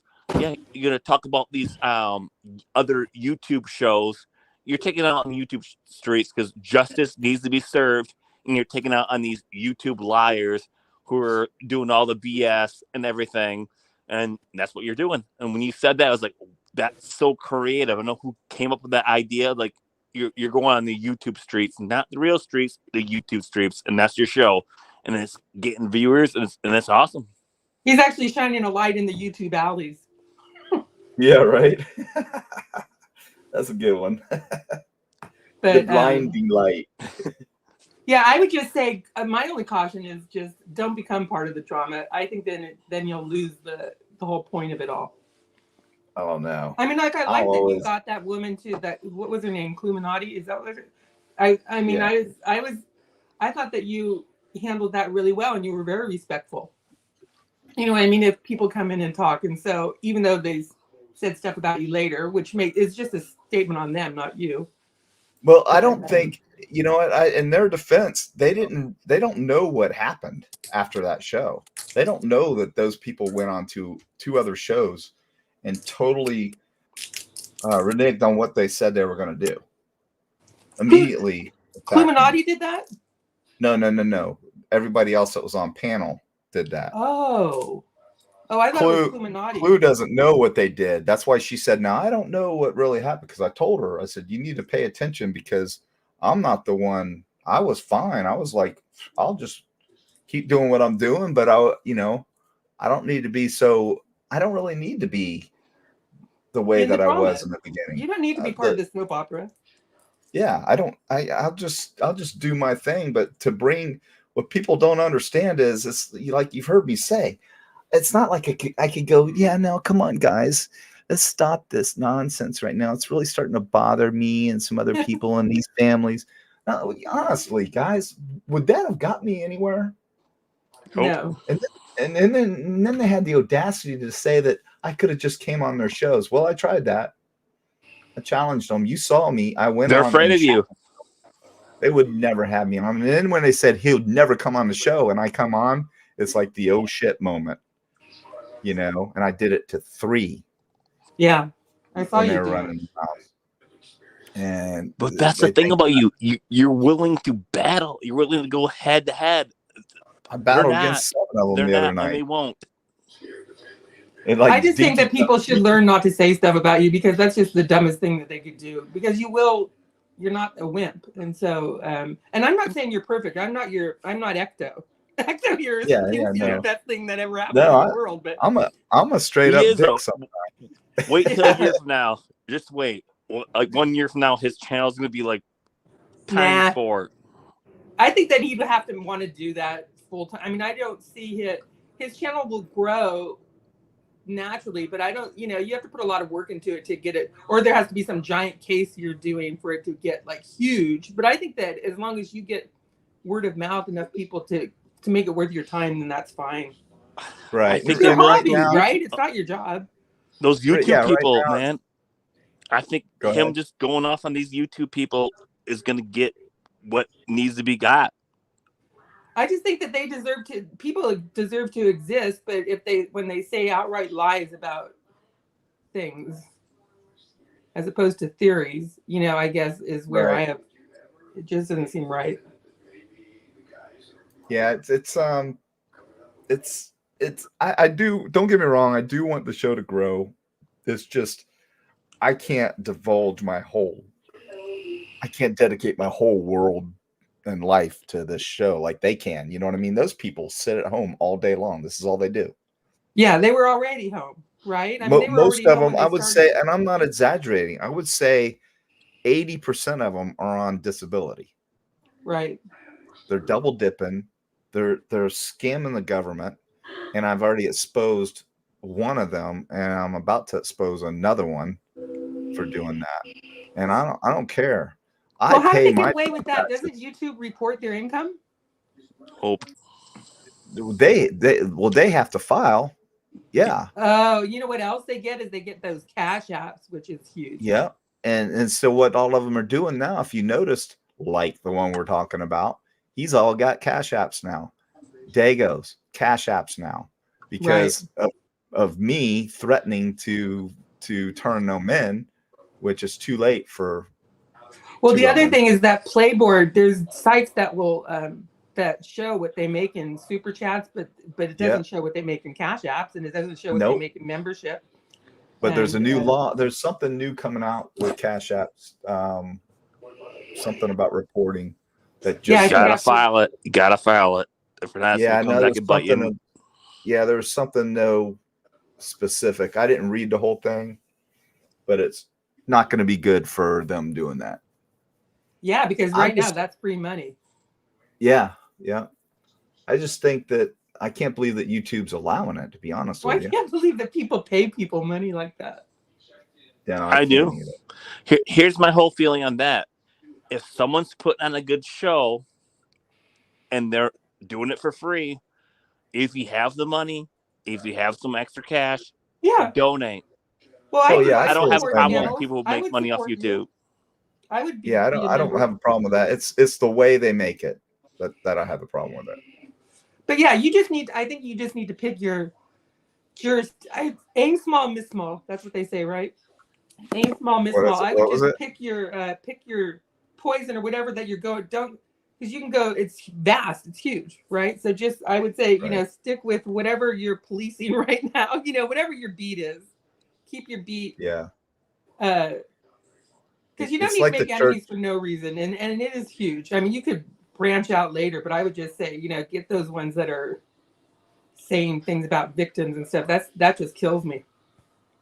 Yeah, it's like that church I used to go to. I mean, it was great when it was just kind of a small church, and then they built a $10.5 million church, and it was corporate. It was no fun anymore. I didn't even want to go anymore because you couldn't go anywhere without seeing a 85-inch TV screen telling you how to tithe, and you walk down, there's another one telling you a different way to tithe. Right. It just turned me off. I didn't even want to go anymore. They spent money to make money. Right. I prefer the little church much me better. Me too. So, but yeah, I'm happy with what we're doing so far. I'm not, like I said, I'm doing a couple more. You're growing at a rapid speed, and it's awesome. Well, I'm disappointed in Kelly D, but I don't know anything about what happened there. But, well, I'm not gonna. I can't really say anything bad about Kelly. She was very passionate. She was my right hand person. I mean, she did a lot of video stuff with me. I liked her. I was on the phone with her all the time, but some people have triggers, and things trigger them, and then it's hard to get them back down. And it's not saying anything bad about Kelly or anyone else that has triggers, but when they get triggered, it's like you heard Dinky the other night. Did you hear him go ballistic? No. Oh my God. He threatened to come here and told me I better not walk down the street. I was done if I'm walking down. You better watch your back. I don't even know who Dinky is. Right. I don't know who any of these people are. He's this guy from England or Britain that just he literally said, I can't go out of the house people should be afraid when I go out of the house. Who won World War One? Was it U.S. or England? Yeah, I don't like to be around people, and they should be afraid of me. No, I'm not kidding you. Yeah. Then he says he's going to buy a plane and buy a plane ticket and come to Daytona for. And then when I call him out, he says, I just was going to ask you for a cup of tea. And I'm taking that stuff serious. So you should. We go back on the show, and he does another threat. I'm like, I tell you what, Florida is a stand your ground state, and I'm a concealed carry person. And I held up my Glock. I said, you come here, buddy, and they'll be calling the whirly bird to pick your ass up in my front yard, because you will not leave here alive. Well, why would he have to resort to some sort of physical threat like that in the first place? That's just bizarre. Because he's crazy. He's crazy as hell. He told a story. Can I role play? Can I be Dinky? No. Oh, you were going to show me? I could probably look it up. Is it on your show? Okay, go ahead. Go ahead, be Dinky. I can't do the accent because I'm terrible at impressions. But he's great at these role plays, though. I'm Dinky. Oh, John, I'm gonna go get you. You were a bad boy, and I have you shown something. I don't like that. I don't like that. You know, I'm a guy who's on these channels, and I will never get the views like you do. I don't have the charisma like you do, but I'm very jealous, and I'm gonna get you. So what do you say about that? So you think I'm a bully? Yeah, you are, because you school me every day. And you bully me, and I think about you 24/7. What about my breasts? You think about those? Oh, see, I know. I said that, but they're all muscles. And I wish. See, Teresa, you'd have to know. He zooms in on my breasts because you can see my nipples through my shirt, and it's like a joke. So don't call me out. That's what I like then. So I zoom in and I look at those. That's what I like. I think I'm Dinky Spankter Vision. That's seriously Dinky. Am I your Spankter Vision? Yes. So who cares? Why are you calling me out like that? I'm sick of this. Oh gosh. What else you got? What else you got to say to me? You're crazy. He's in England. He knows. You're crazy as hell. I mean, that sounds like a bully move. Sounds like a misfit bully. I came here tonight, and I'm done with this stuff. I'm done with you, and I bought my ticket tonight. I'm gonna go fly. Well, good luck. Try to get in there. The DHS knows all about you. That's the Department of Homeland Security. Just in case you didn't know, I sent them a video, and I sent them a nice letter talking about how you threatened to come here. You know how I got my name Dinky? You don't want to know, but it's about my private parts. That's how I became Dinky.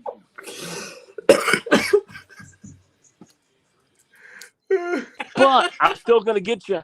I'm going to get you. I know. I stalk you every day. I look at you every day, but I'm going to get you. Oh. Well. Okay, guys, I'm going to let you go. You and Dinky. Yeah.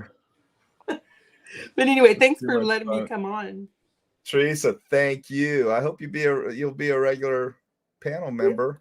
I have. Well, I don't know about that, but I'll keep watching you. That's for sure. Just stay out of their soap opera. Don't get in their soap opera. I don't want you to become a regular on that. Unless you're me, you're Dinky. Watch out for this green guy. He's in love with you. He's awesome. See you, Hector. All right. See you. Thank Bye, you. John. All right. Good night. Good night. So yeah. So how was the Christmas, buddy? It was great.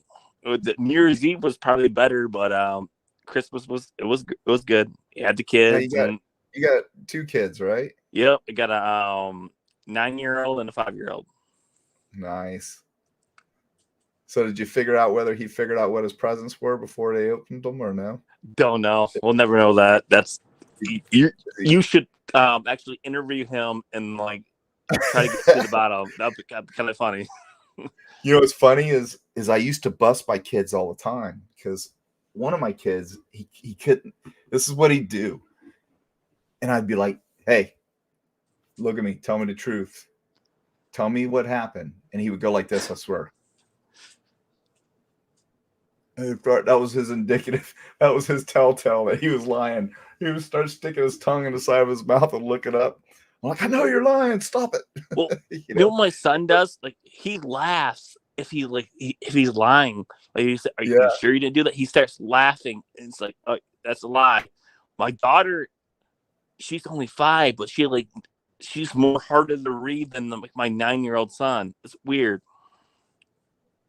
Wow. I don't know if girls are different in that level, but it's like it's different.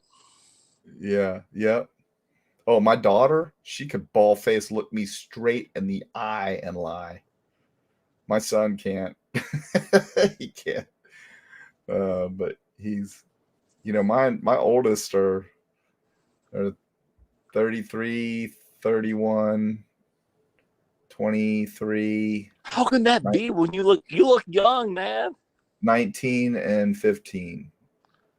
No, I'm old, man. We don't look it though. You do not look it. You look good. You look really good. Thank you. And my daughter didn't even put my makeup on or anything. Oh, I have to message you with my real email. I'll send you some stuff. But my daughter, 5, she got a makeup kit. Oh yeah. Yep, I felt your experience. So I was like, oh my gosh, what's happening? But my makeup was all messed up in my face. I was like, I looked at my mirror, I was like, ugh. But whatever, you can't tell her that. It was funny. My first couple shows, I let her. She sat me down. She had my hair pulled back. Oh, she loved it. I bet. She did my eyes. She did all kinds. She put eyeliner on, all kinds of stuff. It was hilarious. And you did. I remember that too. You said that. It's like you went on. It's like that's a father. You're listening to T-Rev. That's a father. Someone who actually willing to let his own daughter put makeup on him and go live, unlike you deadbeat dad.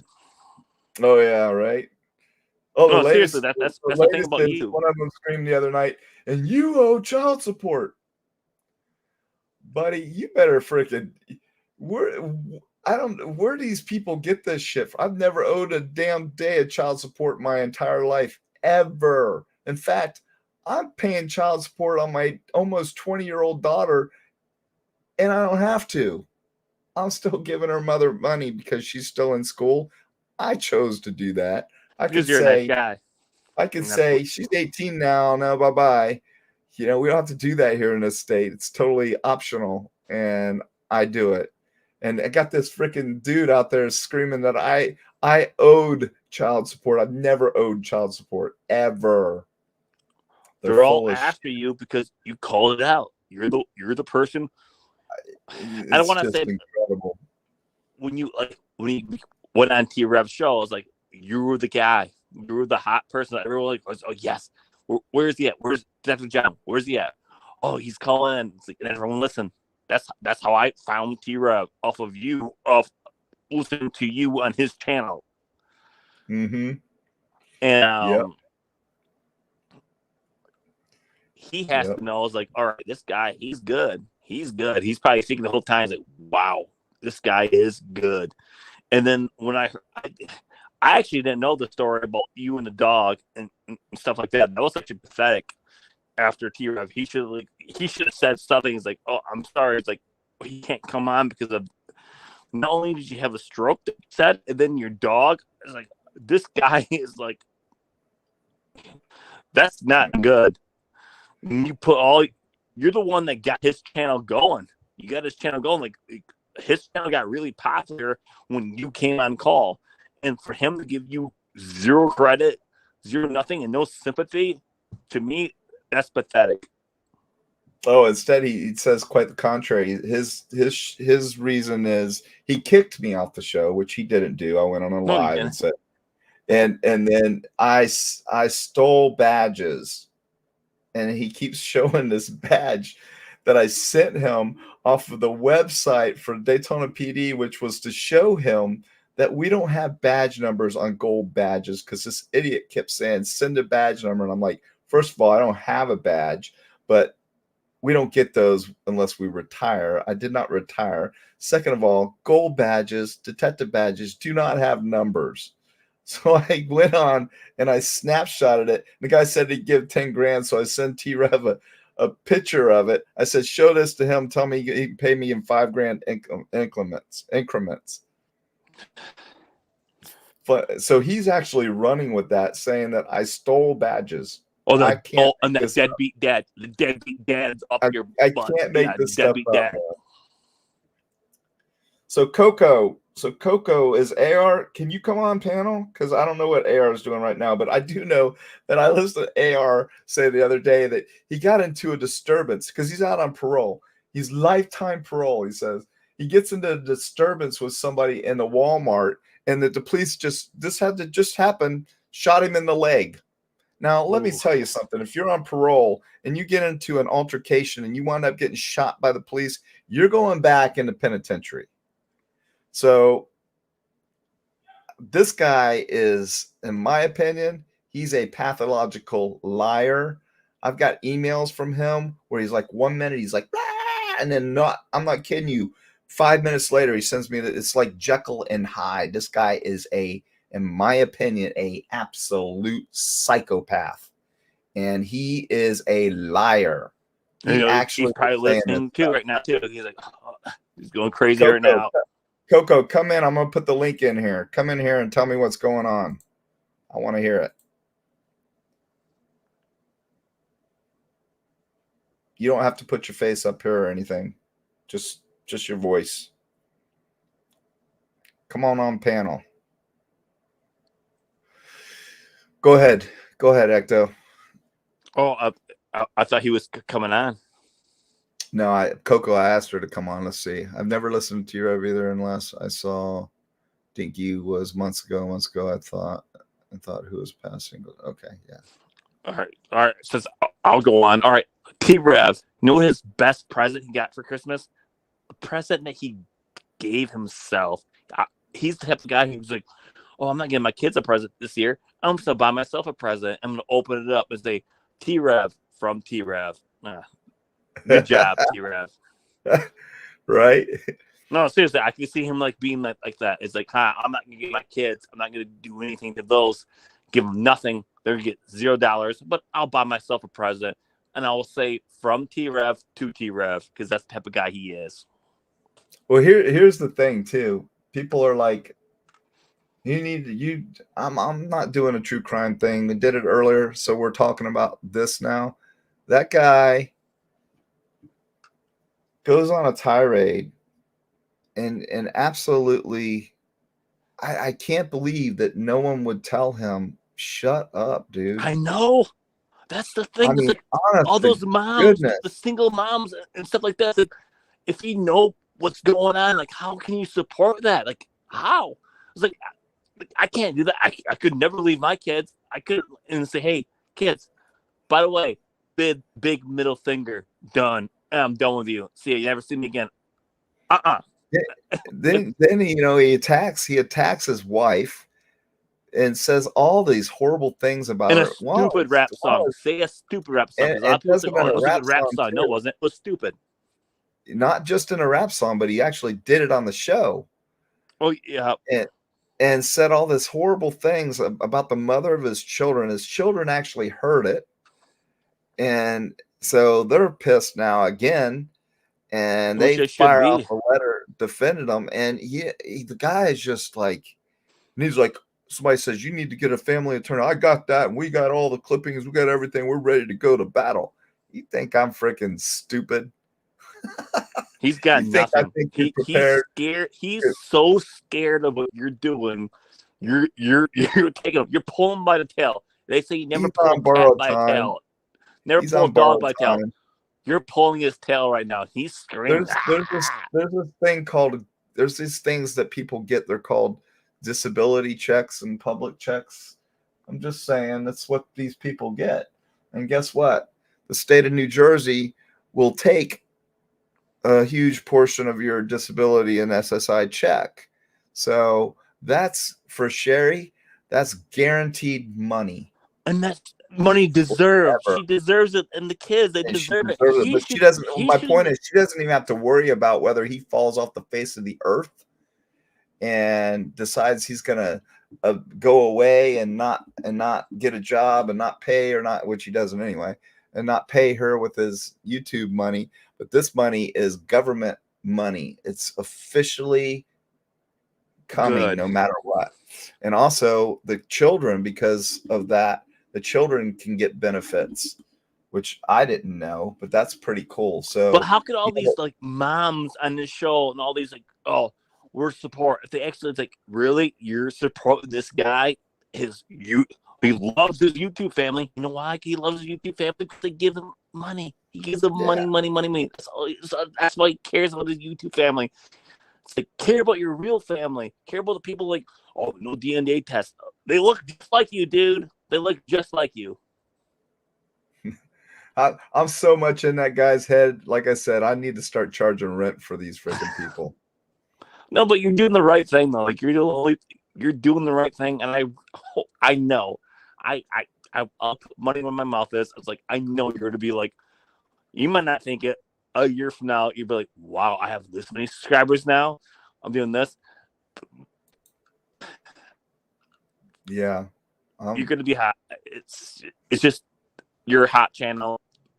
Well, you could talk for 2 hours, 3 hours. I'm glad people like you are out there and you're excited, and you know, I'm just kind of going with the flow. Like I said, if I wanted it to blow up, I would make it blow up. Trust me, I'm a marketing guru, but it's blowing. It's getting there. Come on. I want people to just kind of come and, you know, check it out and spread the word. You know, everyone that's in here now, if you got a husband or a wife or a son or a daughter that'll go in and subscribe, that'll help with the algorithms. I mean, no one ever gets contacted or anything. I don't think it's about that. It's like, it's about you. And that's what's going to grow. It's like you already grew like so much, like when you first started, until like while we're talking right now, people are going to listen to your voice. And that's the thing. That's, some people might not like you. Some people might say, oh, this guy's bad. This guy's bad. But for every person who does not like you, there's going to be 2 people who do. So that's what I think. Thank you, man. Coco, are you coming in? I'm going to post the link again down here. Trying to see if we got Ecto in here. Let's get somebody else in here too, so we can. I'm gonna go. I said I'd go. I said I'd go till for 4 hours, and we're already almost 5 hours now. See how time flies when you're having fun, bro. Truly fun. But I am gonna put you. Let's see what you're about, John.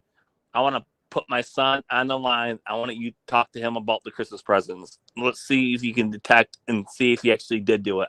I don't know. I think he did, but I don't really know. I'm going to be Santa, okay? Tell him Santa wants to talk to him. All right. What's his name? Cash. Cash. Name after Johnny Cash. Nice.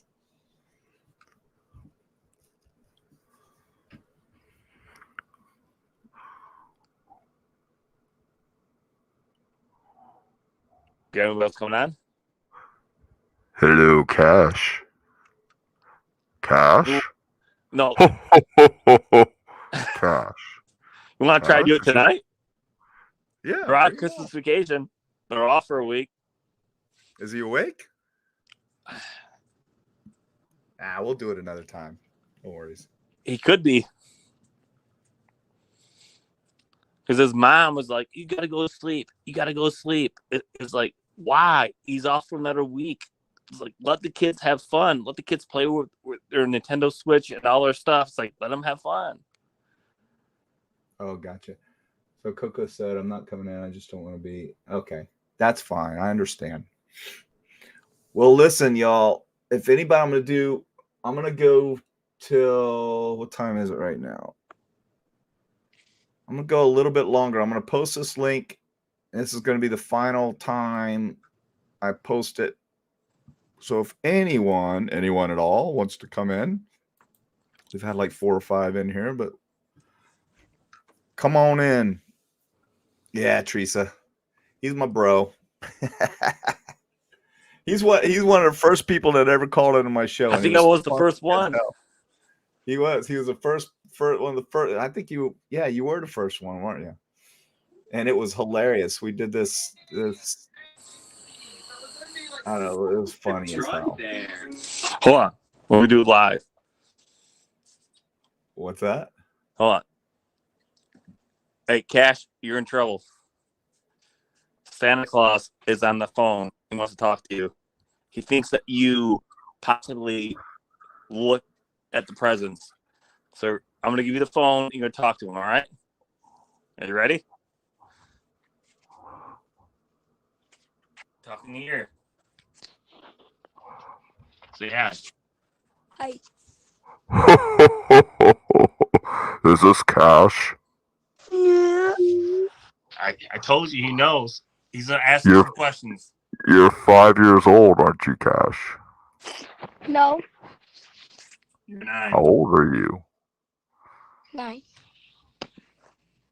You're 9 years old. Your sister's 5 years old. Yeah. That's what I said. I said 9. You just heard 5. You didn't know what you heard. It was really 9. He's got some questions. So what did you do? What did you do for Christmas? I opened my present and I went to my Didi's house. Well, how about before Christmas? Were you laying on the floor and looking at those Christmas presents? Now be honest with me, son. It's okay. You can tell me the truth. No, I wasn't. You weren't looking at those presents and trying to figure out what they were? It's okay. It's okay. You can tell us. I wasn't. No. Yes. You figured out which one was what. I know you did. It's okay. I didn't. Yeah, which one was it? I didn't know. Whoa, you figured it out. Which one was it? You can tell us all. I didn't know the stocking. I didn't know I had a menopause in Just tell us. I only want to know about one. I know there were others, but just tell me about the one. You've got you. I do not. Just tell me about the one, and we'll be good. I'll keep you off the naughty list if you just tell me about the one that you gave, that you can give me, that you actually figured out what it was because you handled it. Just tell Santa, and I'll get you off the naughty list for next year. I swear on my life I did not even do it, okay? Yeah, no. You know Santa knows that when you do stuff like that, when you say things like that, you're really not being truthful. Be truthful, Cash. Which present was it? Just tell me, because I told your dad which one it was, and he's like, no, it wasn't that one, was it? I said, yes, it was. And he said, how did you know? And I told him, he says, yep, that makes Cash, total sense now. Please tell him. Which one was it? Just so I can say, you know, Santa was right. Which one was it? You peeked. I peek. But which one was it? You got to be descriptive for me.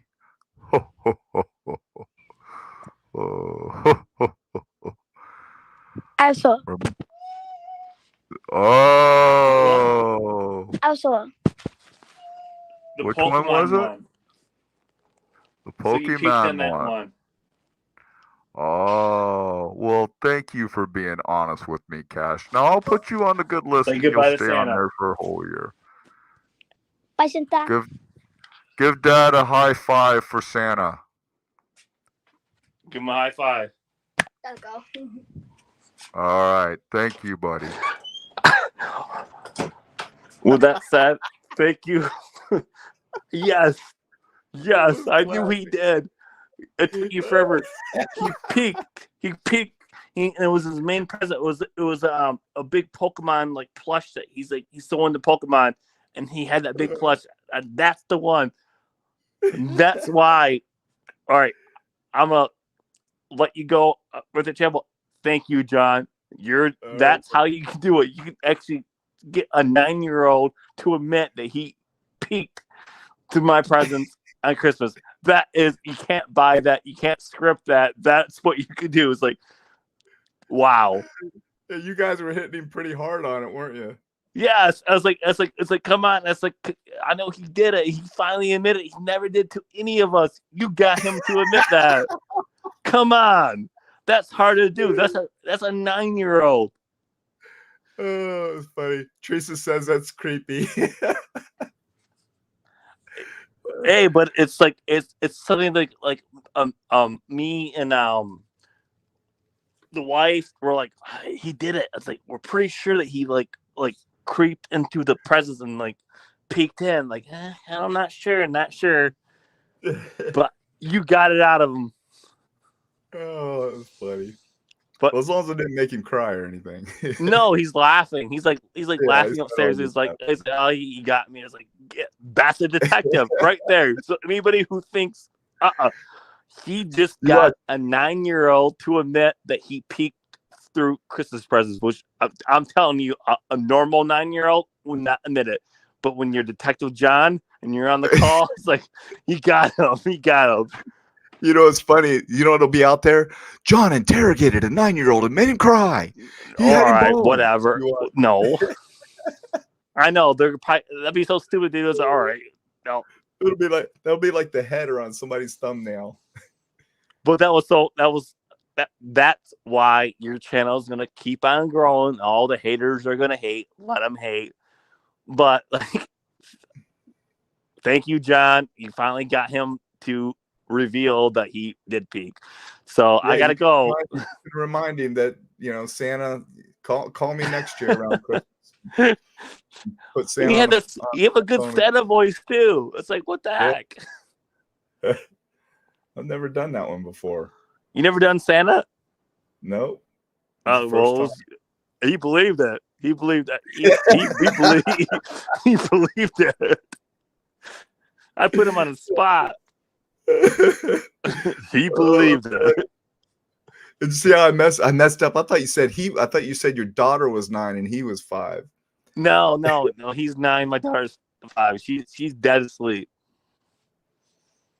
Bernadette Thomas. It's saying you're not connected, Bernadette. Okay, here we go. We got somebody else coming in. Am I okay to go leave for the night, or no, you can stay on if you want. It's up to you. Bernadette, you're muted. You have to unmute. Can you hear me? I can hear you now. Oh, okay. Hello. How are you? I'm splendid. I'm new at this, so I'm like kind of playing around here. I don't want you to see me, but I want you to hear me. Okay. No, I can't see you. Okay. I can't see you. It just looks like, are you looking at the screen? It just looks like a white circle. Yeah. I see you in the little green middle piece there, and yeah, that's actually that's a little ghost that his son made on a 3D printer. See the little eyes right here? I'm about to go live and video AI. I'm the one that ghost picture. Wow.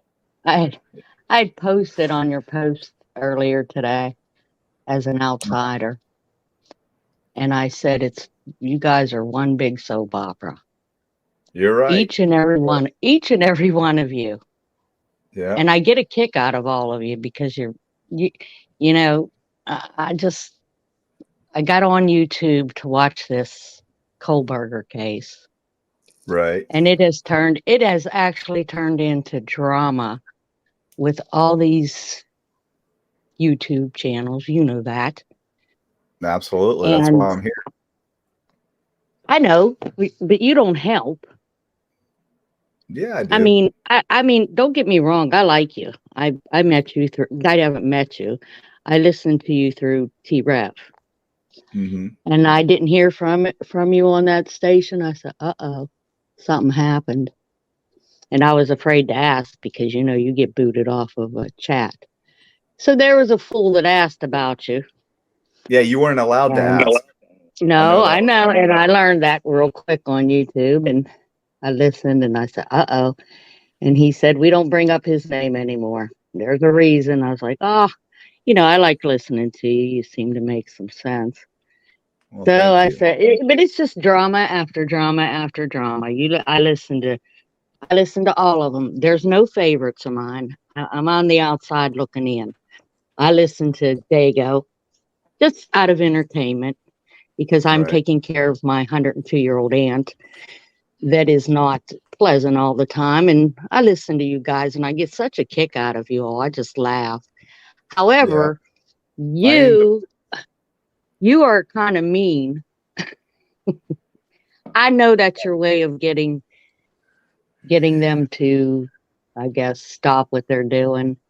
Bernadette, I'm But not mean. Really, I'm very, very, very kind. I really am. I'm not mean. but I promise you that. I I'm mean, I very. listened to you the other night talk real nice to one another. I mean, decent. Don't get me wrong. And I said, oh, that I I think enjoyed you're listening mean to because you you. go off on other YouTubers. Well, That's I why. listen to all it. I mean, it's really comical if you're on the outside. I have no favorites. I can't say, oh, Dawn's my favorite. Dago. I don't listen to all of them. I just picked up certain channels. There are some that I listen to and then I laugh. They're comical. Y'all are comical. You get a little hyper and it makes I know you're not jealous of them. But as me coming in, if somebody else didn't know who you were or didn't understand what was going on, they would say that you're, flipping out on your channel. You know what I mean? Yeah. I'm just saying, if I didn't know all the drama that's going on, and I do, I know when this one's mad at this one, and then this one goes here, and then this one goes there, and I giggle and I say, "Oh Lord!"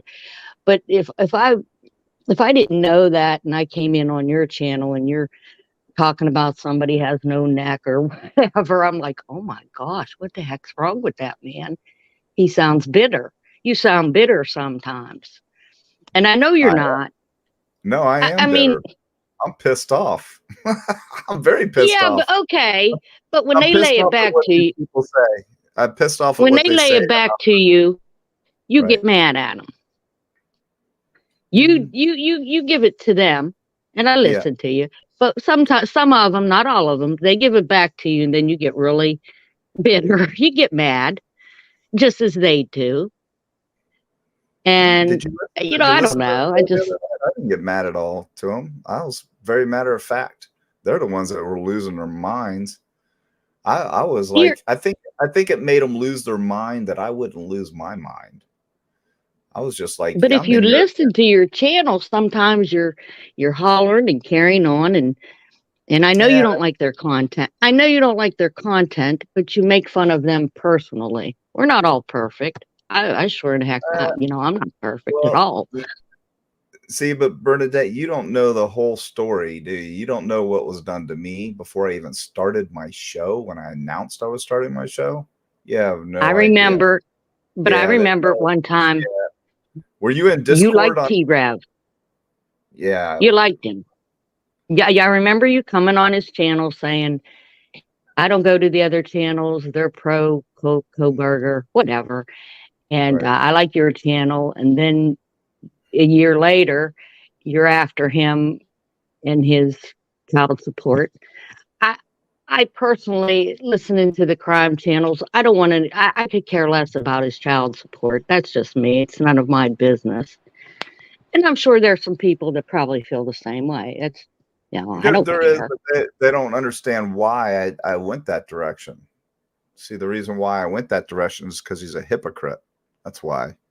Because he said multiple times to other people that all he cared about was kids and all this stuff, and he's a hypocrite. And then when somebody else tried to bring up their situation, he shut them down big time. And, I asked him about his situation 100%. And he lied to me about it. He could have been honest with me. And now he tells you on the show, says on a show the other day that he did tell me about it. He didn't tell me anything about it. I only knew about one child. And that was only because it was on YouTube. It was on YouTube. And he got it taken down. So I didn't think anything else of it. So when he started his horrible launch of lies against me. Like he just said just yesterday that I was a fake detective and fake badges and fake this and fake that. I was never a cop, all this stuff. Every time he says that, he just makes my case way stronger.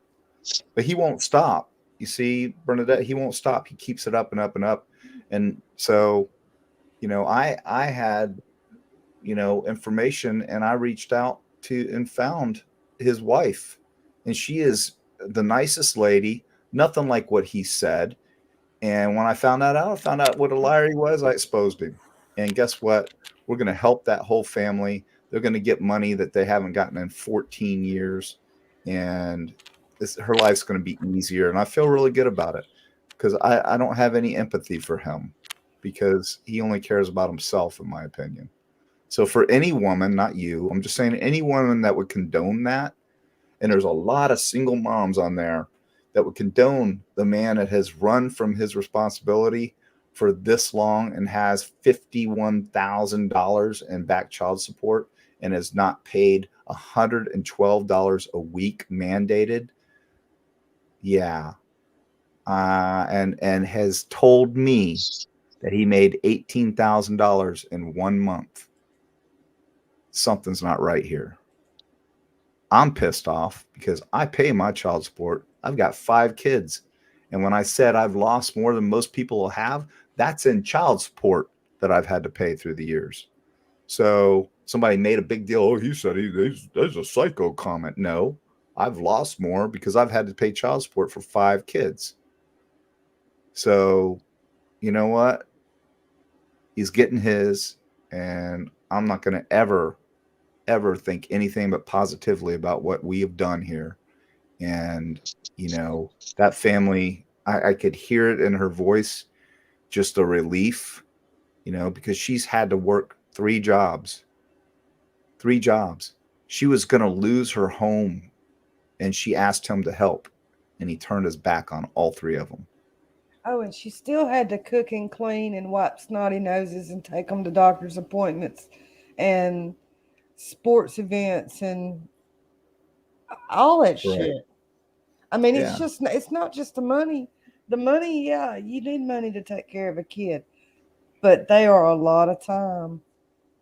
Yeah. I mean, when does she get time now? Never. They're a little older now. She could probably go out on a date if she wants to, but that's just now starting to come to fruition. But you know what? This lady is no, I'm not saying, Bernadette, that other women don't do the same thing. Don't get me wrong. There's millions of them out there. But this guy has the ability and the means to do it. And he chooses not to. Refuses to. And what's going to happen is now he's going to be made to, and I'm calling it right now. He's going to make an announcement. I predict that he's going to make an announcement that he's determined that he is the father, and he's going to start paying and holding up to his responsibility. No, he's made to hold up to his responsibility. Mark my words. I promise you. I mean, now, what kind of character is a man like that? If you thought that you owed over $50,000 in child support and you were a dude and you really thought those wasn't your kids, your ass would DNA test. Bam. You would be speeding to the DNA office. That's right. Bernadette, are you still with us? I'm still here. I'm listening to you. I'm an outsider. I don't take sides, and I don't. It's not. I'd like to know why you always. I feel bad. You make me feel bad for him, but you're always on Dago. I mean, he seems like such a genuine person. Really, he doesn't want confrontation with you. I don't. The way I look at it from the outside, he really doesn't want confrontation with you. This is purely my opinion. Now you have to understand where I'm coming from, and based on the fact of the content that he's had on his show, like the vampires and that kind of stuff, a little ridiculous, right? Okay, but you have to realize, I don't mean to cut you off, but there are people that really believe that. That's their opinion. I mean, whether we think it's crazy, I agree, it's crazy, but there are people that truly have their own theories and they believe it and they're going to stick to it, That's but he provided them a platform for 74 minutes to do it and agreed with them. He was agreeing with them okay. and then offered to have them back. It's different So these are the when things. when you give someone an outlet to spew bullshit. But do you have to agree with it and kiss their ass so you can get a super chat fund too? Right. I mean, there's So- a No, but there's a lot more manipulation going on than what you care to admit or care to notice. But next time you go on the Dagos, watch the tactics. Watch the And me, tactics. it's just like Rachel said, and I've always said it. I know what. Listen, I've been doing this a long time, and fraud. I was in fraud for a long time, and I know how manipulative people who do fraud are, and they prey on people subliminally. Okay, now if you think about it for a minute, he goes into his show, and he waits on these people to start loading up, and he says hello to every single one of them. And he knows, now you can argue with me all day long, but he knows that these people are sitting there and waiting on them, patiently waiting on pins and needles for him to just say their name. And then he thanks them for giving them money. This is a tactic that's been used for a long time in just about any fraudulent enterprise. He's totally, in my opinion, totally exploiting these people, and I find it fraudulent. And that's just my opinion. I have a right to it, but I am pretty good at investigating this stuff and dissecting what they do. I know what their motives are. I know what their tactics are, and their tactics are to manipulate people with empathy, sympathy, violent acts, poor, destitute, things like that. How many times have you heard him say that he couldn't pay his bills? I understand that, but you were ripping up his looks or whatever. Not everybody's perfect. Well, that's not. I felt that's not bad why for. I felt bad for him. I and you understand know you what? don't like his content. I get that, but that's not why I did that.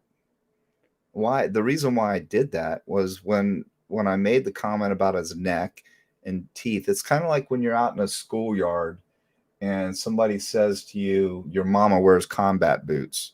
It's not on until somebody insults your mother, okay? Or insults your looks. I couldn't get onto his show. I was booted off of his show for simply asking to come into his panel. He said, "We don't do that here." And I was blocked. Multiple times I sent out messages from my show. Hey, if you're going to talk this stuff, you need to be able to face the music when you say this garbage. You shouldn't be able to just say it and no one contradict you or argue with you or debate you or anything. I think that's unfair, for one, because it's your platform. You say what you want to say and no one else is going to. What kind of show is that? You think I want people on my show? Like right now, you don't agree with me, but I'm talking to you, right? So what kind of show is that where you can just say whatever you want to say and everybody agrees? That guy, the only way to get in his head was to get in his head. And I am living in his head right now. And they're not living in yours. You get Absolutely so upset with them sometimes. I get upset with what they say in their content. It's not them. I could care less about them. What I fight against is what they are saying about our justice system, to imply that all these cops that are doing this are all corrupt is just wrong. I did this for a long time. I rubbed elbows with some great people. You heard me say that the other night if you were on the show. And for to have some nobody really that has no idea what they're talking about to even opine on any kind of criminal investigation, to say what they're saying, it's not right. It's un-American. I'm an American, damn it. I freaking love my country. We are a country built on laws. Period. We have a criminal justice system, I think. Okay? We have law enforcement, and it's supposed to work cohesively. And we're supposed to respect, you know, it's earned, but we're supposed to respect law enforcement. We're supposed to, if there's an issue and they have to come to a call, you're supposed to respect them and give them what they ask for. It's just how it works. You're not supposed to argue with them. Let them figure out what's going on. This guy rides the coattails of every conspiracy theory that there possibly theorists there is, and he runs with it. Whatever gets him clicks. He himself, you heard him say, he made me think, but we were already going to change our format. Come on, Bernadette. Do you really believe that? He wasn't going to change diddly. This man was going to run with whatever got him clicks. And, you know, there's other things too. You know, he's making a ton of money. Ton of money. Now, I think, while I have you on the line here, why don't you like Harsh? Your opinion? Because he's the most trashiest liar there is. And he's attacking these poor victims and insinuating like they did it. And he attacks our justice system. He doesn't know a damn thing about our justice system. He is the worst of all of them. And if you actually need him to say, "You look beautiful today," every day, then I'll tell you You right got to now, remember, I'm on the outside. I just listen to them. I just listen to all Right. of you. I do have one channel that I do like, and I don't know if you like them, but I think they're decent. Is the Drunk Turkeys? Drunk Yeah, Turkey. they're all right, guys. I like their format. They have three Yeah. friends with pull out a drink and they talk about crime or whatever. And I was on there. I was in their chat in the beginning, and then the WSU Kim was kind of what steered me away from them, because Daniel kept having her on, even though she was debunked as a liar, clearly a liar. My interview clearly said that, and he kept having her on, and he knew she wasn't legit. He knew He it. still does. I'm sure he still does. No, he does know it. He does know it now. He's owned it. But I lost respect for him when he did that, because it was so counterproductive to what was going on at the time. And still, when you allow somebody to reach out through multiple shows, which she was going to multiple shows, and he's a big show, and he touches a lot of people, and people buy that crap, you know? And it's just not right, in my opinion, for anyone He to be makes able sense. to come on and do that. It- You know what I He mean? kind of But makes sense like you do. right. And I don't have anything against those guys. That was just one thing. I don't watch this show, but that was just the one thing that turned me off. And when I get turned off, it's hard to flip the switch back on, if you know what I mean. Now, I So know for a fact you don't like Dinky. no, I He's don't fairly like. new. I don't. However, I can't say I I will don't like. give him credit. Don't get mad at me, but he has given it back to you. More so in a funny way. He tries to be comical. And then on your side, you're kind of more meaner, if I want to say meaner. But he kind of got back at you in a funny way. And I thought, well, he's got guts, because Dago, he wouldn't do that. But he gives it back to you. And, not that I Not listen to him, really. because I really I mean, don't. you may think so, but I don't think so. I think it's like you said. I think it's comical. I Well, love it. I can't stand It's Harsh, and like a I'll let you tribute. know It's like he why. does a tribute. I'll let you know why I can't stand Harsh, and I'll watch him every day. Go ahead. Every video, it's got something to do with him not understanding why this, or him not understanding why that. Easily able to look it up, But no, he wants to make a video about it. He wants to get those clicks. He doesn't want to understand why forensics knows it was only one person that did it. He wants to make up 1,100 damn videos about more than one person doing it. He wants to I make think he wants to make videos about tunnels that don't exist. He wants to make up lies about Steve. And he wants to throw Dylan under the bus like she might be a co-conspirator when those Bethany and Dylan were cleared. And I'm pretty sure Hunter was too. But he wants to make 1,100 videos about how they could have done it or anybody else but Brian could have done it. And all of they his want to videos are give bullshit. reasonable doubt. No, it's bullshit. It's You think that's reasonable bullshit. doubt? None of the stuff No, that they he want said. you to. Oh, okay. Well, I'm You- just know, saying, but- if we were in the court of law, none of his shit would hold water. That judge would throw him and his bullshit so far out of them courtroom doors. He would leave raspberry skid marks across his ass cheeks. They would throw him out of court so quick. So Bernadette, do you actually believe he believes the shit that he spews? I'm not sure. I want to say he just throws reasonable doubt. So you think about something, or so you think about it. Well, maybe this happened. Well, maybe he didn't do it. Well, personally, my opinion, I think he did it. That or he's having a hell of a bad day that day. However, if I was on a jury right now and he's a death penalty, I want to be 100% sure that he did it, because I don't want in a month or a year or 10 years from then say, well, this could have happened and I put him to death. I don't want to be responsible for that. You can't just look at the PCA though. You're doing like everyone else, and you're looking at the PCA. You're not considering the other evidence. So I can promise you with everything that I have, that the moment that you hear the opening statements in that trial, you will be like, he's done. I promise you, Bernadette. Promise you. The PCA, and I explained it earlier, you probably weren't on, but in a nutshell, the PCA is not the tell-all. It's not the report.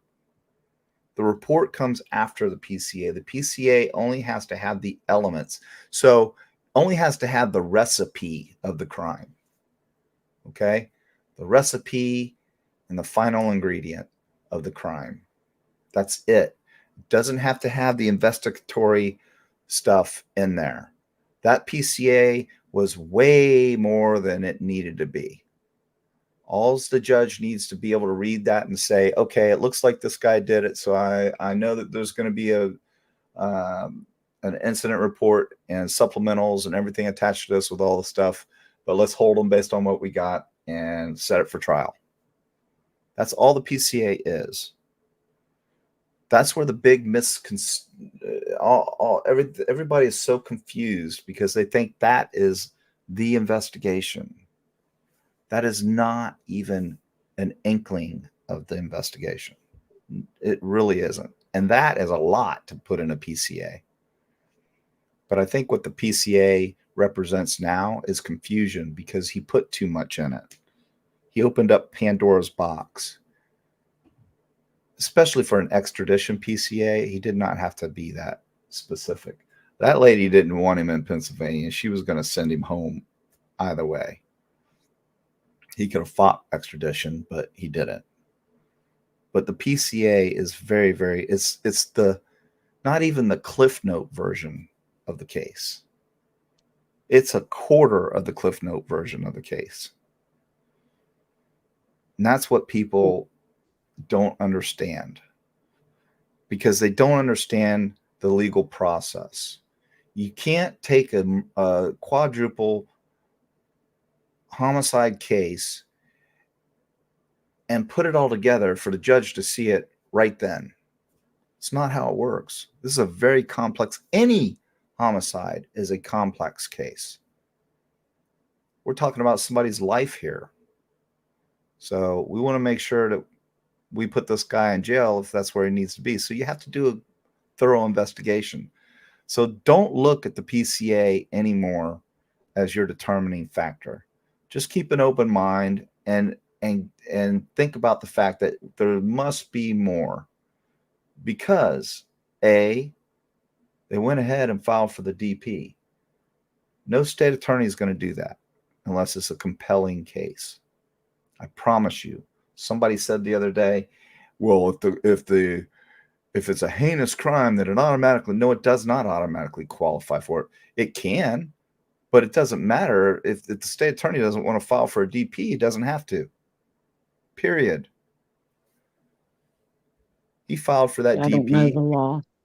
Yeah, he filed for that death penalty because he knows that it's a bang up case. It's a great case. Well, before I leave you, I have a quick story that I think you and your chat would both like. It takes about a minute. Go ahead.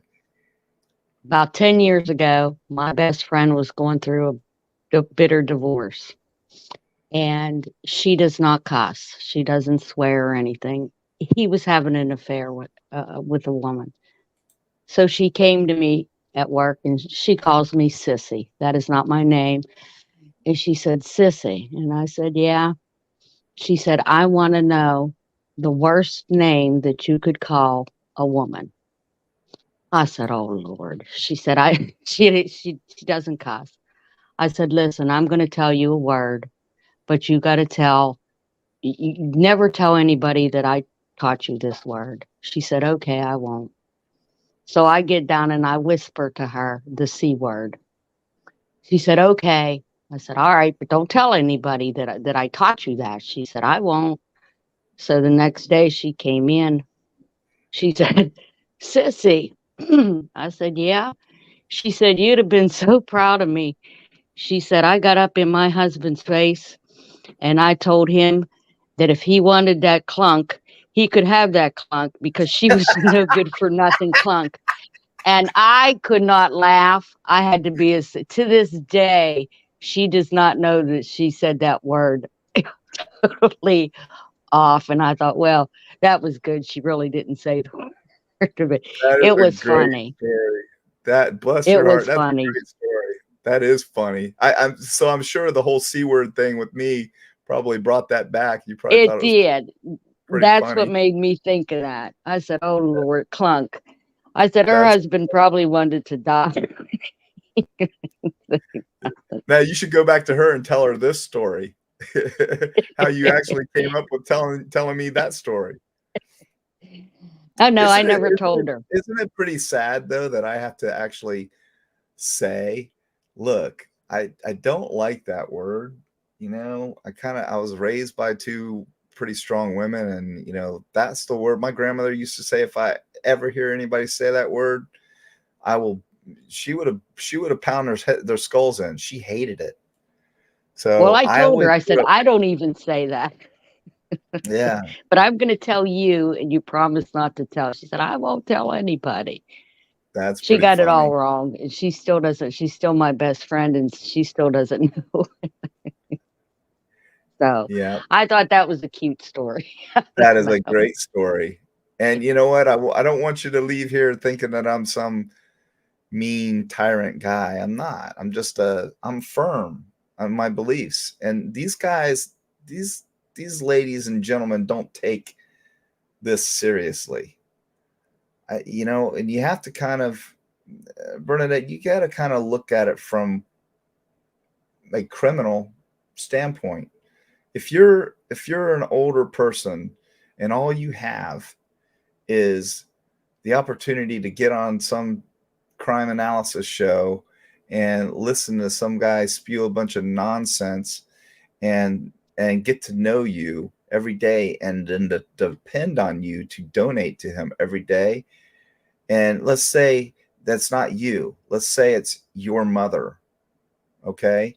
That's sending him money to listen to this nonsense, and some guy like Harsh to say you're beautiful.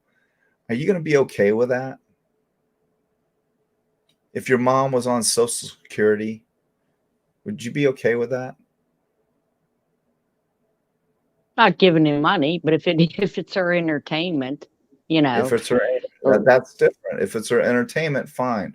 But I'm specifically asking you if you would be okay if you found out no, that your mother was giving Dago or Harsh $50-$60 a week.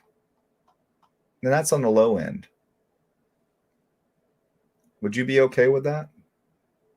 no. Or would you think she's being Oh my manipulated? God, there's so many scammers in this world. It doesn't even have to do with YouTube. And that's Noah, you're absolutely right. And if you look at most of these creators on YouTube, they're all convicted felons.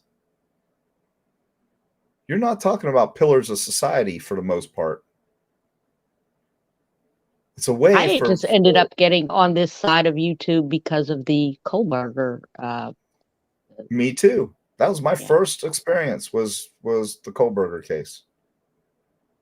And I I blamed this one with the hoodie, and then I changed my mind to this one. And, you just listen and then like, wow, here in Pennsylvania. Well, that's where I'm from. And you know but what? not on that side of PA.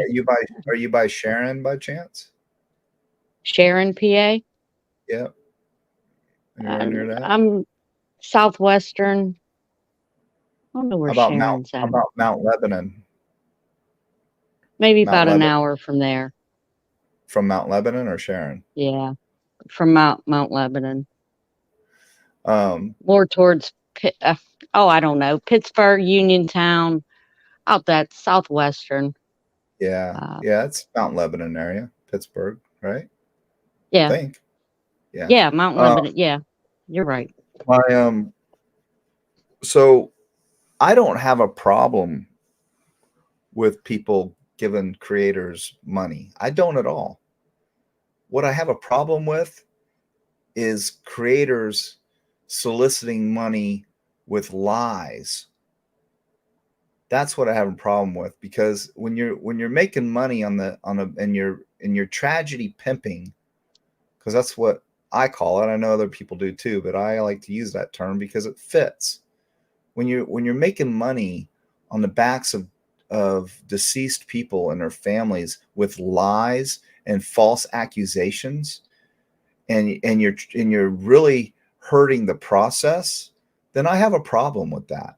If you want to come on and talk about true crime and let's get this guy and be positive about it and not drive these wedges into society like we are today, then I have a problem with people that do that. And I'm going to fight against it all day long because I did it.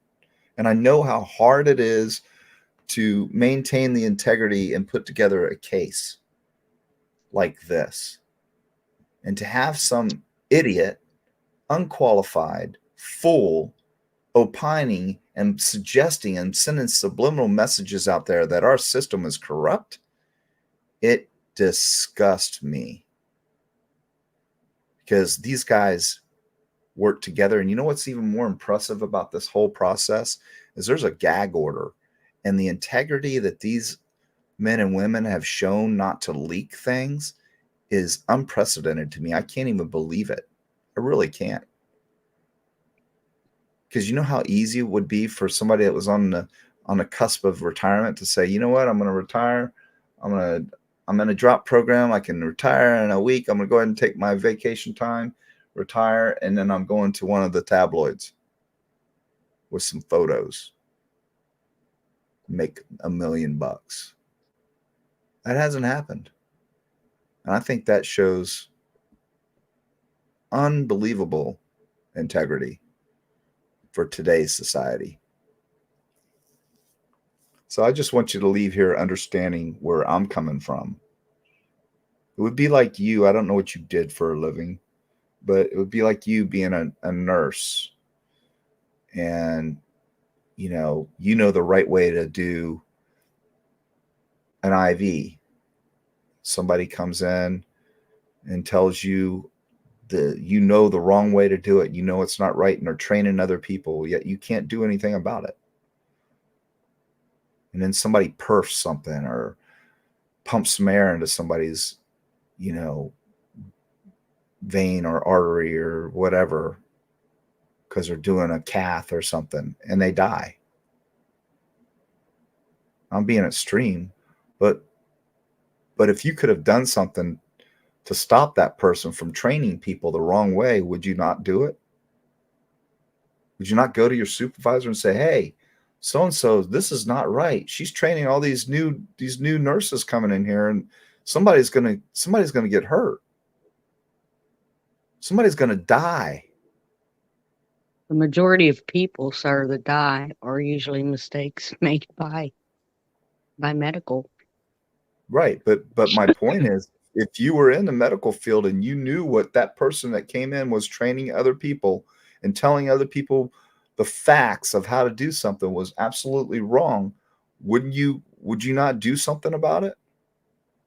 Okay, say I did, and I went to my supervisor and they didn't do anything about it. Then what do you do? Because Then you there's go a to lot of that HR. that goes on in Then health you field. go over That's their where I head. worked. You go to HR. You go What directly to if HR. what about if everybody would brush it under the rug, sweep it under the rug? So You you're think that implying that doesn't happen? I know it happens. I I know know it it happens. happens. I worked in healthcare. Yeah, Nobody wants involved in other. If you see abuse, you don't dare. You're horrified to tell anybody because then you'll have to go to court. You'll have to. Nobody wants to do that. There's a lot of hush hush that goes on. I'm sure in every, uh, thing that goes on in this world, there's hush hush, but a lot in nursing because that's where I'm from, and Well, it's just. that's what my fiance is. She's on the cardiac cath floor, and my mom is infection control. She just retired not long ago for Halifax Hospital here in Daytona, and she's a microbiologist. And I've been in the medical my whole family. My grandmother was a nurse at that same hospital, and she started an ALF, assisted living facility, which I pretty much grew up in. So I hear you. I understand. So, and a I mean, prime they would example, understand. They yeah, would they would understand what I'm saying. but you know what? I'll tell you a story. My mom was infection control, right? So if a nurse got a needle stick or a nurse was accused of taking someone's meds, she would be the one to bring them in and test them. That was part of her duties as infection control. So I was in the hospital. I had a kidney stone, and I was in there for like 8 days. And the only thing that would keep my pain under control, I forget which narcotic it was, but it was good. And it was the only thing. And you had to, I mean, it was like by the, you know how it is when you're doing meds, you got to figure out what your threshold is and when to push and when not to push, because, if you wait 30 minutes later, your pain's out of control again. So once you get that figured out, the nurses figure it out and they know when to push every 2 hours. Okay. So I know when my pain's starting to come back. And so they knew the time frame. So all the nurses would chart and tell everybody knew when to come in. So I get a new nurse. It was a weekend. She came in. She hadn't been my nurse all week. And she came in and she's like, "Oh, honey, sugar, I'll take care of you." All right. I said, "Now I'm looking at it now, and I know I'm going to need a push." And I don't even take aspirin. Well, I do now because I had a stroke. But so she comes in and she thinks I'm asleep. And I heard her come in. And so I kind of open my eyes and I watch her take my meds over by the window, and she pushes my meds in her own body. She comes And over, charted that you took it. she shorted it and took it. So she comes over and she pushes into my IV. Now I knew when I got meds because it would burn, right? She thinks I'm asleep. She pushes into my IV and she just does a flush. She doesn't do anything else. So she walks out of the room.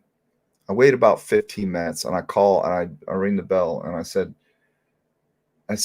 "Did you just came in here and gave me my meds?" And she said, No, honey. Yeah. Well, yeah, honey. You need some more? I said, "Yeah, I'm starting to have pain. She said, I'm not supposed to, but I'll take care of you. And I'm like, what are you talking about, lady? That's my meds.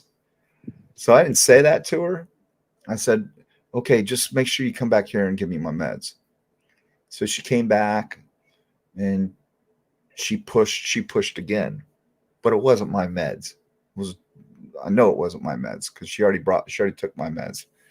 So in the morning, when morning rolled around, I had the charge nurse come in, or the head nurse come in, and I told her what happened. And she just looked at me mortified, like you said, like, oh shit, what do I do now? And then I had somebody from HR come up and start talking to me, and my own mother comes in and starts talking to me. And my mom's like pissed at me. I'm like, what are you talking about, Mom? She stole my meds. I know she stole my meds. Well, how do you know?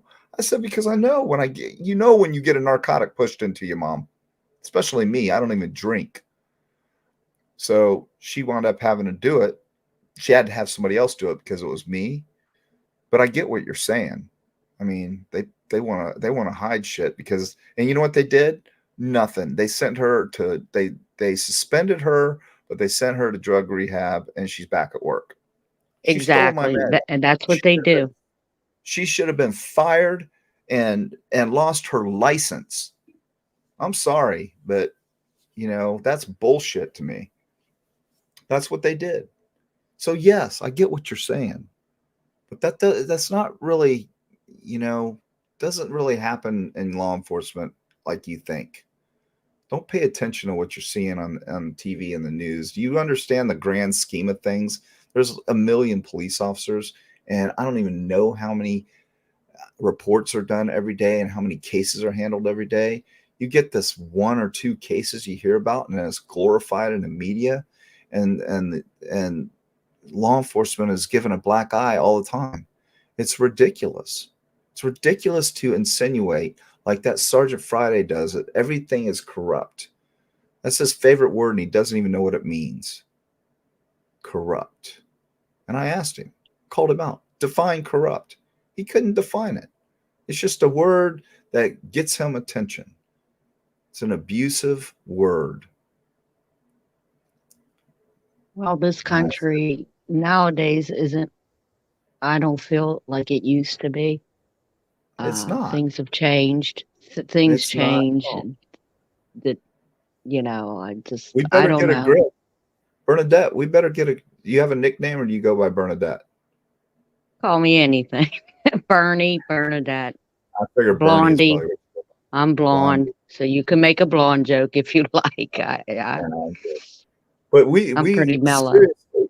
So the reason why me hearing this stuff and sitting here and listening to it and knowing that I can correct what they're saying with facts and teach people that what they're saying is wrong. It's so wrong. They don't know what they're talking about. Don't buy this nonsense, because this is not the way it is. This is not the way an investigation is conducted. This is not right. And for them to be able to sit behind a keyboard and get up on a monitor and somebody turn a smart TV on, perception is everything. So when you see that guy or that girl behind a TV monitor, and you are an older person and you're used to just seeing the news and you're not really used to all this internet stuff, what do you think that person? Do you think that person's lying, or do you think they hold some credibility? That's the problem.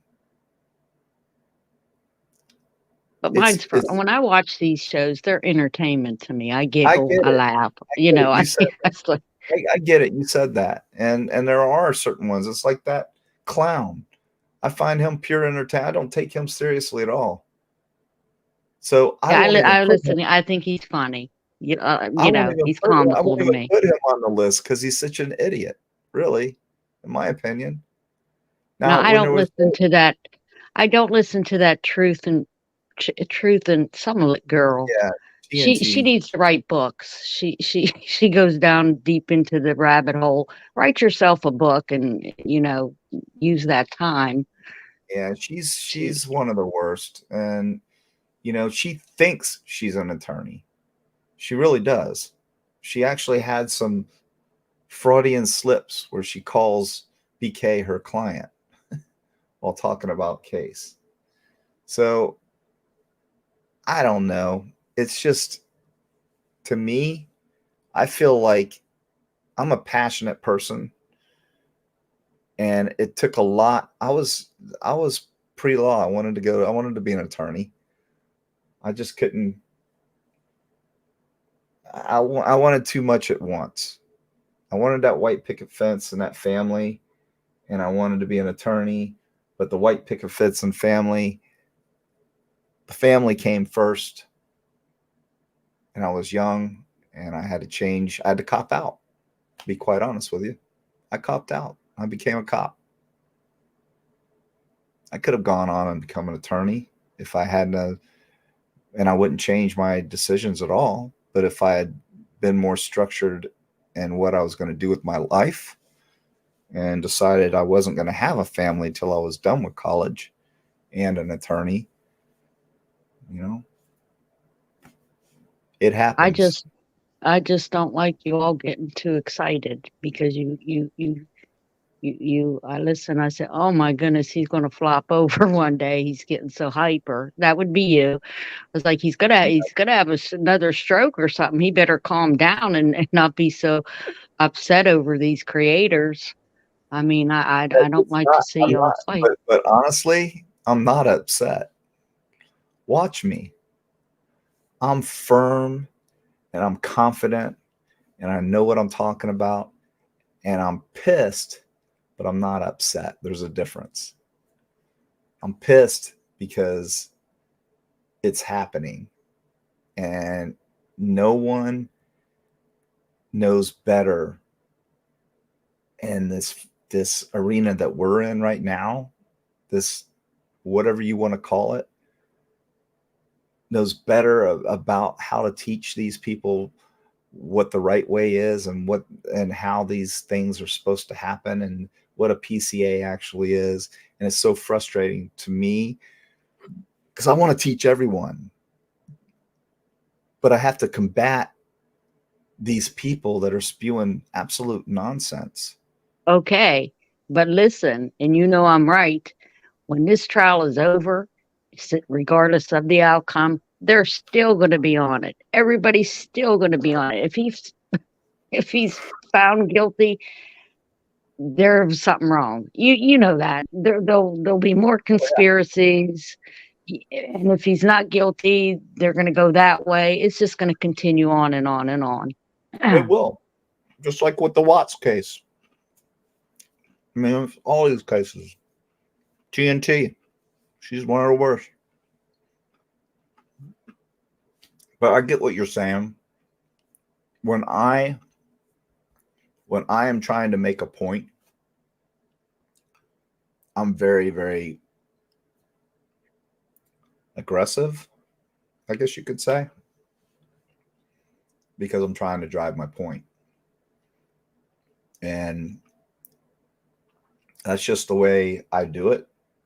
I exude confidence because when I'm confident about something, that's my passion in me. And when it comes to the point where you can't really be nice, Bernie,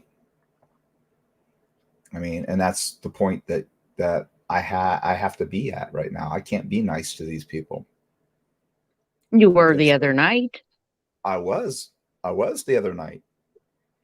But do you think that I can be nice to them now after what they did? After what they did? I missed what they did. I didn't catch all that. They went on 2 other shows and started just talking nonsense about me again. Immediately. After we had a kumbaya moment. So it just kind of, and they'll all get in a fight. His people on his side, this side, will get in a fight with him, and then they'll jump over to you, and then vice versa. They made a big deal out of me. You know how many mods that show goes through? It loses mods all the time. I lose a mod, and it's like, His whole show's falling apart. You know what? I picked up like 5 mods since Kelly's left. I could have, like, right now, if I wanted to have 25 mods on this show, I could have them. I could. I give them a choice if they want to come on tonight. If they don't come on, I had like 4 in here tonight. I didn't need any more than that. But they can all come in if they want to come in. Some just want to come in and hang out. But we got plenty of mods, and they're lining up. I just got an email today. Actually, Mindy has got one lined up for us. So I enjoy it, and I don't get upset. So don't think that. I'm just a firm guy. I truly wanted to get on. If I could get on every one of the and get on panel and give my outside look version, I would. And I figure I'd start with you. I mean, like I said, I listen to all of you. I have no favorites. I have no ones I dislike. You're diverse. There's one that sure does cuss a lot, that JB Gunner, and I giggle at him and shut him off because he's just. Can't listen to that guy. That guy is disgusting. I can't even believe he has a show. He pulled his. He pulled his you know what out and put it on the desk in a live show. Well, see, I didn't see that. I just like I said, I'm busy. And then he talks about beating his girlfriend and trying to drown her in the pool. That's right. I was going to drown that effing bitch, you know? And then he says that he hates black people. Now, how can this guy have a show? Well, he claims he's been on YouTube for 17 years and that he has several. I'm assuming he has several YouTube channels. I'm not sure, sir. He's not monetized. So when you're not monetized, you can get away with a bunch of stuff. But I think the FCC should get involved and end his ass, because I've got 2 of his shows. I've got the one where he throws his you know what on there, and everybody wanted me to bring him up. But you know what? That guy, he ain't getting no attention unless he pisses me off. He better just keep that guy's an absolute horrible person. Horrible. But he's not even. He's not even. I used to watch a show. A guy that promoted peace, positivity, and something else, till I watched him flip out one time. That's Dago's buddy. You're talking I about. haven't watched him since. That's got a one Dago show, and they had a falling out. What the hell's that guy's name? They did. And he lost his mind. I listened to him. I was like, well, so much for the peace and positivity. I got away from his channel. I don't even know if he has a channel anymore. And he talks like this. We're gonna have like peace and positivity. That's him. I'm like, whatever, dude. I bet you that guy's out one time bomb. He's a time bomb. That's a fake. To me, in my opinion, that is so fake. It's unbelievable. He's so fighting hard. He's fighting so hard to be like this, you know? Yeah, they were good friends at one time. And on the outside looking in, I was like, it's awful quiet. Yeah. Nobody's talking to one another. And then the next thing you know, he blew up at Dago. And I was like, wow. But it's comical to me, CJ was his name, right? Yeah. Evil CJ. Yeah, what craziness! What craziness did I get myself into to watch all these people fight amongst themselves? You know what? You kind of nailed it, like what I said earlier, and you picked up on it, the whole soap opera thing, because it's kind of like that's what it's become. It is. When you're looking inside, it's just as the world turns, right? Days of Our Lives, The Young and the Restless. Dun, dun, dun, dun. Nadia's theme. Dun, dun, dun, dun, dun, dun. Maybe I'll make that my song. Nadia's theme. However, I listen to everybody, whether it's you or you don't like this one, I still listen to that. Well, I mean, like I said, I'm busy at home taking care of my aunt, and it's just entertainment for me. 102 years old. 102 and a half. She's got to be one of the oldest living people in America. She keeps you on your toes, put it that way. No, Yeah, do you have her? Do you have her in the how old's the oldest person in America?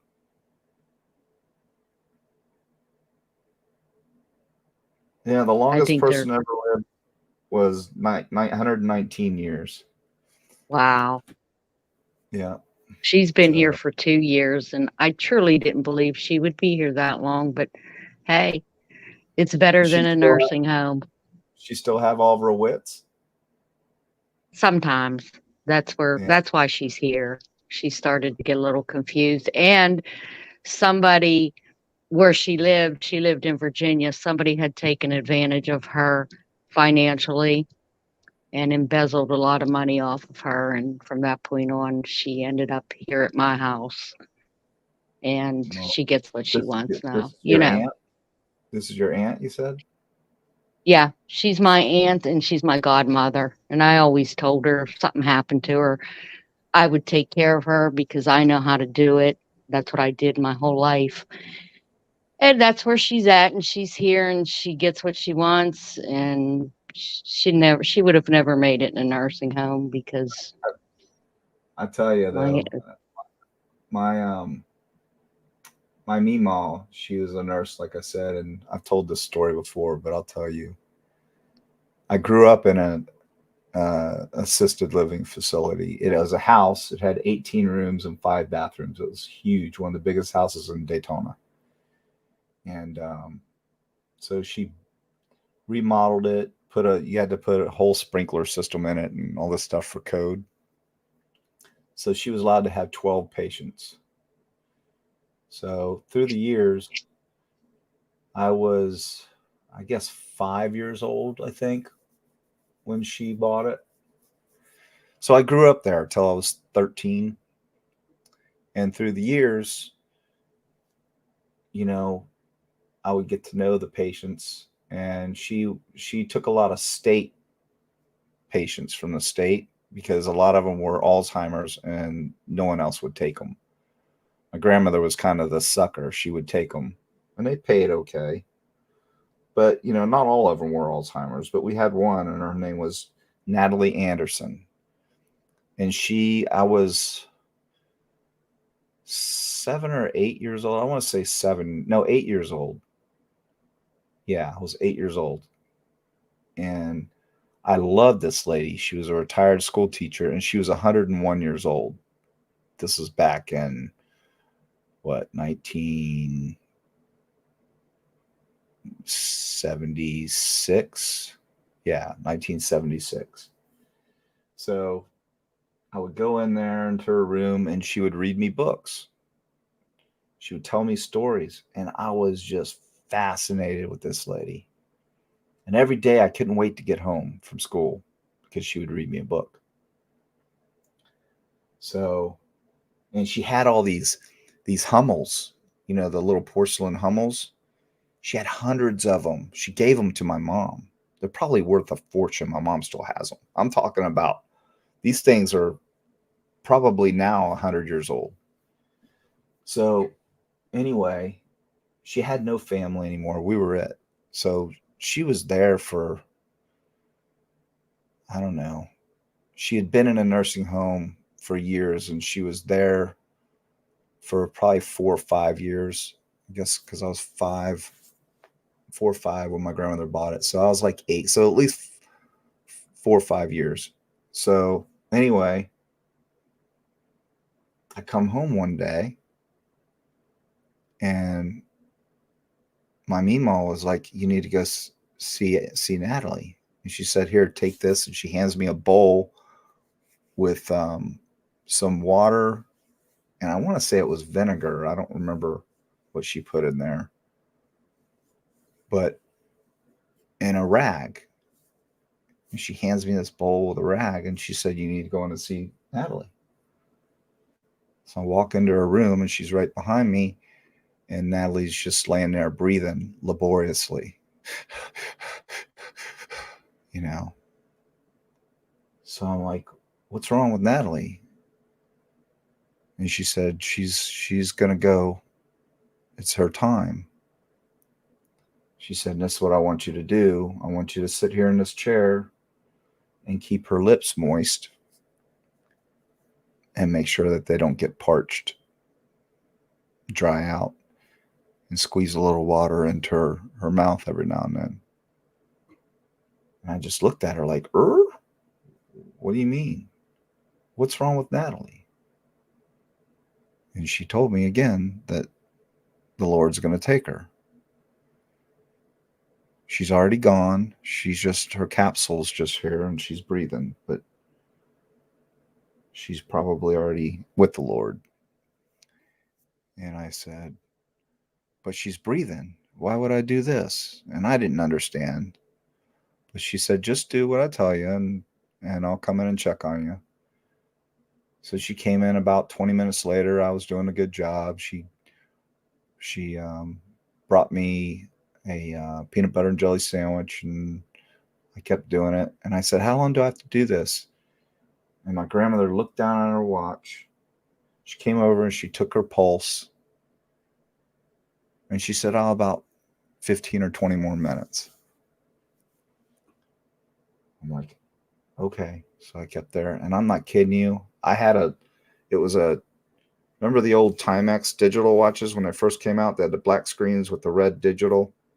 I set my timer, and I looked down, and she went, and I just put water on her, and she just did this. And that was it. And I looked at my watch, and it was 20 minutes. She was gone. So we'll fast forward about 30 years. And my grandmother, my Meemaw, calls me one day and she said, what are you doing? And I said, I'm getting ready to go to the mall. I got to buy a new suit because I had to go to Chicago for business. And she says, well, come get me. We'll go to Penny's and I'll buy you a new suit. I said, oh, you don't need to buy me a new suit. She says, no, I want to. I said, okay. So I went and picked her up. You know, your grandmother, she's kind of like, grandmothers are kind of like just bulletproof. Nothing can happen to them, you know? So I'm walking through the mall with her. We're passing Bel Clinzy's, and I came into the food court side, and I wasn't even thinking about it. I could have parked right in front of Penny's, but I came into the food court side because I figured we'd get a bite to eat. And so we got a bite to eat, and we were walking. We had to walk all the way to the other side of the mall, and she was just dragging her left leg and breathing kind of hard. And I said, let me get you, do you need a chair? Do you need a wheelchair? I'll get you a wheelchair. She says, no, honey, I just haven't walked in a while like this. I need to walk. And I said, all right. So I had to really slow down. She refused to let me get her a chair. We got there, got my suit, heading home. And I was working. And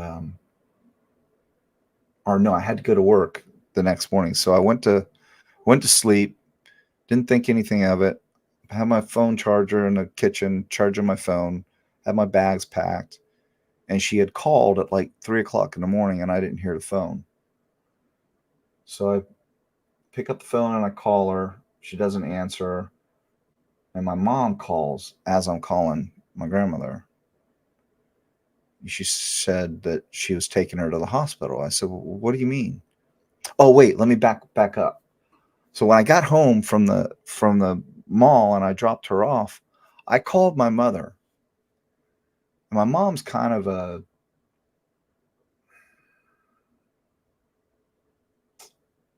don't want to call my mom the B word because she's just, sometimes she's just not very empathetic. So I call her and she's like, I tell her, I'm like, hey, I had Meemaw at the mall, and she's kind of breathing hard and walking. Well, she's getting old, John. And I said, no, this is different. She was literally dragging her leg, Mom. But she's getting old. What do you expect? She's 72 years old. I said, okay, Mom, I'm just telling you. So lo and behold, that night, she calls my mom.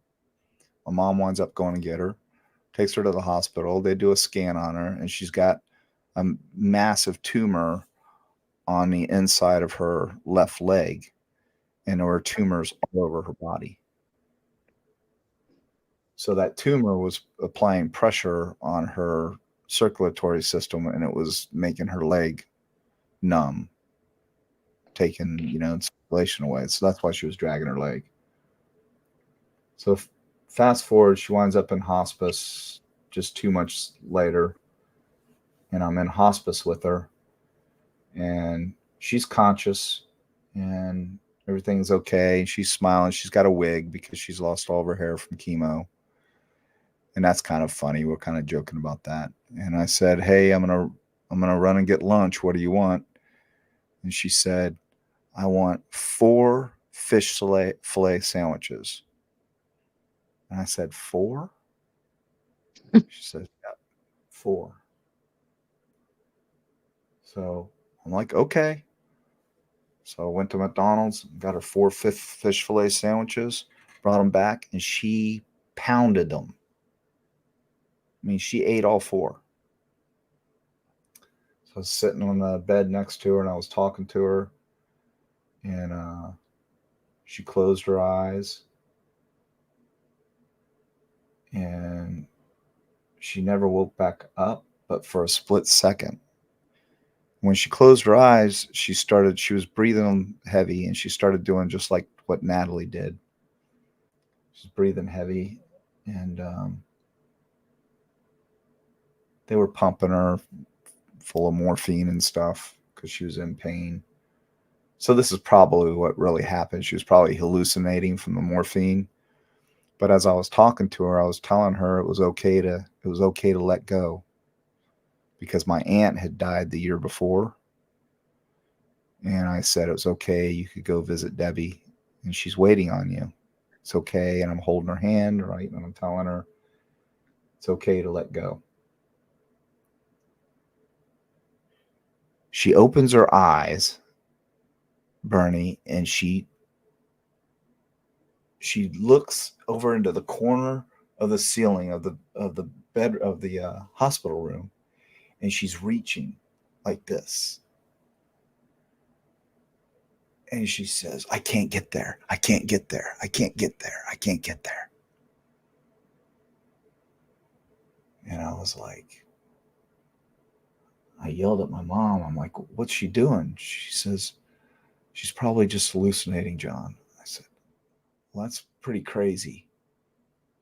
But she can see something in the corner of the ceiling. So about then, she defecated. And so I went and got the nurse. The nurse says, okay, honey, we'll clean her up. Those hospice nurses are just a godsend. So I stepped out of the room. My mom stepped out of the room. They cleaned her up, came back in. They had her resituated, all nice and tucked in the bed. And she wasn't breathing hard anymore. And I said to the nurse, I said, she's not breathing hard anymore. She said, well, that's because we remanipulated her and moved her around. And I said, no, but she's not breathing. She said, no, she's breathing. She came over and she took her pulse. She said, yeah, she's okay. I'm like, I said, I've been sitting with her for 8 hours and she's been breathing like that. And all of a sudden she's going to stop breathing like that. She said, she's okay. So I'll sit back down to her and I start talking to her again. And I'm watching her carotid artery flutter. And I stick my hand under her nose. And I'm like, Mom, she's not breathing. And then that was it. Her heart stopped. So she wasn't breathing, but her heart was still But the whole time, The moral of the story is the whole time I had one of those, it's a little sponge on a stick now that they use to keep the mouth moist. And the whole time I was talking to her, I was telling her, do you remember when you taught me how to do this with Natalie? And now I'm doing it to you.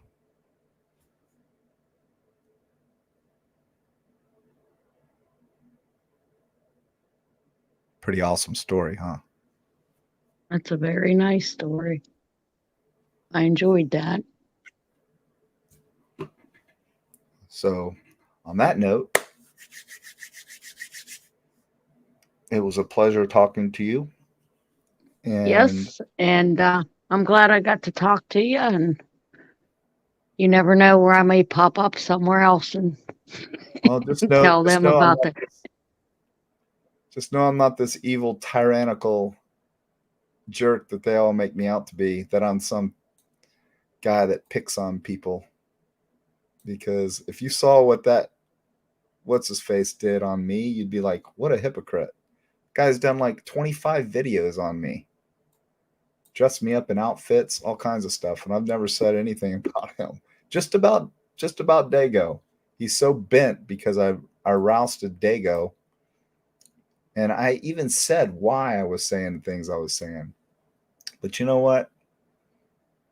Dago went at me, accused me of being on steroids, all this stuff, and it actually says, oh, I don't have a neck because I did steroids. I'm like, did he actually just say that?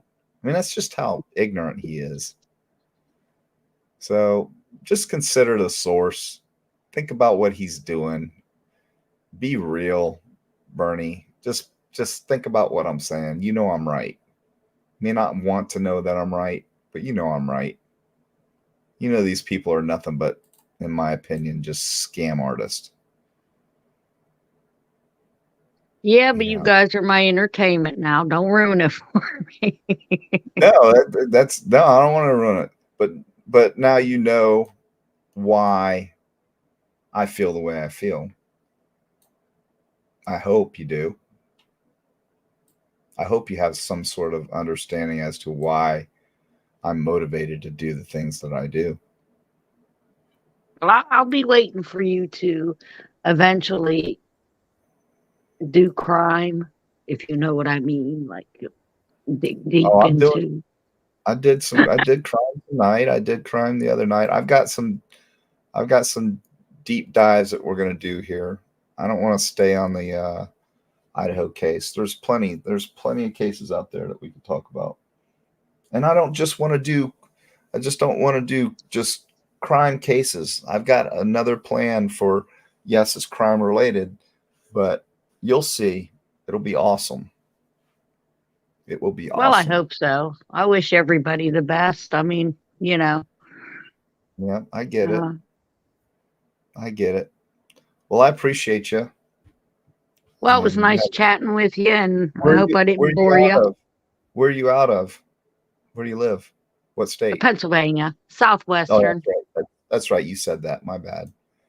It's good. We're supposed to get maybe some snow this weekend. Oh, there you go. They're saying a big snowstorm, so I'll be here listening to you guys. Nice to visit, but you can have that cold weather. I don't like the cold, but it is what it is. I'm in Daytona. Well, oh, I wish I lived in warm climate. Just south of Daytona, a town called Port Orange. And yeah. My family's in Pennsylvania, and you know how that is. I just stick with my family. That's right. Well, and I I'm appreciate taking care of my aunt, but well, God bless you for doing that. Yeah, she said the reason that she's lived her long life is her faith in God. And then I turn my head and whisper to my sister and say, she's never been married or had kids. I said, that contributes too. You know what's funny? Natalie had never been married and had kids either. She was a school teacher, though. But she'd never had kids, never got married. Yeah, huh. I think that contributes to it too. You know, they don't have the worries and you know, things like that. But her faith in I, God, and I I took tell care of her, my you I know, took care of my great grandmother too, and I think she was 93 when she passed, but her name was Mimi. That was her real name, Mimi Brantley, and that was my grandmother's mother. And my grandmother went up and got her when I was like, I don't know, 4 or 5 years old, and brought her back. And she lived with us, right? And she was straight up out of the sticks of Kentucky. I don't know what town, but the sticks. And she dipped snuff. She'd been dipping snuff since she was 11 years old. So she was highly addicted to snuff. And she was this little tiny, she was 4'8", weighed barely anything, but she dipped that snuff, and it was this little silver, can like this. And my grandmother wouldn't let her have it anymore. so she would hide her old snuff cans, and she was re-dipping her snuff from forever. That's how how disgustingly addicted she was to that stuff. My grandmother refused to buy her anymore, so she had all these cans scattered around. They're spittoons, basically. And I get home from school, and she says, "Hey, baby Johnny, come here." And she'd come run at me. She'd have this snuff hanging out from out of her mouth. And I'd be like, "Oh, shit. Don't kiss me." Good times. yeah, those are memories that we'll always Yeah. keep. Yeah. And it was nice chatting with you. I hope I didn't bore you all or make you No, mad. You didn't seem to be mad, but no, I'm not mad. I don't get. I see. You think I get mad? I don't get mad. I just wanted you to see what a person outside sees when they come in here and watch all you guys. It's just interesting, to say the least. I pretty much know that we're a rootin' tootin' bunch of soap operas. I said it. I said it yesterday. That's what we've become. All righty, I'm going to let you go, John, and I'll be listening to you. God bless you. Good night. Good night. Bye-bye. What a nice lady. See? She kind of told me how she felt about all of us. She didn't like the fact that I made fun of Dago. But she may understand now why I did what I did. And I would do it again. Because it got results.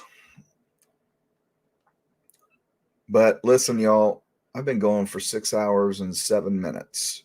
And I was only going to go for an hour and a half, 2 hours. So once again, we are excited to have you here and to stay this long. We've got 130 people in here right now. That's pretty awesome. If you can go down and if you haven't clicked that little thumbs up button or subscribed, it's all free and you don't get notified or anything unless you ask to be notified. So please click the thumbs up button and the subscribe to help the channel get into the algorithm. And if you have any friends or family that like true crime and like a little comedy and just like to come on and talk and shoot the jive sometimes, I'm your man. So we appreciate you. And I want everybody to have a blessed 2024. Good Lord. 2024.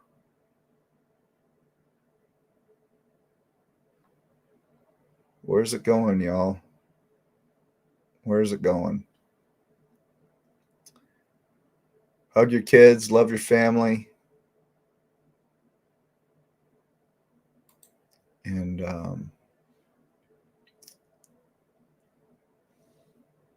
God bless America. What else can I say? Peace.